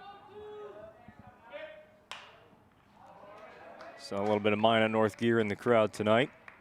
Of course, they have the off day. Sentinels are, I believe, totally complete with their regular season. Second year of varsity baseball, and was that a 13-win improvement? Congratulations, Coach Kraler and the Sentinels. We got to talk about the game they had, though, yesterday. Opposite field, line drive, just foul. Pale nearly had 2 more RBI. Sentinels, they played Jamestown yesterday. It was a makeup game. They run ruled the Blue Jays in the first game 12-2, but game 2 was just an epic one. There's the 0-2 from Wepler. Another hit by pitch. He gets Pale on the other foot. Another flat tire for Emmett Pale. Runners on first, second, and third for Owen Johnson. Number 7, Owen Johnson. Minot North gave up 4 runs in the top of the second inning to Jamestown yesterday. They would actually go down 7-1. Very similar to how our earlier game today went. It'll be a ball to Johnson. It's 7-1 Jamestown after 3.5, so we're halfway done, and Minot North is struggling to find the runs. Totally explode for 7 in the 4th inning. Here's the 1-0 from Wepler. Just pushed foul. So Minot North goes ahead 8-7. Again, very similar story to what we had here. Jamestown in the next half inning, they go for 3. Take the lead back, 10-8. Minot North goes for 3 in the bottom of the 6th. It's 11-10. That'll be a ball. Jamestown then in the top of the 7th inning. They just won't quit. RBI base hit to tie it at 11. Comes a 2-1 from Wepler. Nearly hit by the pitch, too. So Jamestown ties it once and for all. 11-11 going in the bottom of the 7th inning. Kane Danielson, leadoff man for Minot North. He walks. And then the very next play is a bunt. And a throwing error that scores Danielson all the way from first to walk it off. Walk-off bunt. In the air, foul ground right by first. Peyton Howe's going to field it just on the right of the foul line. That is out number 1. And Wepler in the Minot defense looking to somehow get out of this bases loaded no-out jam has their start. So that was the wild game yesterday. Minot North now with that Bismarck loss to St. Mary's has secured the number 2 seed. They'll play the winner of the play-in game Obviously still to be determined. There's so much still unknown in this final week, and that's the way you would want it, right? Still something to play for. Cade Junt, third time up in the third inning. He's almost hit by the pitch. It's still a wild pitch. Good bounce from Minot. Sliding tag by Wepler, but it's just not in time. What can we see again on the Ryan Family Dealerships replay? We get the whole thing. To the backstop. Good bounce there for Deshaw. The sliding throw and the sliding tag effort from Wepler just not in time as Merkel scores from third. Wepler need to tie the shoelaces again after that heroic play. 5-3 Century now on the BNC National Bank scoreboard. Junt, a well-hit single in the first inning. And a successful sac bunt in the second. Now batting in the third. Showing bunt. It's another squeeze play for Century, but it goes foul. By the time Wepler released that ball out of the windup, Gavin Peterson was about 60 feet down the line. Basically where that pole is on your screen, the left one, he was past that. When Junt made contact with the ball, Peterson was standing next to him. Infield is in. If you're Minot High, you'd be creeping in a little more. Century wants to try that play again. Junt's going to call time.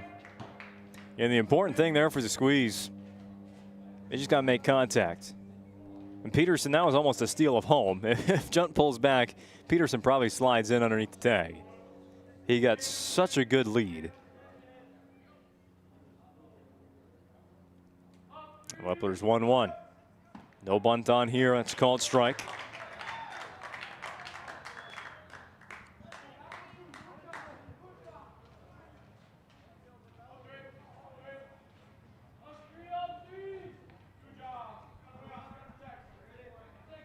Two-strike pitch from Wepler.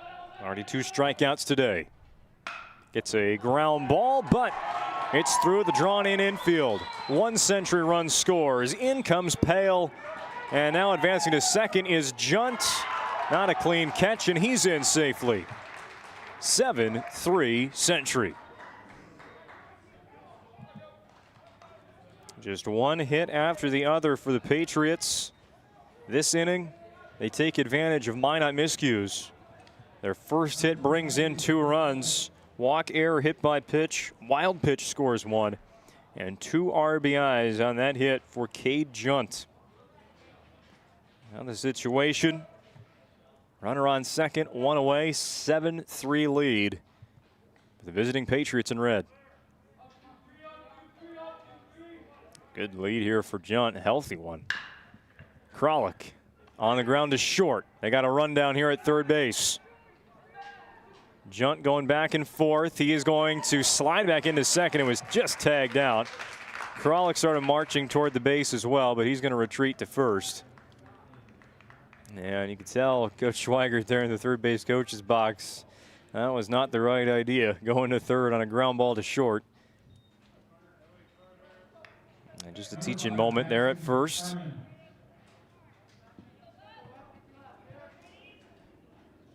Kralik does reach base on the fielder's choice. Junt running into the tag.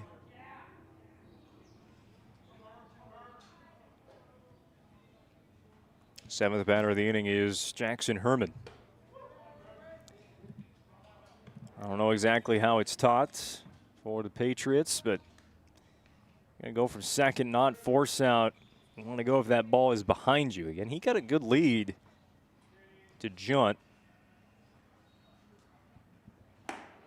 But that ground ball that goes right in front, Schindler's watching him the whole time. Didn't even think about throwing it first. With Junt running, he threw it ahead to third base. And Bush able to run Junt all the way back to second and apply the tag. 2-0 already on Herman. Call the strike. Kralik's got such a good read at first base. Might as well take off, at least try it here. Got the 4-run cushion. Now the pickoff.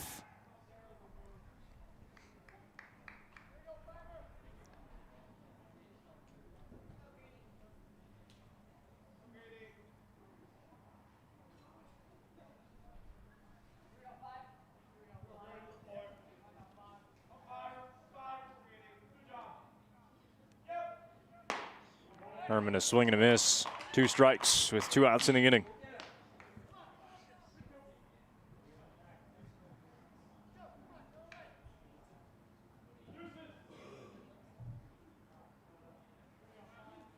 Herman was able to get that first hit of the day in his last AB. Number 3 hitter batting for the 3rd time in the 3rd. Now Kralik takes off. It's high for ball 3.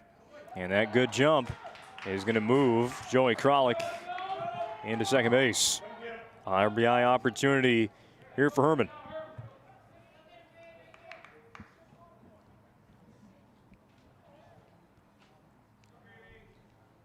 Big payoff pitch here from Wepler. The miss. This inning just keeps on going for him. He will get a strikeout of Jackson Herman swinging, though. Big punch out for Wepler, but 3 more runs scored for Century. They lead 7-3. We've played 2.5 in game 2. This is WDA Baseball on the PSP Network.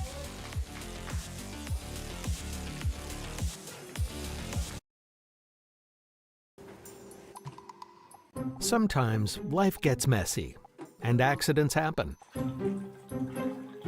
Some days, even your best intentions turn into unexpected disasters.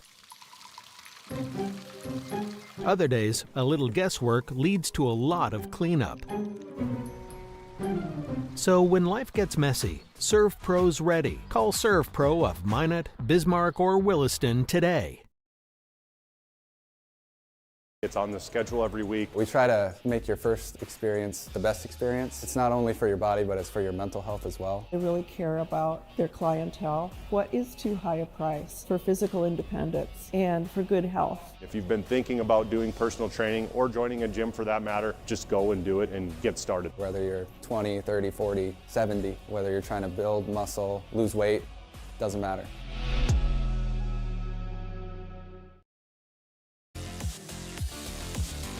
This broadcast of WDA Baseball on the PSP Network is brought to you in part by BSN, creating exclusive personalized solutions for North Dakota high school and collegiate programs, from custom equipment, uniforms, and coaches apparel to fanwear, branding, and more. They do it all. Contact your local BSN sales pro today in western North Dakota. Just want to mention the Aggie Foundation, all the great work they do in our area of the state. Find out more information at aggiefoundation.com. Sitting in the bottom of the 3rd inning. Final game of 2 today between Century and Minot. Closing down the regular season for the Magi. Still 2 more to go for Century on Thursday evening in Dickinson.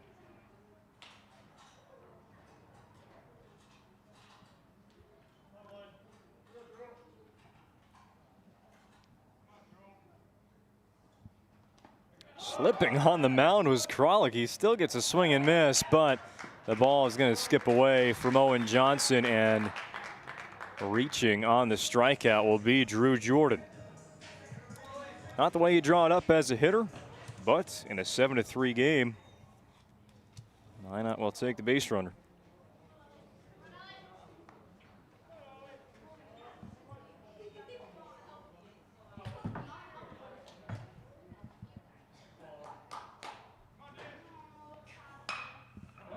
Going the other way with it. Turning on the inside pitch was Oliver Deshaw. How about a 5-hit day for the sophomore? 3 hits in game 1, 2 now in game 2. And Minot, well, they won't quit today. 3 first-inning runs for the Magi. They actually took the lead after the first with those 3, but did not get a base runner in the second, slowed their momentum. And Century has scored 5 in a row. There's Brock Thompson.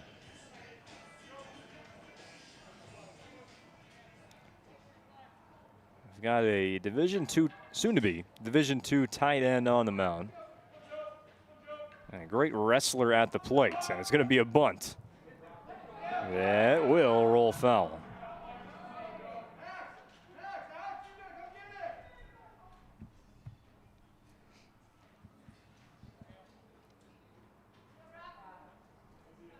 Needless to say, this is a power versus power matchup.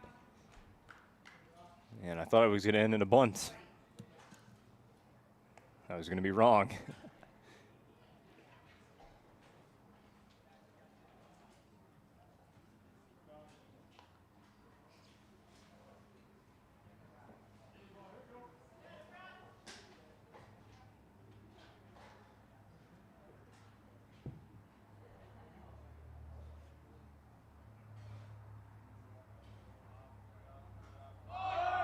Again, squaring the bunt. Pulling back at the ball was Thompson. Kralik, one of the increasingly rare three-sport athletes we see in Class A. Football, this is go-to. Basketball, very strong season he had. What a run for Century this year. Thompson rips one foul down left field. And then on the baseball diamond, ERA in the ones, batting average in the 400s. I mean, that is a true three-sport athlete right there, exceeding at them all. Hardly see that.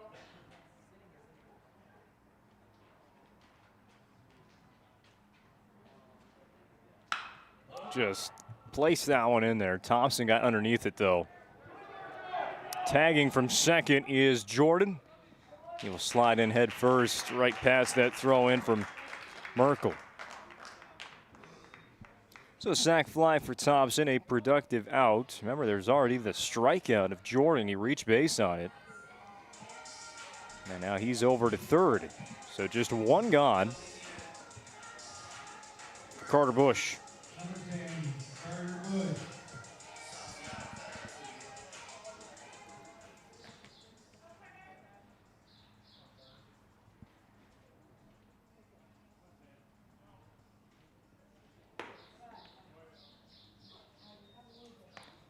Bush pitched in game number 1 for Minot. Also came up to bat twice. Walked once, was intentionally walked another time. It's just a funny looking box score there for the number 8 hitters in the lineup in game number 1. Peyton House, the starting pitcher, he walked twice. And then Carter Bush walked twice.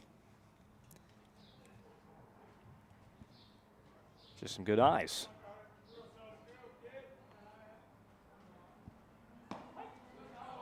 Bush so far in this game has a double. That was part of the big first inning for Minot. They haven't scored since. We're not too far from it, though, only in the bottom of the third.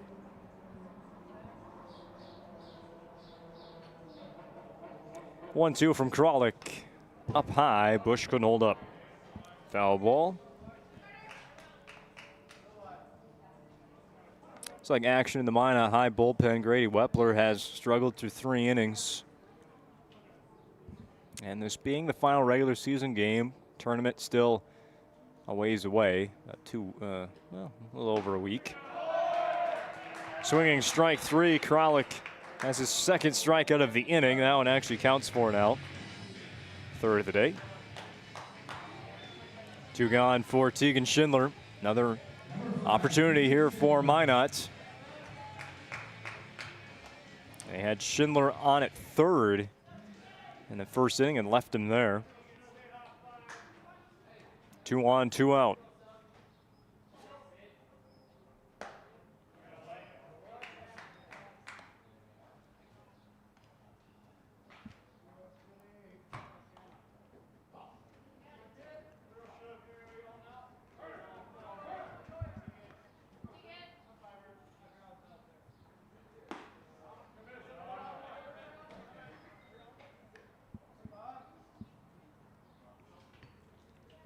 Schindler this season, not really a cold stretch at the plate. It's kind of that week where Minot lost 4 games to Mandan and Minot North. Had 3 hits over the 4 games. It's kind of just a stretch that went back even the week before for him. Went 2 for 12.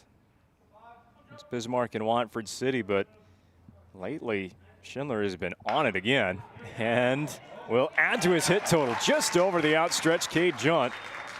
Second hit of this game for Schindler after the triple. And I would say he is right back to form now. The hit streak is at 7. And over that string of games, 7 games, 5 have been multi-hit games, bringing the average over 330 now. 7-4 the new score as Jordan comes in from third base. First pitch swinging. Peyton House will go to the left field foul line. This is a sliding catch. What a play by Century's Gavin Peterson. Put it on the Ryan Family Dealerships replay reel. A slide on the foul line and the final out of the inning. The head's off your screen and we head to break. Rental start here. I just moved and had no idea where to begin, but then I found Creative Property Management. They've got the most listings in town, apartments, townhomes, even single-family homes. They made it easy, helped me find a place that felt like home, and their 24/7 maintenance means no stress. Whether you're new to the area or just ready for a change, book a tour with CPM today.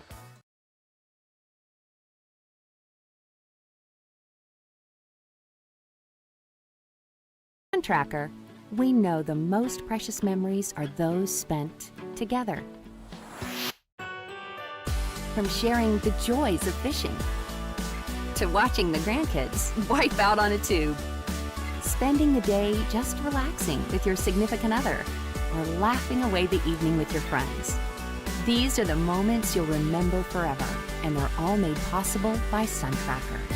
Find the full lineup at Swenson RV and Marine in Minot and Bismarck, or online, swensonrv.com. Serve Pro pitching change for Minot, as getting the ball in the 4th inning will be Owen Sundahl. This is just the 2nd pitching appearance all season for Sundahl. He went 1 inning of work in his last pitching appearance, which was a week ago on Wednesday against St. Mary's. He struck out 2, hit a batter, and error behind him, but no runs scored. So on for a second time. Sundahl in place of Grady Wepler. First pitch gets some contact, and off-ball ground ball for an out.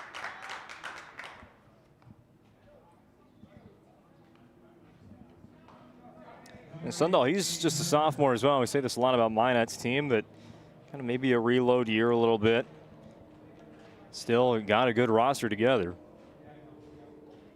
Capable of winning some games at the upcoming WDA tournament.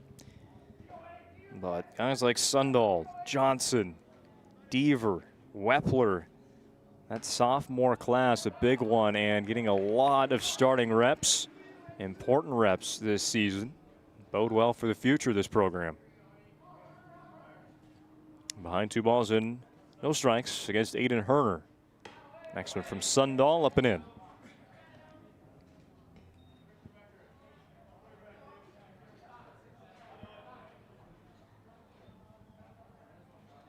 Now the 3-0. Another miss. That will be a walk to Herner. Final line for Grady Wepler of Minot. He goes 3 innings, 8 hits, 7 runs, 5 of them earned. Struck out 3, walked 1, and hit another 3 Century Patriots. 71 pitches over 3 innings for Wepler, and he's not brought out for the 4th.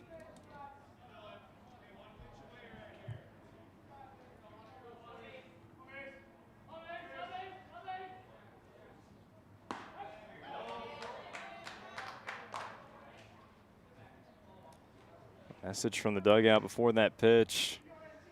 1 pitch away, just put it in there. Get a ground ball. We've seen 3 double plays today.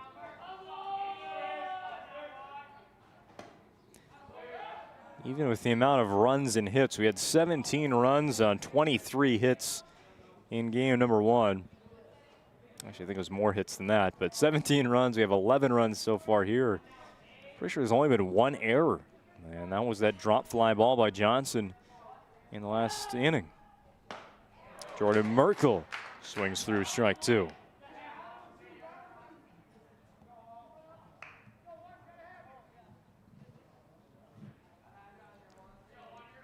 Merkel single and walk.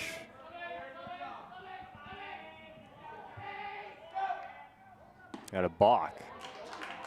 Hold on. They rung him up for strike 3, but there was a balk call from first base.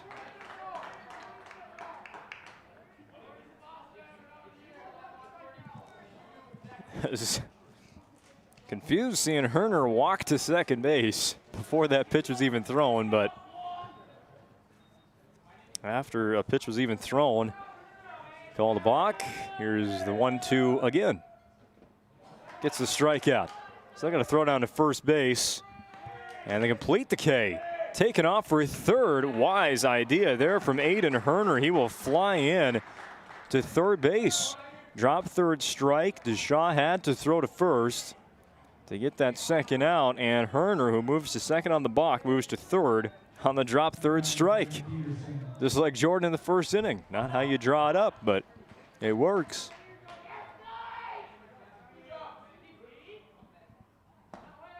First pitch of ball to Gavin Peterson. So you got to be careful on a ball to the backstop. We've seen Century take advantage of plenty of those today. Same thing with Minot.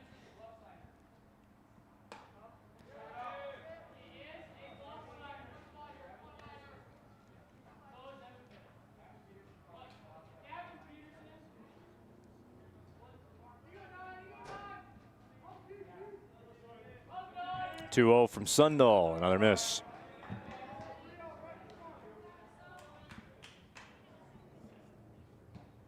Just the second pitching appearance all season for Sundahl. Usually plays in the outfield.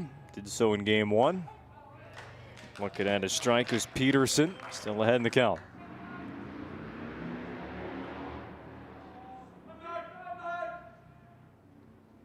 From the stretch, Sundahl deals. Another called strike. Peterson acknowledged that one was close on the corner. Good pitch by Sundahl, and it's full. With 2 out, runner at third, looking for a shutout inning of relief. It'll be a ground ball, but into foul ground.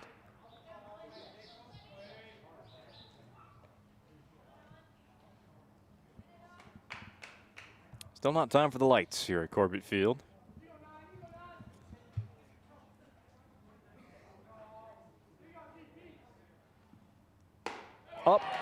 Upstairs for strike 3. Owen Sundahl retires the Century Patriots in the top of the 4th. No runs. They strand a runner at third base. Halfway home in game 2. Century 4, Minot. Century 7, Minot 4. Partner for commercial and business loans. We not only provide lending you need to grow your business, but we also reinvest in our communities. We believe in strengthening our businesses and creating opportunities for success. Choose Dakota Community Bank and Trust for your commercial and business loans, and together let's keep our communities thriving. Serving the community, looking out for you. At Dakota Community Bank and Trust, that's what we do. Your day with goodness that tastes as amazing as it feels. At Blissful Bee Juicery, we serve fresh, cold-pressed juice and smoothies. Nature's best in every sip. Nourish yourself with our vibrant acai bowls with fresh fruit and granola, power bowls, protein balls, hummus, parfaits, and carrot cake. Blissful Bee Juicery. Pure, simple, blissful. Now in 2 locations on North and South Broadway.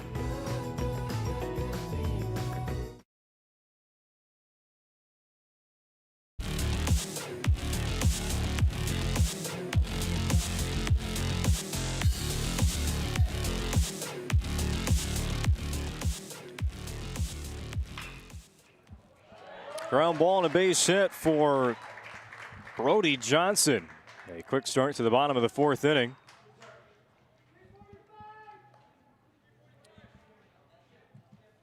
Magi picked up a run in the bottom of the 3rd. Still they trail by 3 runs, looking for a series sweep of the Century Patriots today. Did so in the regular season last spring. Deaver pushes at a bunt attempt, but it's going to turn foul.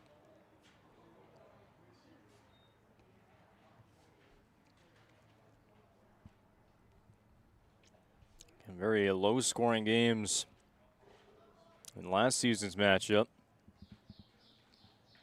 A complete opposite today. 9-8 win for Minot by walkout fashion in game 1. 7-4 lead for Century so far in game number 2.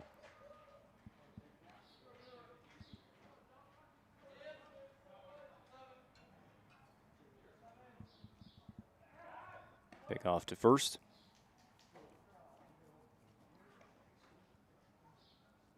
Final game of the regular season for the Magicians. Minot North already done. Looking now towards state tournament qualification. That was a bird that flew across your screen right there through the grandstand.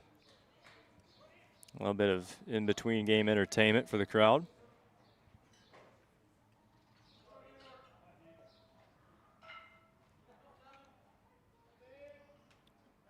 For the 0-2 to Deaver, another pickoff move to Johnson, who looks pretty eager to run there. Already tried the bunt, but it went foul. Now you gotta let Deaver swing it.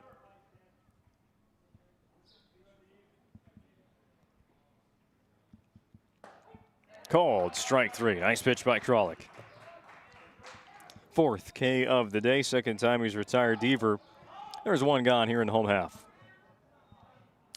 So with no more Magi, no more Sentinel baseball the rest of the spring, WDA tournament down in Bismarck, Corbett Field's going to be quiet for a little bit.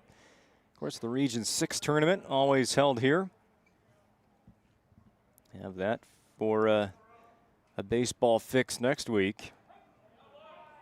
Minot State baseball season is complete. Just got to wait for the hot tots.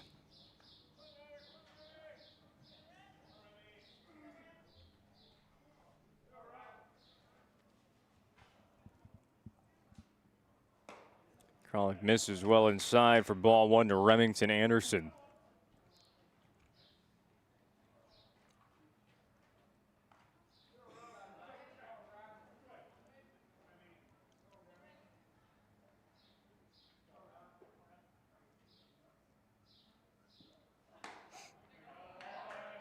Of course, the actual pickup as well with the state Class A baseball tournament. That's right before Hot Tots opening day.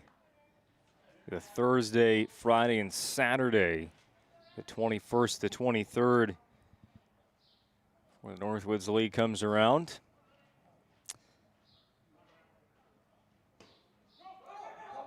Swinging through that. Was there any contact? I don't think there was. So that will be strike 3. Anderson couldn't run to first base because it was occupied, even though Johnson takes off on the wild pitch. Already a couple important drop third strikes in this game. Drew Jordan crushes one to the right field corner. That will get all the way to the wall.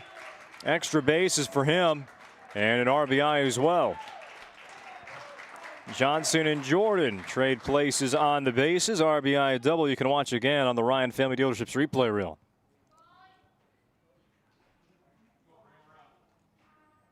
There's Jordan that actually reached base and then scored off of a drop third strike in the third. And now Johnson moves up to second on the missed strike 3. Scores on the subsequent pitch. First pitch swinging is Oliver DeShaw. We're having the day that Oliver is. You can swing at the first pitch all you like. 5 hits and 6 at-bats against Century pitching this evening. 0-1 from Kralik, missing a low.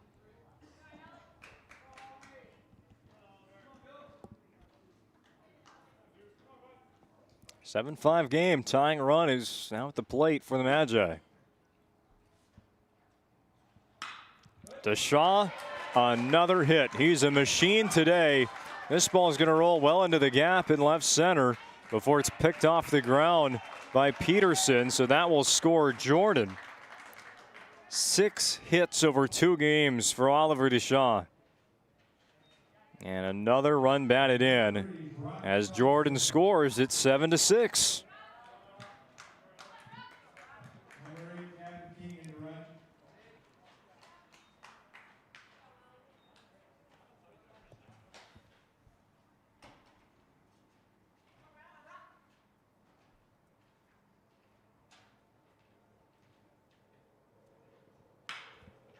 This is Brock Thompson going to right.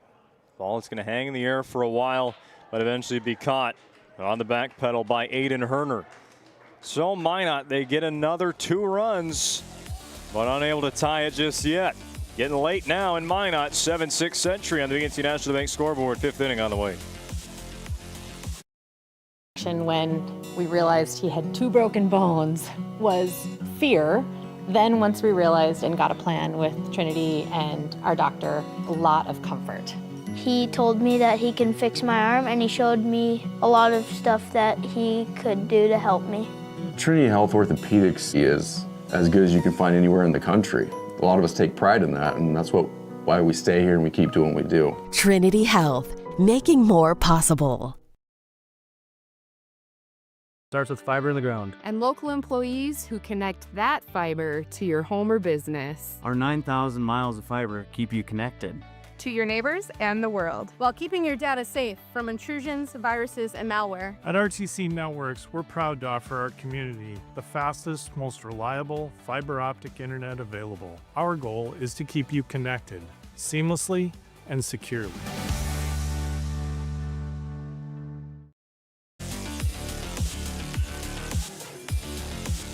Well, it has been 4 hours plus of nonstop baseball entertainment today from Corbett Field in Minot, North Dakota. A walk-off win in game number 1. Each team scored 7 unanswered runs at some point in that first game before Minot got the final 2 and the last laugh with the bases loaded. Walk-off single by Cole Deaver. And now in game 2, well, it was a 2-0 game before Minot got to bat the first time. It was 3-2 and they were done. It was then 7-3 Century after 2.5 innings, and now Minot has scored 3 straight runs. If it's tough to keep up with that, we will have our planning team financial advisor Shots Crossroads postgame show to follow. But I would say expect some more twists and turns to this matchup. 7-6 is the lead.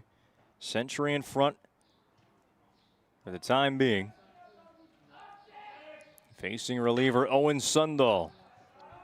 Gets a ball in the air right on the right field foul line, and then taking an extra step and a half over it was Brody Johnson to record out number 1.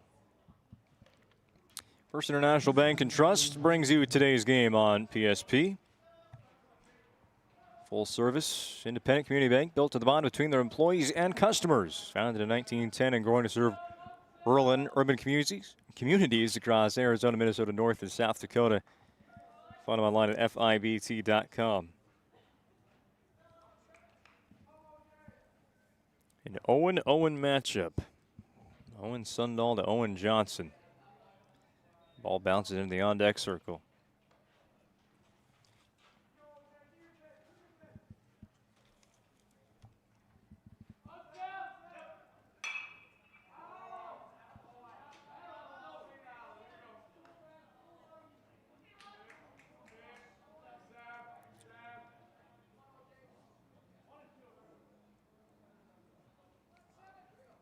Two strikes.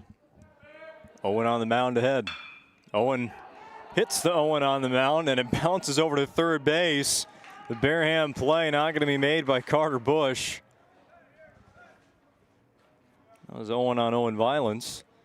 Ground ball off the shin of Owen Sundahl, and Owen Johnson is going to reach.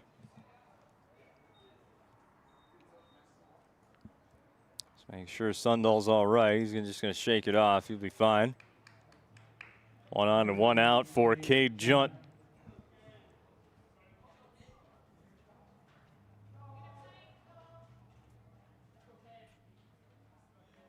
Century sending someone down to their bullpen.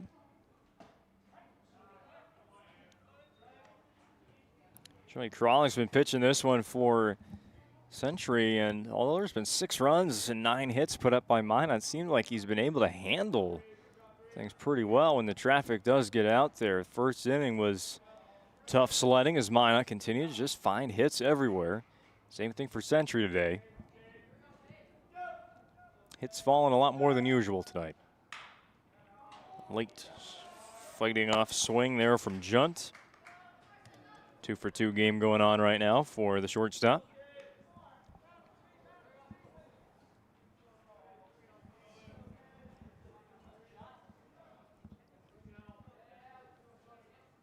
Sundahl working ahead 0-2.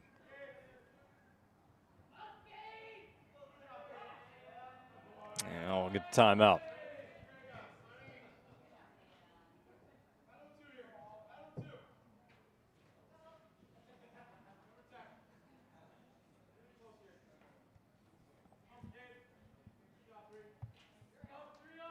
The pitch. Ground ball. Sundahl fields this. Step on second. The return to first. Will get away from Peyton House. I think Junt was going to be safe anyway. He breaks up the double play.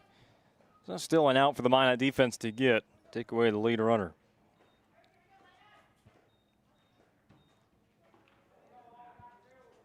Well, back-to-back comebackers at Sundahl, and that time fields his position well.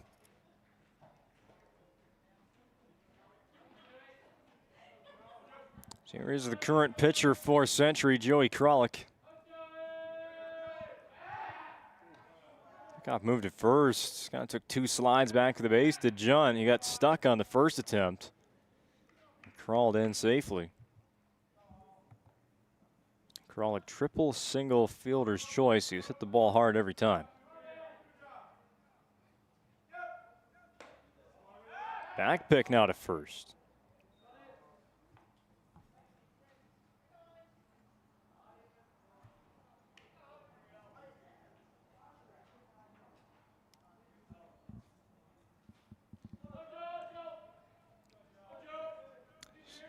Deshaw setting up in the left-handed batter's box. It's a pitch out, and Junt's going to be into second safely. That throw sailed into center field. Still being bobbled out there. Junt just couldn't jump off the second base quick enough to advance to third on what would have been a throwing error by Deshaw. Even though the catcher's young, so is the pitcher. Has a great understanding of the game. He's a smart baseball player. Got the pitch out call there to try and throw out Junt. Didn't make the throw, but how many catchers do you see here in high school baseball asking for the pitch out?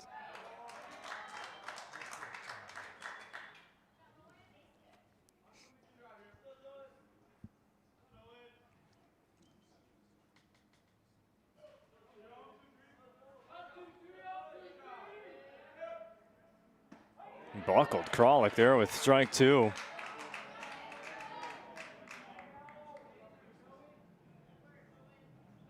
Now Sundahl looking to fire another one past the bat of Crawlick. Come back for the strikeout and wrap up the scoreless 5th. Instead, Crawlick will do what he does. Just pokes one into right field. Cade Junt doesn't stop around third. There was a chance there for Minot. Deshaw left home plate. They had a good relay coming in, but Junt will be safe on the RBI single by Joey Crawlick. He's been up 4 times. He's reached base 4 times. A 3-hit game for the Century starting pitcher. 8-6, Patriots lead.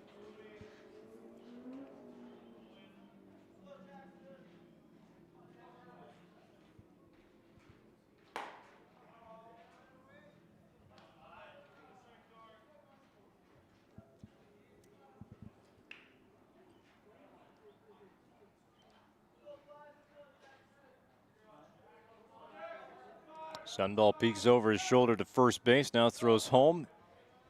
Ball 2 to Herman.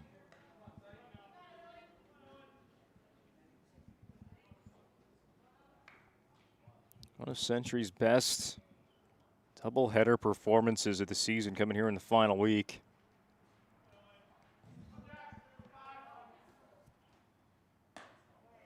Another one missing. You go to that Watford City series, put up 29 runs over 2 games, but especially in a matchup like this on the road against Minot High, this has been a nice sight for Patriot fans. The problem is they don't have a win yet here at Corbett Field. Walk-off loss in game 1 and trying to just hang on to a lead in game number 2. Herman will turn on an inside pitch. Probably was still a strike. A foul ball, and the count is full.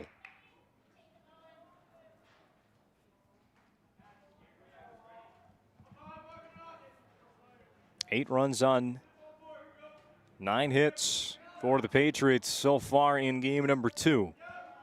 Payoff pitch from Sundahl with a runner at first and 2 gone. Kralik will leave first base. It is a walk anyway. Herman is aboard. Force out everywhere to finish off the 5th for Minot. Or what Century's thinking, Max and Opdahl can hit the ball far away again. Bring in Kralik for sure and test the wheels of Jackson Herman. Create some distance. These Minot Magicians. It is Opdahl. Mashing one on the ground to right. Misplayed by Johnson. And that will score Kralik. 9-6 Patriots. Just hit the ball hard somewhere and good things happen. Opdahl gets one past the glove of Deaver. And Johnson couldn't pick it up cleanly off the turf, so no throw to try and get Joey. 2 more runs across in this half inning for Century. A 12-13 Century team, falling below 500 with the earlier loss. They actually got above that 500 mark with that 6-game winning streak and then lost a doubleheader, both games, to Davies, non-conference on Saturday.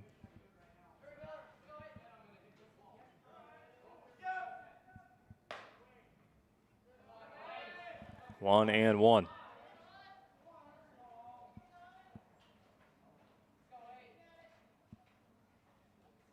So for just 2 days this season has Century been above 500. Call the strike. There's 2 on Aiden Hearn. Still an opportunity to finish the regular season with a winning record. Going to need a win tonight and 2 against Dickinson. 1-2 pitch. Herner thought about it. Holds up and the count's even. I guess if you count 14-14, a winning record, then they just need to split.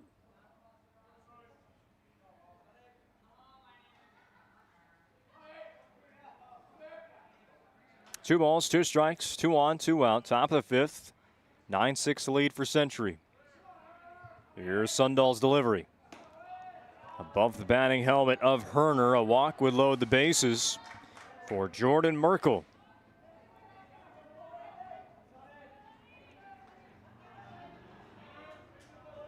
And prolong this 5th inning.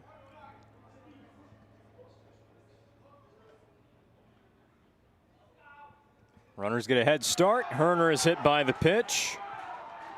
Second time he's taken one. Bags are full for Merkel. And for Century, time to step on the gas. They lead by 3. They have 3 base runners. And with Coach Stenberg walking out of the dugout, likely a pitching change for the Magicians.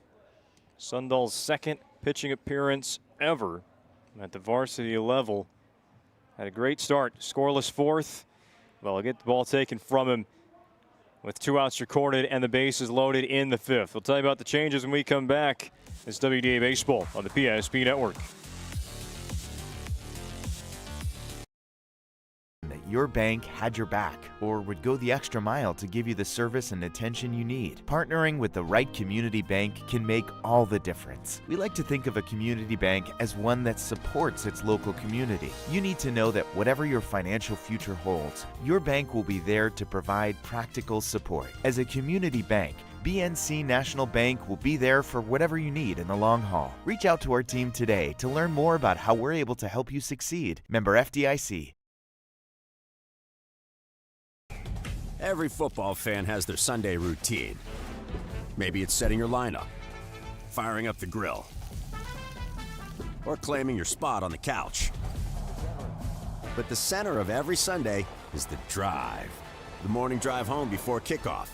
The drive to your buddy's watch party. Wherever you're headed, we can take you there.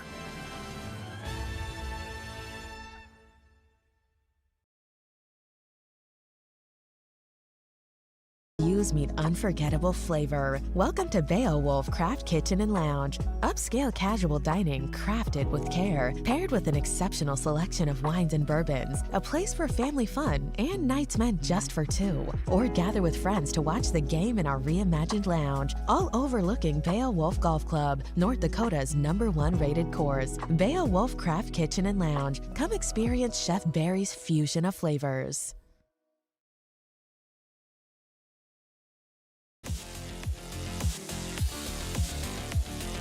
Serve Pro pitching change for Minot.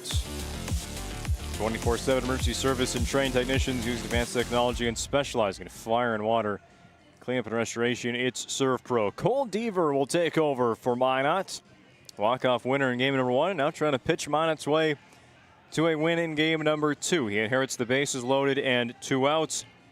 And the first batter he will face is Jordan Merkel in this situation.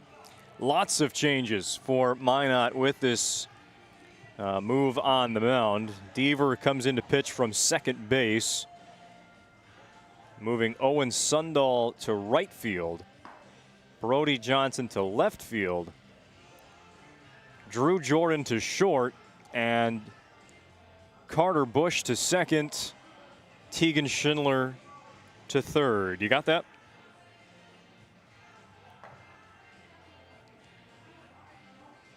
Only Peyton House stays put at first. Oliver DeShaw is still the catcher. Remington Anderson still in center field. Other than that, all new positions here. For a bases loaded, 2 out at bat for Jordan Merkel.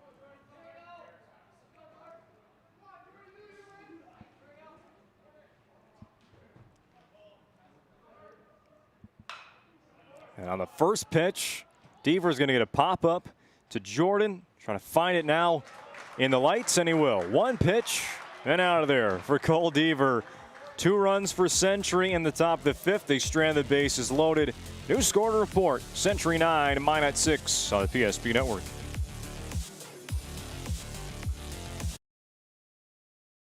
Eight gallons of homemade ranch dressing every day, so you can smother your dinner salad with it. Dip those crispy golden French fries in it and dunk your breaded chicken strips. You can even cover your... Wait, no. You can't put ranch on steak. Or can you? Shots Crossroads. Don't forget the ranch.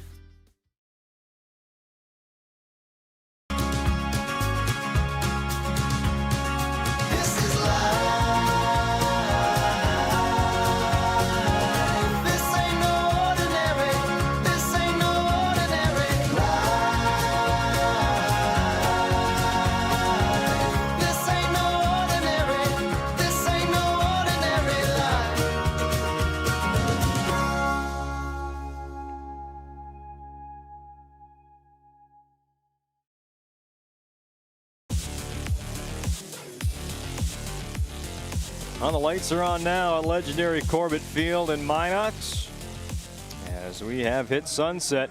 The sun is setting later every single day. That's a good sign. But we've also made it to sunset here just after the 9 p.m. hour in Minot, and still with some baseball to play. Bottom of the 5th. Century leads Minot 9-6 on your BNC National Bank scoreboard. Game 2 of our doubleheader. Game 1 was a thriller game 2. Definitely in the same conversation. Joey Krolick's going to come out and pitch the 5th. That was kind of the big question while Century was at the plate. They were warming somebody up. And again, 6 runs have scored. Minot has 9 hits. You'd say maybe it's time to look somewhere else for Century, but letting me know, and Joey Krolick is one of their leaders, if not the leader of this team. And if he's going to be able to pitch this Century team to a victory, you'll let him do it, because he is only at 67 pitches. And 48 of it strikes. Here's the 2-2. Gets Carter Bush to roll over to second base, fielding it in the hole, and retiring the leadoff man is Emmett Pale. 1 up, 1 down for Krolick in the 5th. You get in a situation like that, though, it's this kind of middle inning right here that is going to decide if Krolick gets a 6th inning as well. If he can breeze through it, no runs, then might as well give him the 6th inning, but run into another jam, and Century may be looking for somebody to fill in.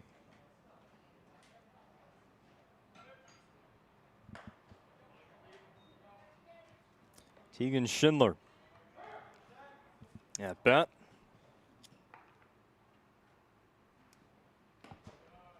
Kind of slipping, it seems, or unable to land a little bit on the turf mound. Was Krolick, and that ball flew out of his hand. And trying to find a good middle ground here against Schindler. 3 balls and no strikes.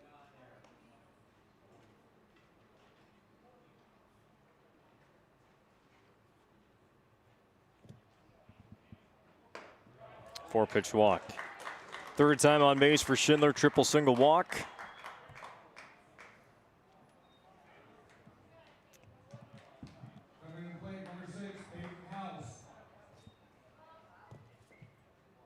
Peyton House in this game 0 for 2.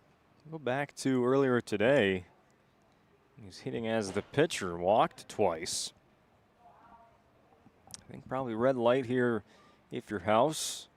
At least C1. And now you keep doing the same until there's a strike on you. Always a chance Schindler can run at first. If you're Minot, probably the time to dial up that base running aggressiveness. Another miss by Krolick. Especially a pitcher right now that's so focused on just getting the ball over the plate. Good time to run, or maybe if you're Krolick, good time to just break things up and move over to first. Instead, just keep pitching, just playing catch.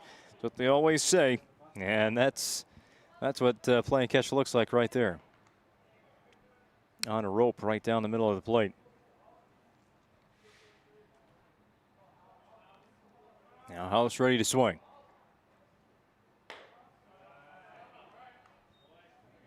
Three balls and a strike.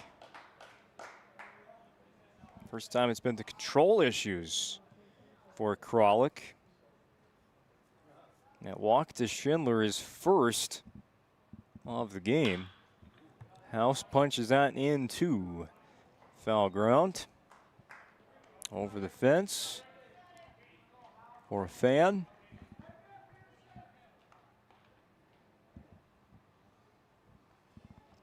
Full count. One of the 2 seniors in the lineup tonight on senior day for the Magicians. Ground ball back to Krolick. He can turn to second for 1. They'll go to first for 2. Not in time. It was just by a step. House was ahead of that throw. See it again on the Ryan replay. Great snatch there by Krolick. But the return to first base just a hair late. Still a runner at first for Minot, but there goes another out.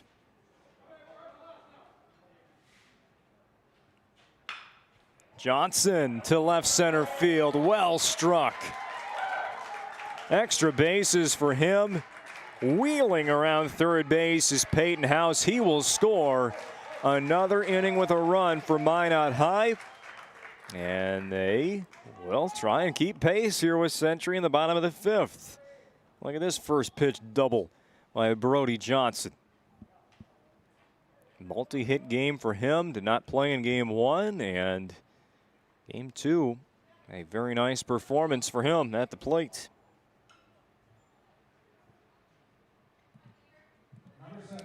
Give Cole Deaver another try. He struck out twice against Kralik. Our 23 has had his number, but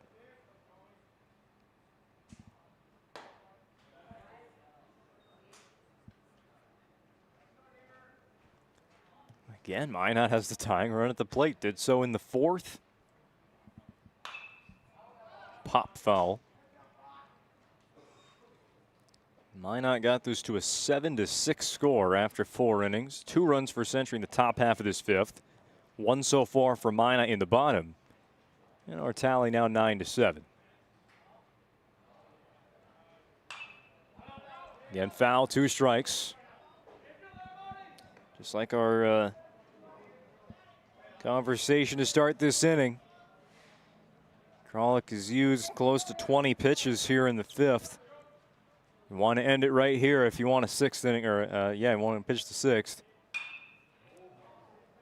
In the air towards the foul line, and not even going to get to the warning track. That was pretty close to being a fair ball.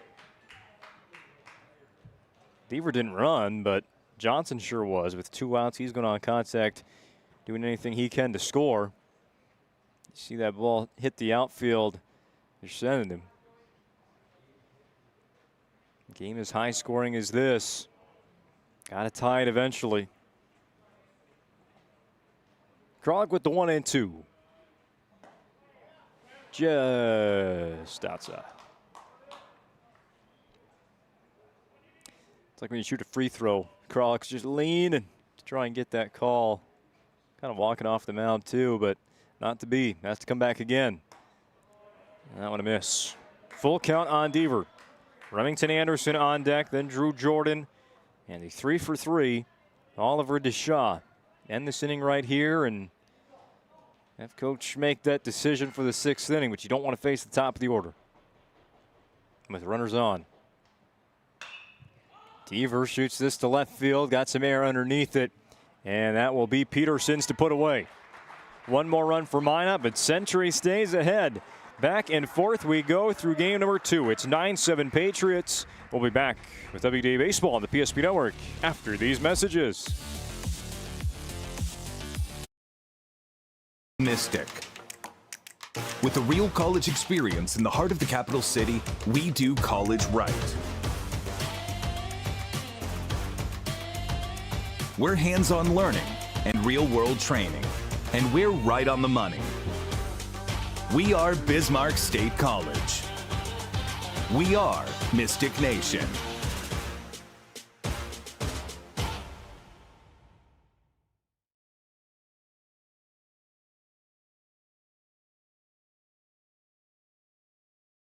This pages in a history book, a time gone by. But even in this modern world, there are new frontiers to conquer. Whether you're tending the land to grow a better tomorrow or growing a business for new opportunities, the work you do powers the world. Exploring the frontier means stepping forward, shaping the future for yourself and for those around you. First International Bank and Trust, helping you live first, one step at a time.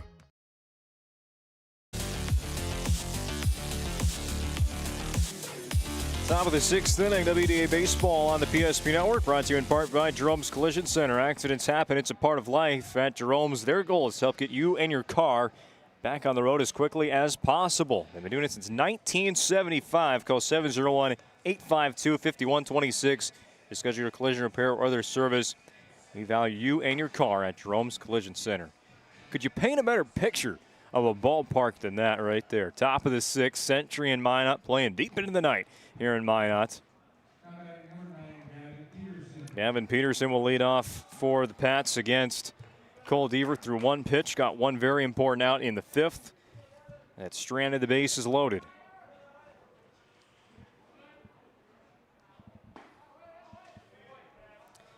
Well, final scores in from doubleheaders around the WDA already. Bismarck High salvages a split with St. Mary's.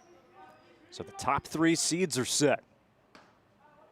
Peterson slides out of the way of a ball that was in slow motion about to hit him.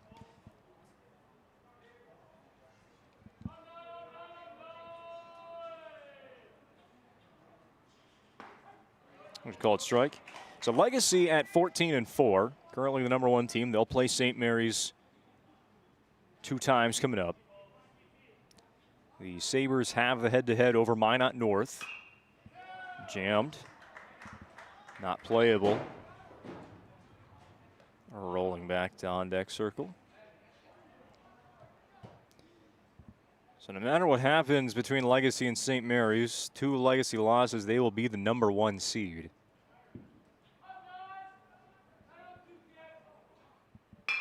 Grounder.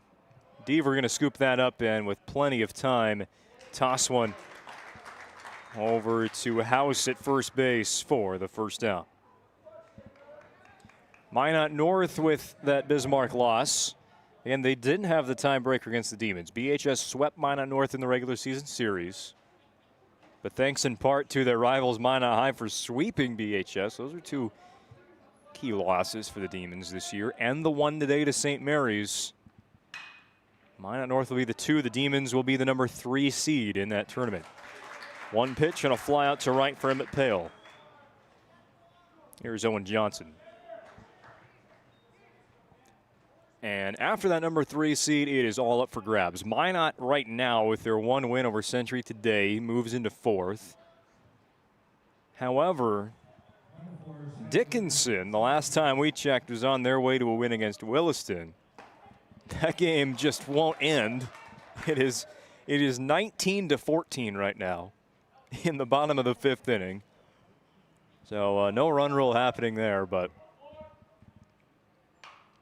ooh, awkward swing there from Sander Sogsveen, who is actually pinch hitting for Johnson. He is thrown out at first base. Sticking with it was Bush at second. It's a 1-2-3 inning for the Patriots. Our quickest inning of the night. It's the easiest way to feed your friends. The hard part is picking your sub. That's why we're having a draft. With the first pick, Sarah from Carolina selects number 13, the original Italian. You know, I trusted my gut, and that's exactly where the sub's gonna go, so. Hold on, we've got a trade. Jake traded his second pick with me, because I'm starved. Freshly sliced subs to go, wherever you and your friends go. Jersey Mike's, a sub above.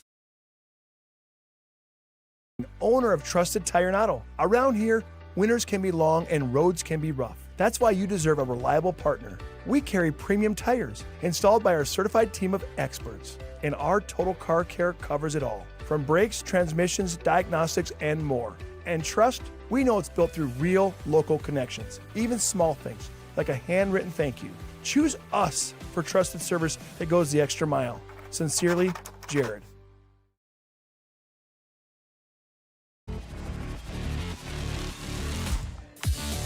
Oh, why was Owen Johnson pinch hit in the top of the 6th?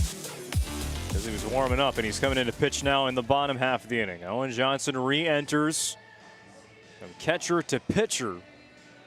And the day is done on the mound for Joey Kralik. I don't believe he was moved anywhere defensively, so his bat is taken out of the lineup. We've seen this before, though.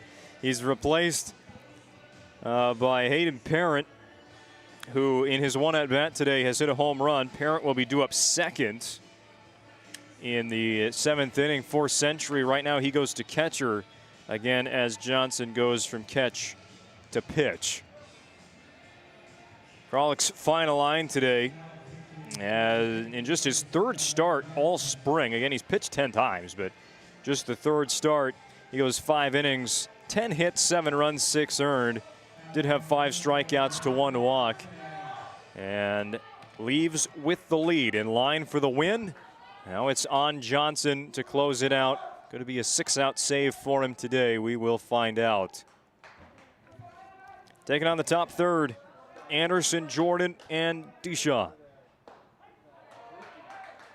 Strike 1.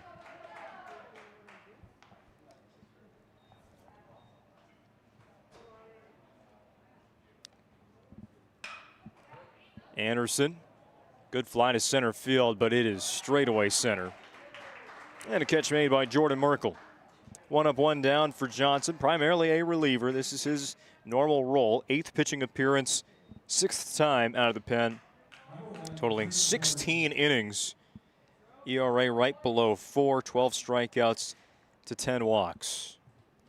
Just learn from Kralik right before him. Just keep it in the zone. Might hit you, but the walks will compound that run.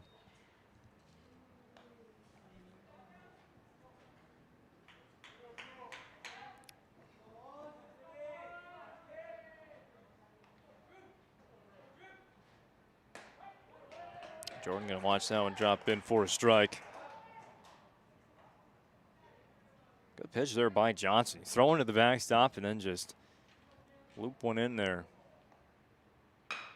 Now Jordan will hit a high bouncer to second base, and that took just a wild hop past Emmett Pale. Usually the bounces here at Corbett are pretty friendly. It's the same turf here in Minot as it is in Bismarck. These Patriots are used to it, but there's the high bounce, and then that second one always going to mess with you as an infielder. So much added spin once that ball lands a second time.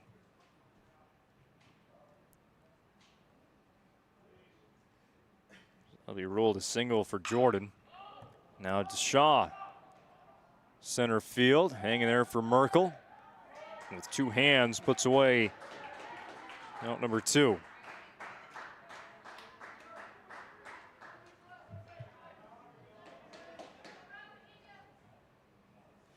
Here comes Brock Thompson, a 2-run game in the bottom of the 6th. Magi hoping to get at least 1 from this. The Jordan single. They've scored in every inning but the 2nd, but still trail 9-7.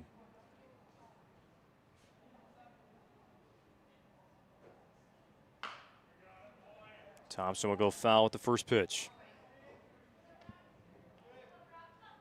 7 hits and 35 at bats for Thompson entering play today. He is 0 for 2. The sacrifice. Just 3 runs batted in. This is the breakout moment, if there ever was one late in the season. Anything to reach base and keep things moving for the Magi late in this second game. Looking for a sweep, looking to stay in 4th by night's end, and then wait for it all to play out between Century and Dickinson. 2 days' time. 1-1. Before that, it's a pickoff move by Johnson first.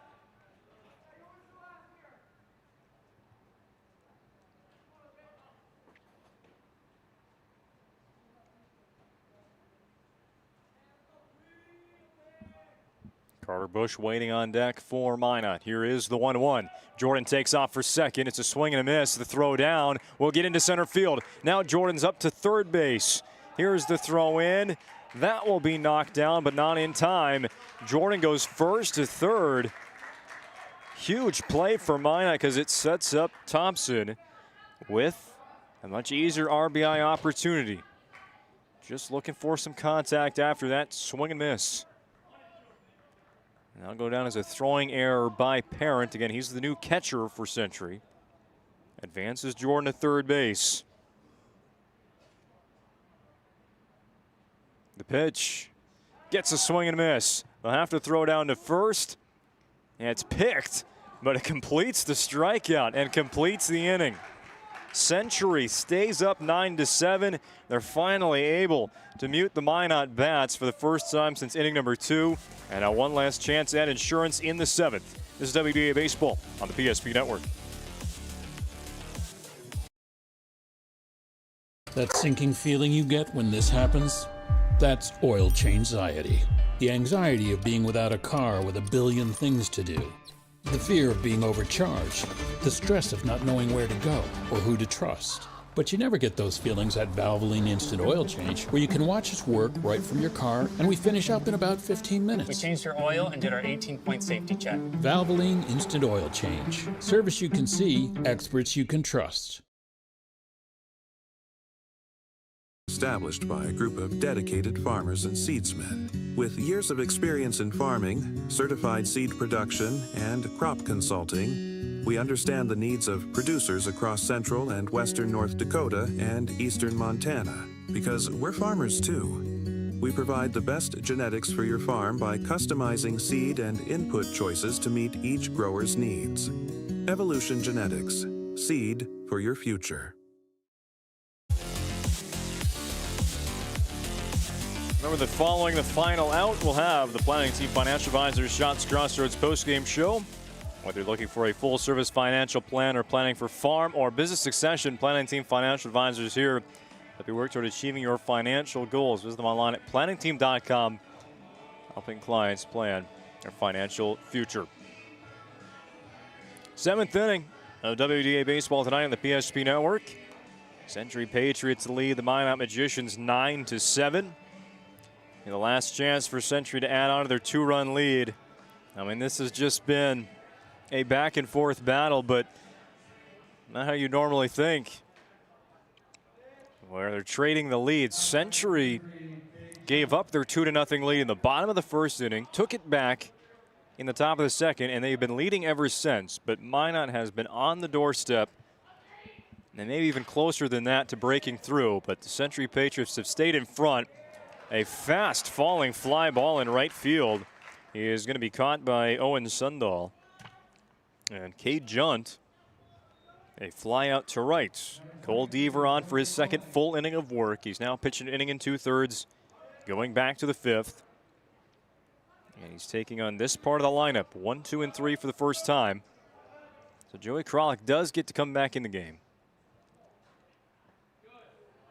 To bat in place of the new catcher, Hayden Parent. And he was penciled into the lineup card as pitcher NDH, so that means he gets to keep his spot in the order.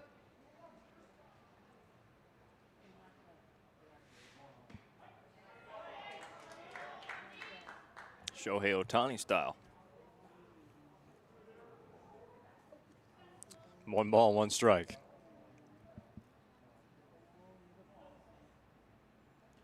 Look out.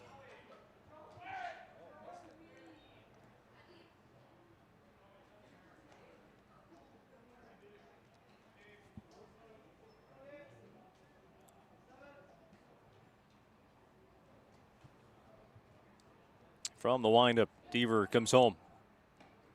Another miss, 3 balls and a strike. Probably fine to pitch around Kralik. He's reached base all 4 times. Jackson Herman, although he's got the best OPS in the conference, has had a tough day today. Kralik with contact, fly ball to right. Another one for Sundahl. Another out. Well, if Herman cannot extend the 7th inning, it will turn to Minot needing 2 runs. Bush, Schindler, and House 2 up for Minot. Both of the seniors on senior night will get a chance to bat in the 7th inning.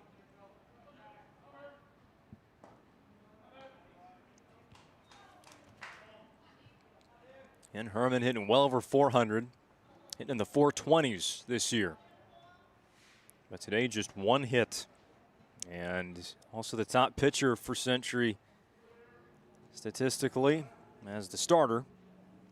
Went just 2 innings in game number 1. Looking for a late turnaround here to his day. At least end the day strong. Sitting on the pitch, grounding it to short. Jordan sliding to the first base bag. Will put away that 3rd out. Quick and easy for Cole Deaver as he goes 7 up and 7 down his relief appearance. It sets up the Magi for some more late inning heroics. 9-7 on the final half inning next on the PSP Network.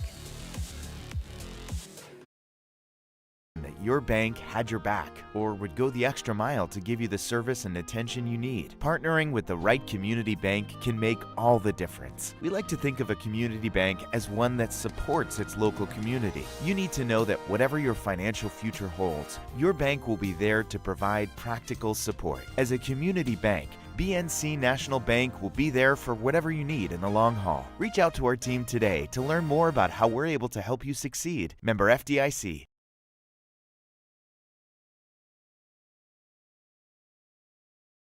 partner for commercial and business loans. We not only provide lending you need to grow your business, but we also reinvest in our communities. We believe in strengthening our businesses and creating opportunities for success. Choose Dakota Community Bank and Trust for your commercial and business loans, and together let's keep our communities thriving. Serving the community, looking out for you. At Dakota Community Bank and Trust, that's what we do.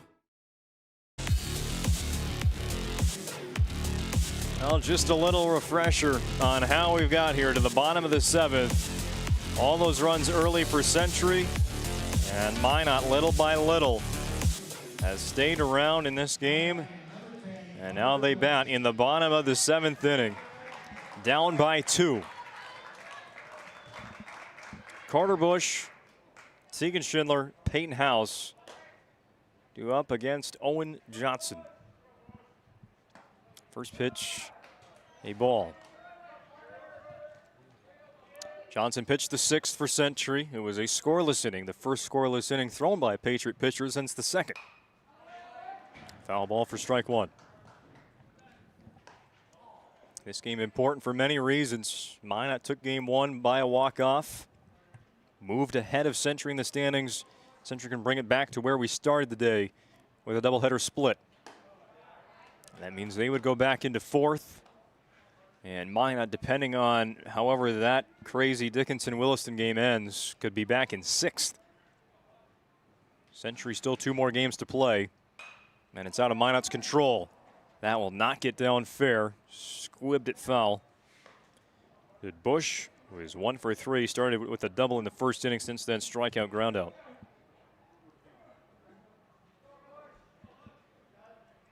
2-2 from Johnson. Would have been hit by pitch.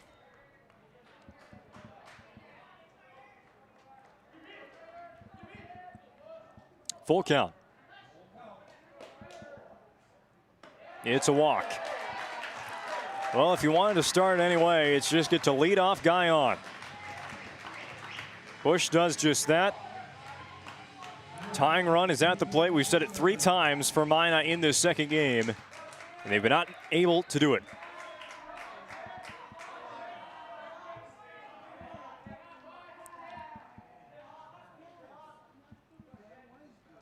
Tegan Schindler has gotten hot at the plate once again, playing his best batting baseball at the right time. They close out the season. 5 multi-hit games in his last 7, including tonight. A triple, a single, a walk in 3 plate appearances for Schindler. He's been moving around the infield. Can he stay consistent in the left-handed batter's box?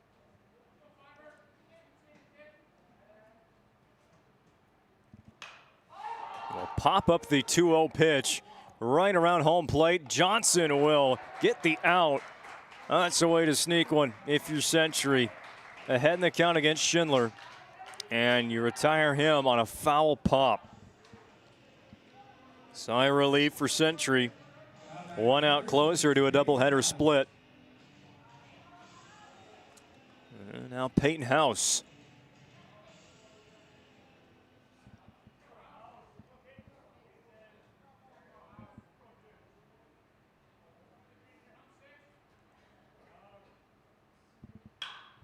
He will go to left field with this.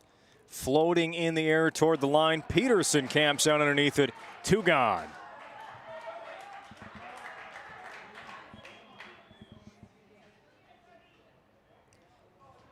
Well, Johnson just 1 more out to get to complete the 6-out save. Still the tying run is up for Minot in Brody Johnson.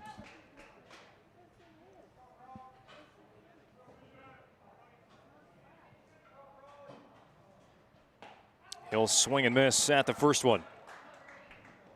Century at 12-13 overall.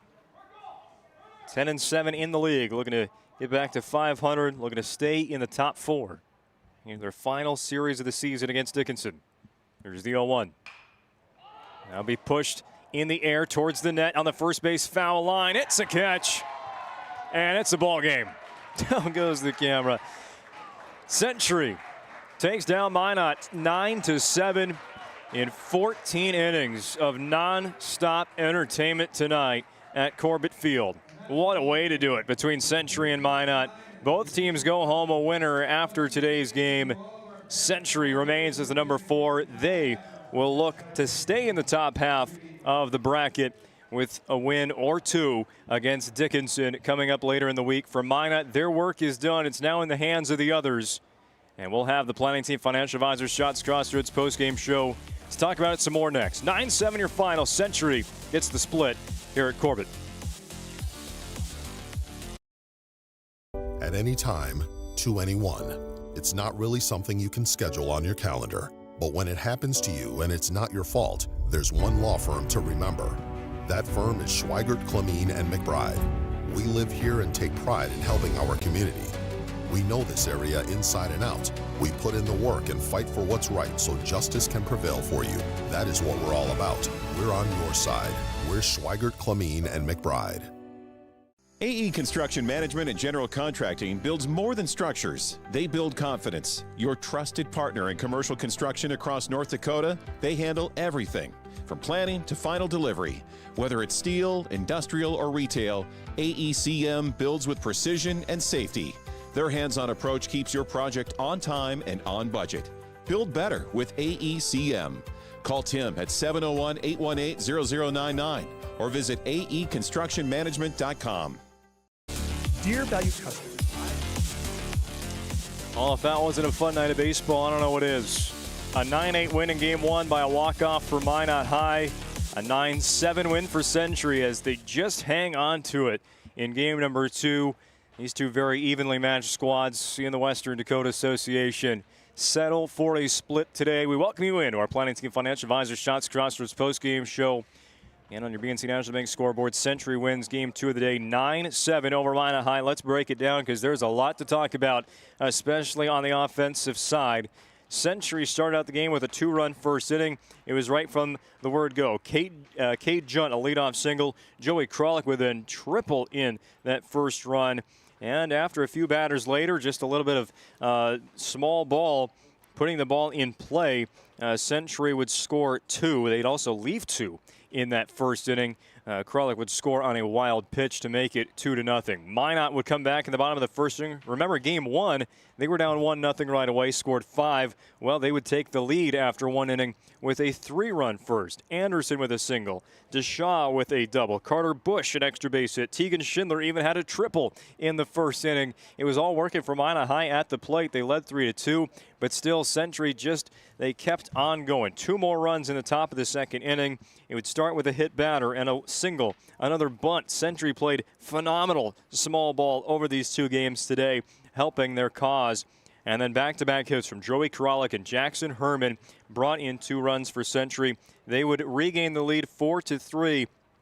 And somehow, some way, over the next 6 innings, they wouldn't let it go. Although Minot High, they threatened it a lot. A scoreless bottom of the second inning kept Minot behind. Century would then put up 3 runs in the top of the third. They led 7-3 at that point, but don't count out the Magicians just yet. They'd scratch across 1 run in the third, 2 more in the fourth, and then in the 5th inning, with it at a 1-run game, Century would add on just a little bit. 2 runs would score in the top of the 5th for the Patriots as Junt, Krolick, and Herman, again, the top 3 in the lineup, they came through. A fielder's choice that Junt reached on, breaking up a double play. Krolick then a base hit. Herman drew a walk. 2 runs in. Maxon Opdahl also had the RBI single to follow that. Century would go ahead 9-6. Minot gets a run in the bottom half of the 5th inning as Schindler, House, and Johnson, that was a good part of the lineup today, they would all get on base. Johnson would bring in House with that double. House scoring all the way from first base to make it 9-7. And then, as your BNC National Bank scoreboard implies, the relief pitching held on in the end. For Minot, it was Cole Deaver. He pitched 2 1/3 scoreless. The end of the 5th inning, he left the bases loaded. And then scoreless 6th, scoreless 7th. He did not allow a base runner to reach. 7 up, 7 down for Deaver as he held the Patriots at 9, but it was Owen Johnson, the 6-out save, to shut it down and pick up the win for Century today as Minot brings the tying run to the plate with 1 out in the 7th, and they do not score at all. Century comes away with the win at 9-7. The Patriots go for 9 runs on 11 hits with 1 error in the field. Minot high, 7 runs on 10 hits, 1 error. Starting pitcher lines in this one. Grady Wepler got the start for Minot. He went just 3 innings, 8 hits, 7 runs, 5 earned, 3 strikeouts, 1 walk, 3 hit batters. Definitely not a starting performance that Wepler would have wanted today. But again, these offenses, they were just rolling. So it was tough to pitch at all. The one thing you just had to do in this game was limit the walks, limit the free passes. And there was 4 of those by Wepler, which really drew up the pitch count to 71 over 3 innings. Owen Sundahl pitched nicely for Minot, just his 2nd pitching appearance. Inning and 2/3, eventually would run into trouble there in the 5th inning, giving up those 2 runs that Century would win by. And then, of course, Cole Deaver, 7 up, 7 down in relief. He did the job, but no offensive support in the last innings. Joey Kralik, 5 innings of the start. He powered through those 5 innings. They were not easy to get through. 10 hits, 7 runs, 6 of them earned, 5 strikeouts, just the 1 walk for Kralik. 82 pitches, 56 strikes. That's how you draw it up to get the win. And Owen Johnson, 6-out save, going 2 innings of shutout ball, just 1 base runner on the walk in the 6th and the 7th innings combined.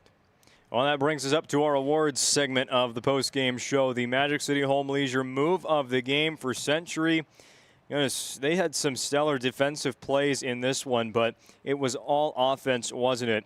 And that 5th inning, to get those 2 runs, to load the bases, to put the pressure on, it was the 2 runs that they would win by. Maxon Opdahl with that base hit, following Joey Kralik with the 2 RBI singles in the 5th inning. I think that's where it's got to go for Century today. Not to forget, actually, you know what? Changed my mind. That fly ball, the sliding catch in left field. Gavin Peterson.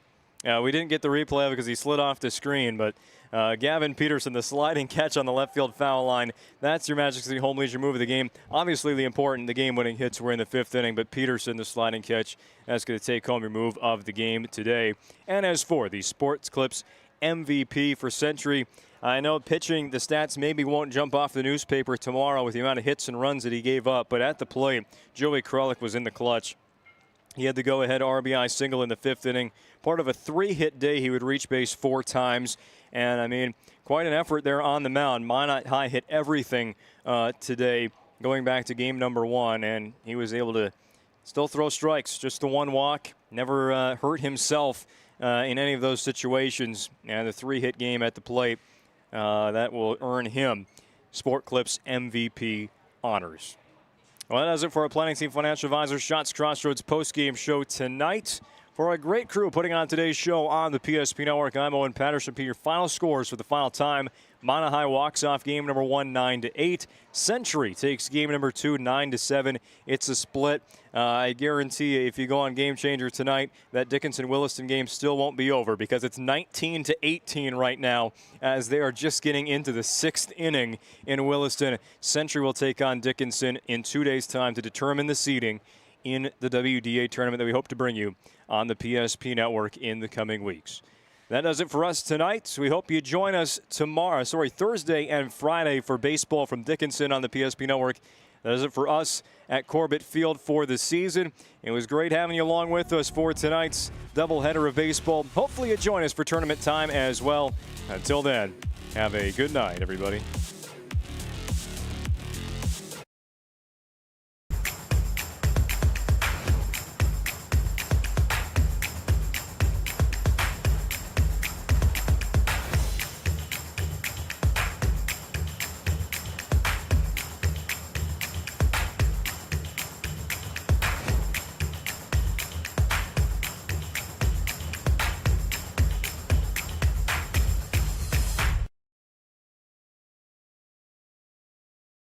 We started with small beginnings, and just like the visionary entrepreneurs we serve, we turned an idea into reality.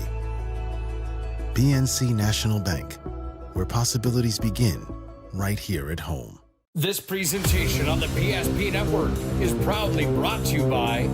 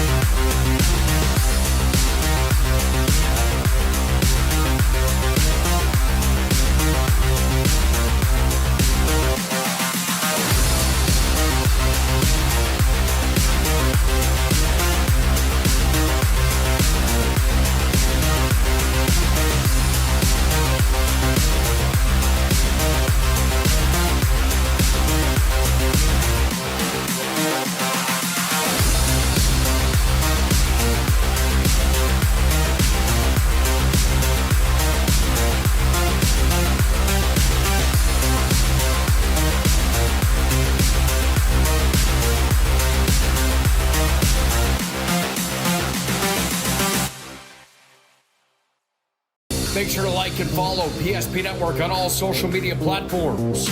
PSP Network, it's game day. Sometimes life gets messy and accidents happen. So when life gets messy, ServPro's ready. Call ServPro of Minot, Bismarck, or Williston today. Every football fan has their Sunday routine. Maybe it's setting your lineup, firing up the grill, or claiming your spot on the couch. But the center of every Sunday is the drive. The morning drive home before kickoff. The drive to your buddy's watch party. Wherever you're headed, we can take you there.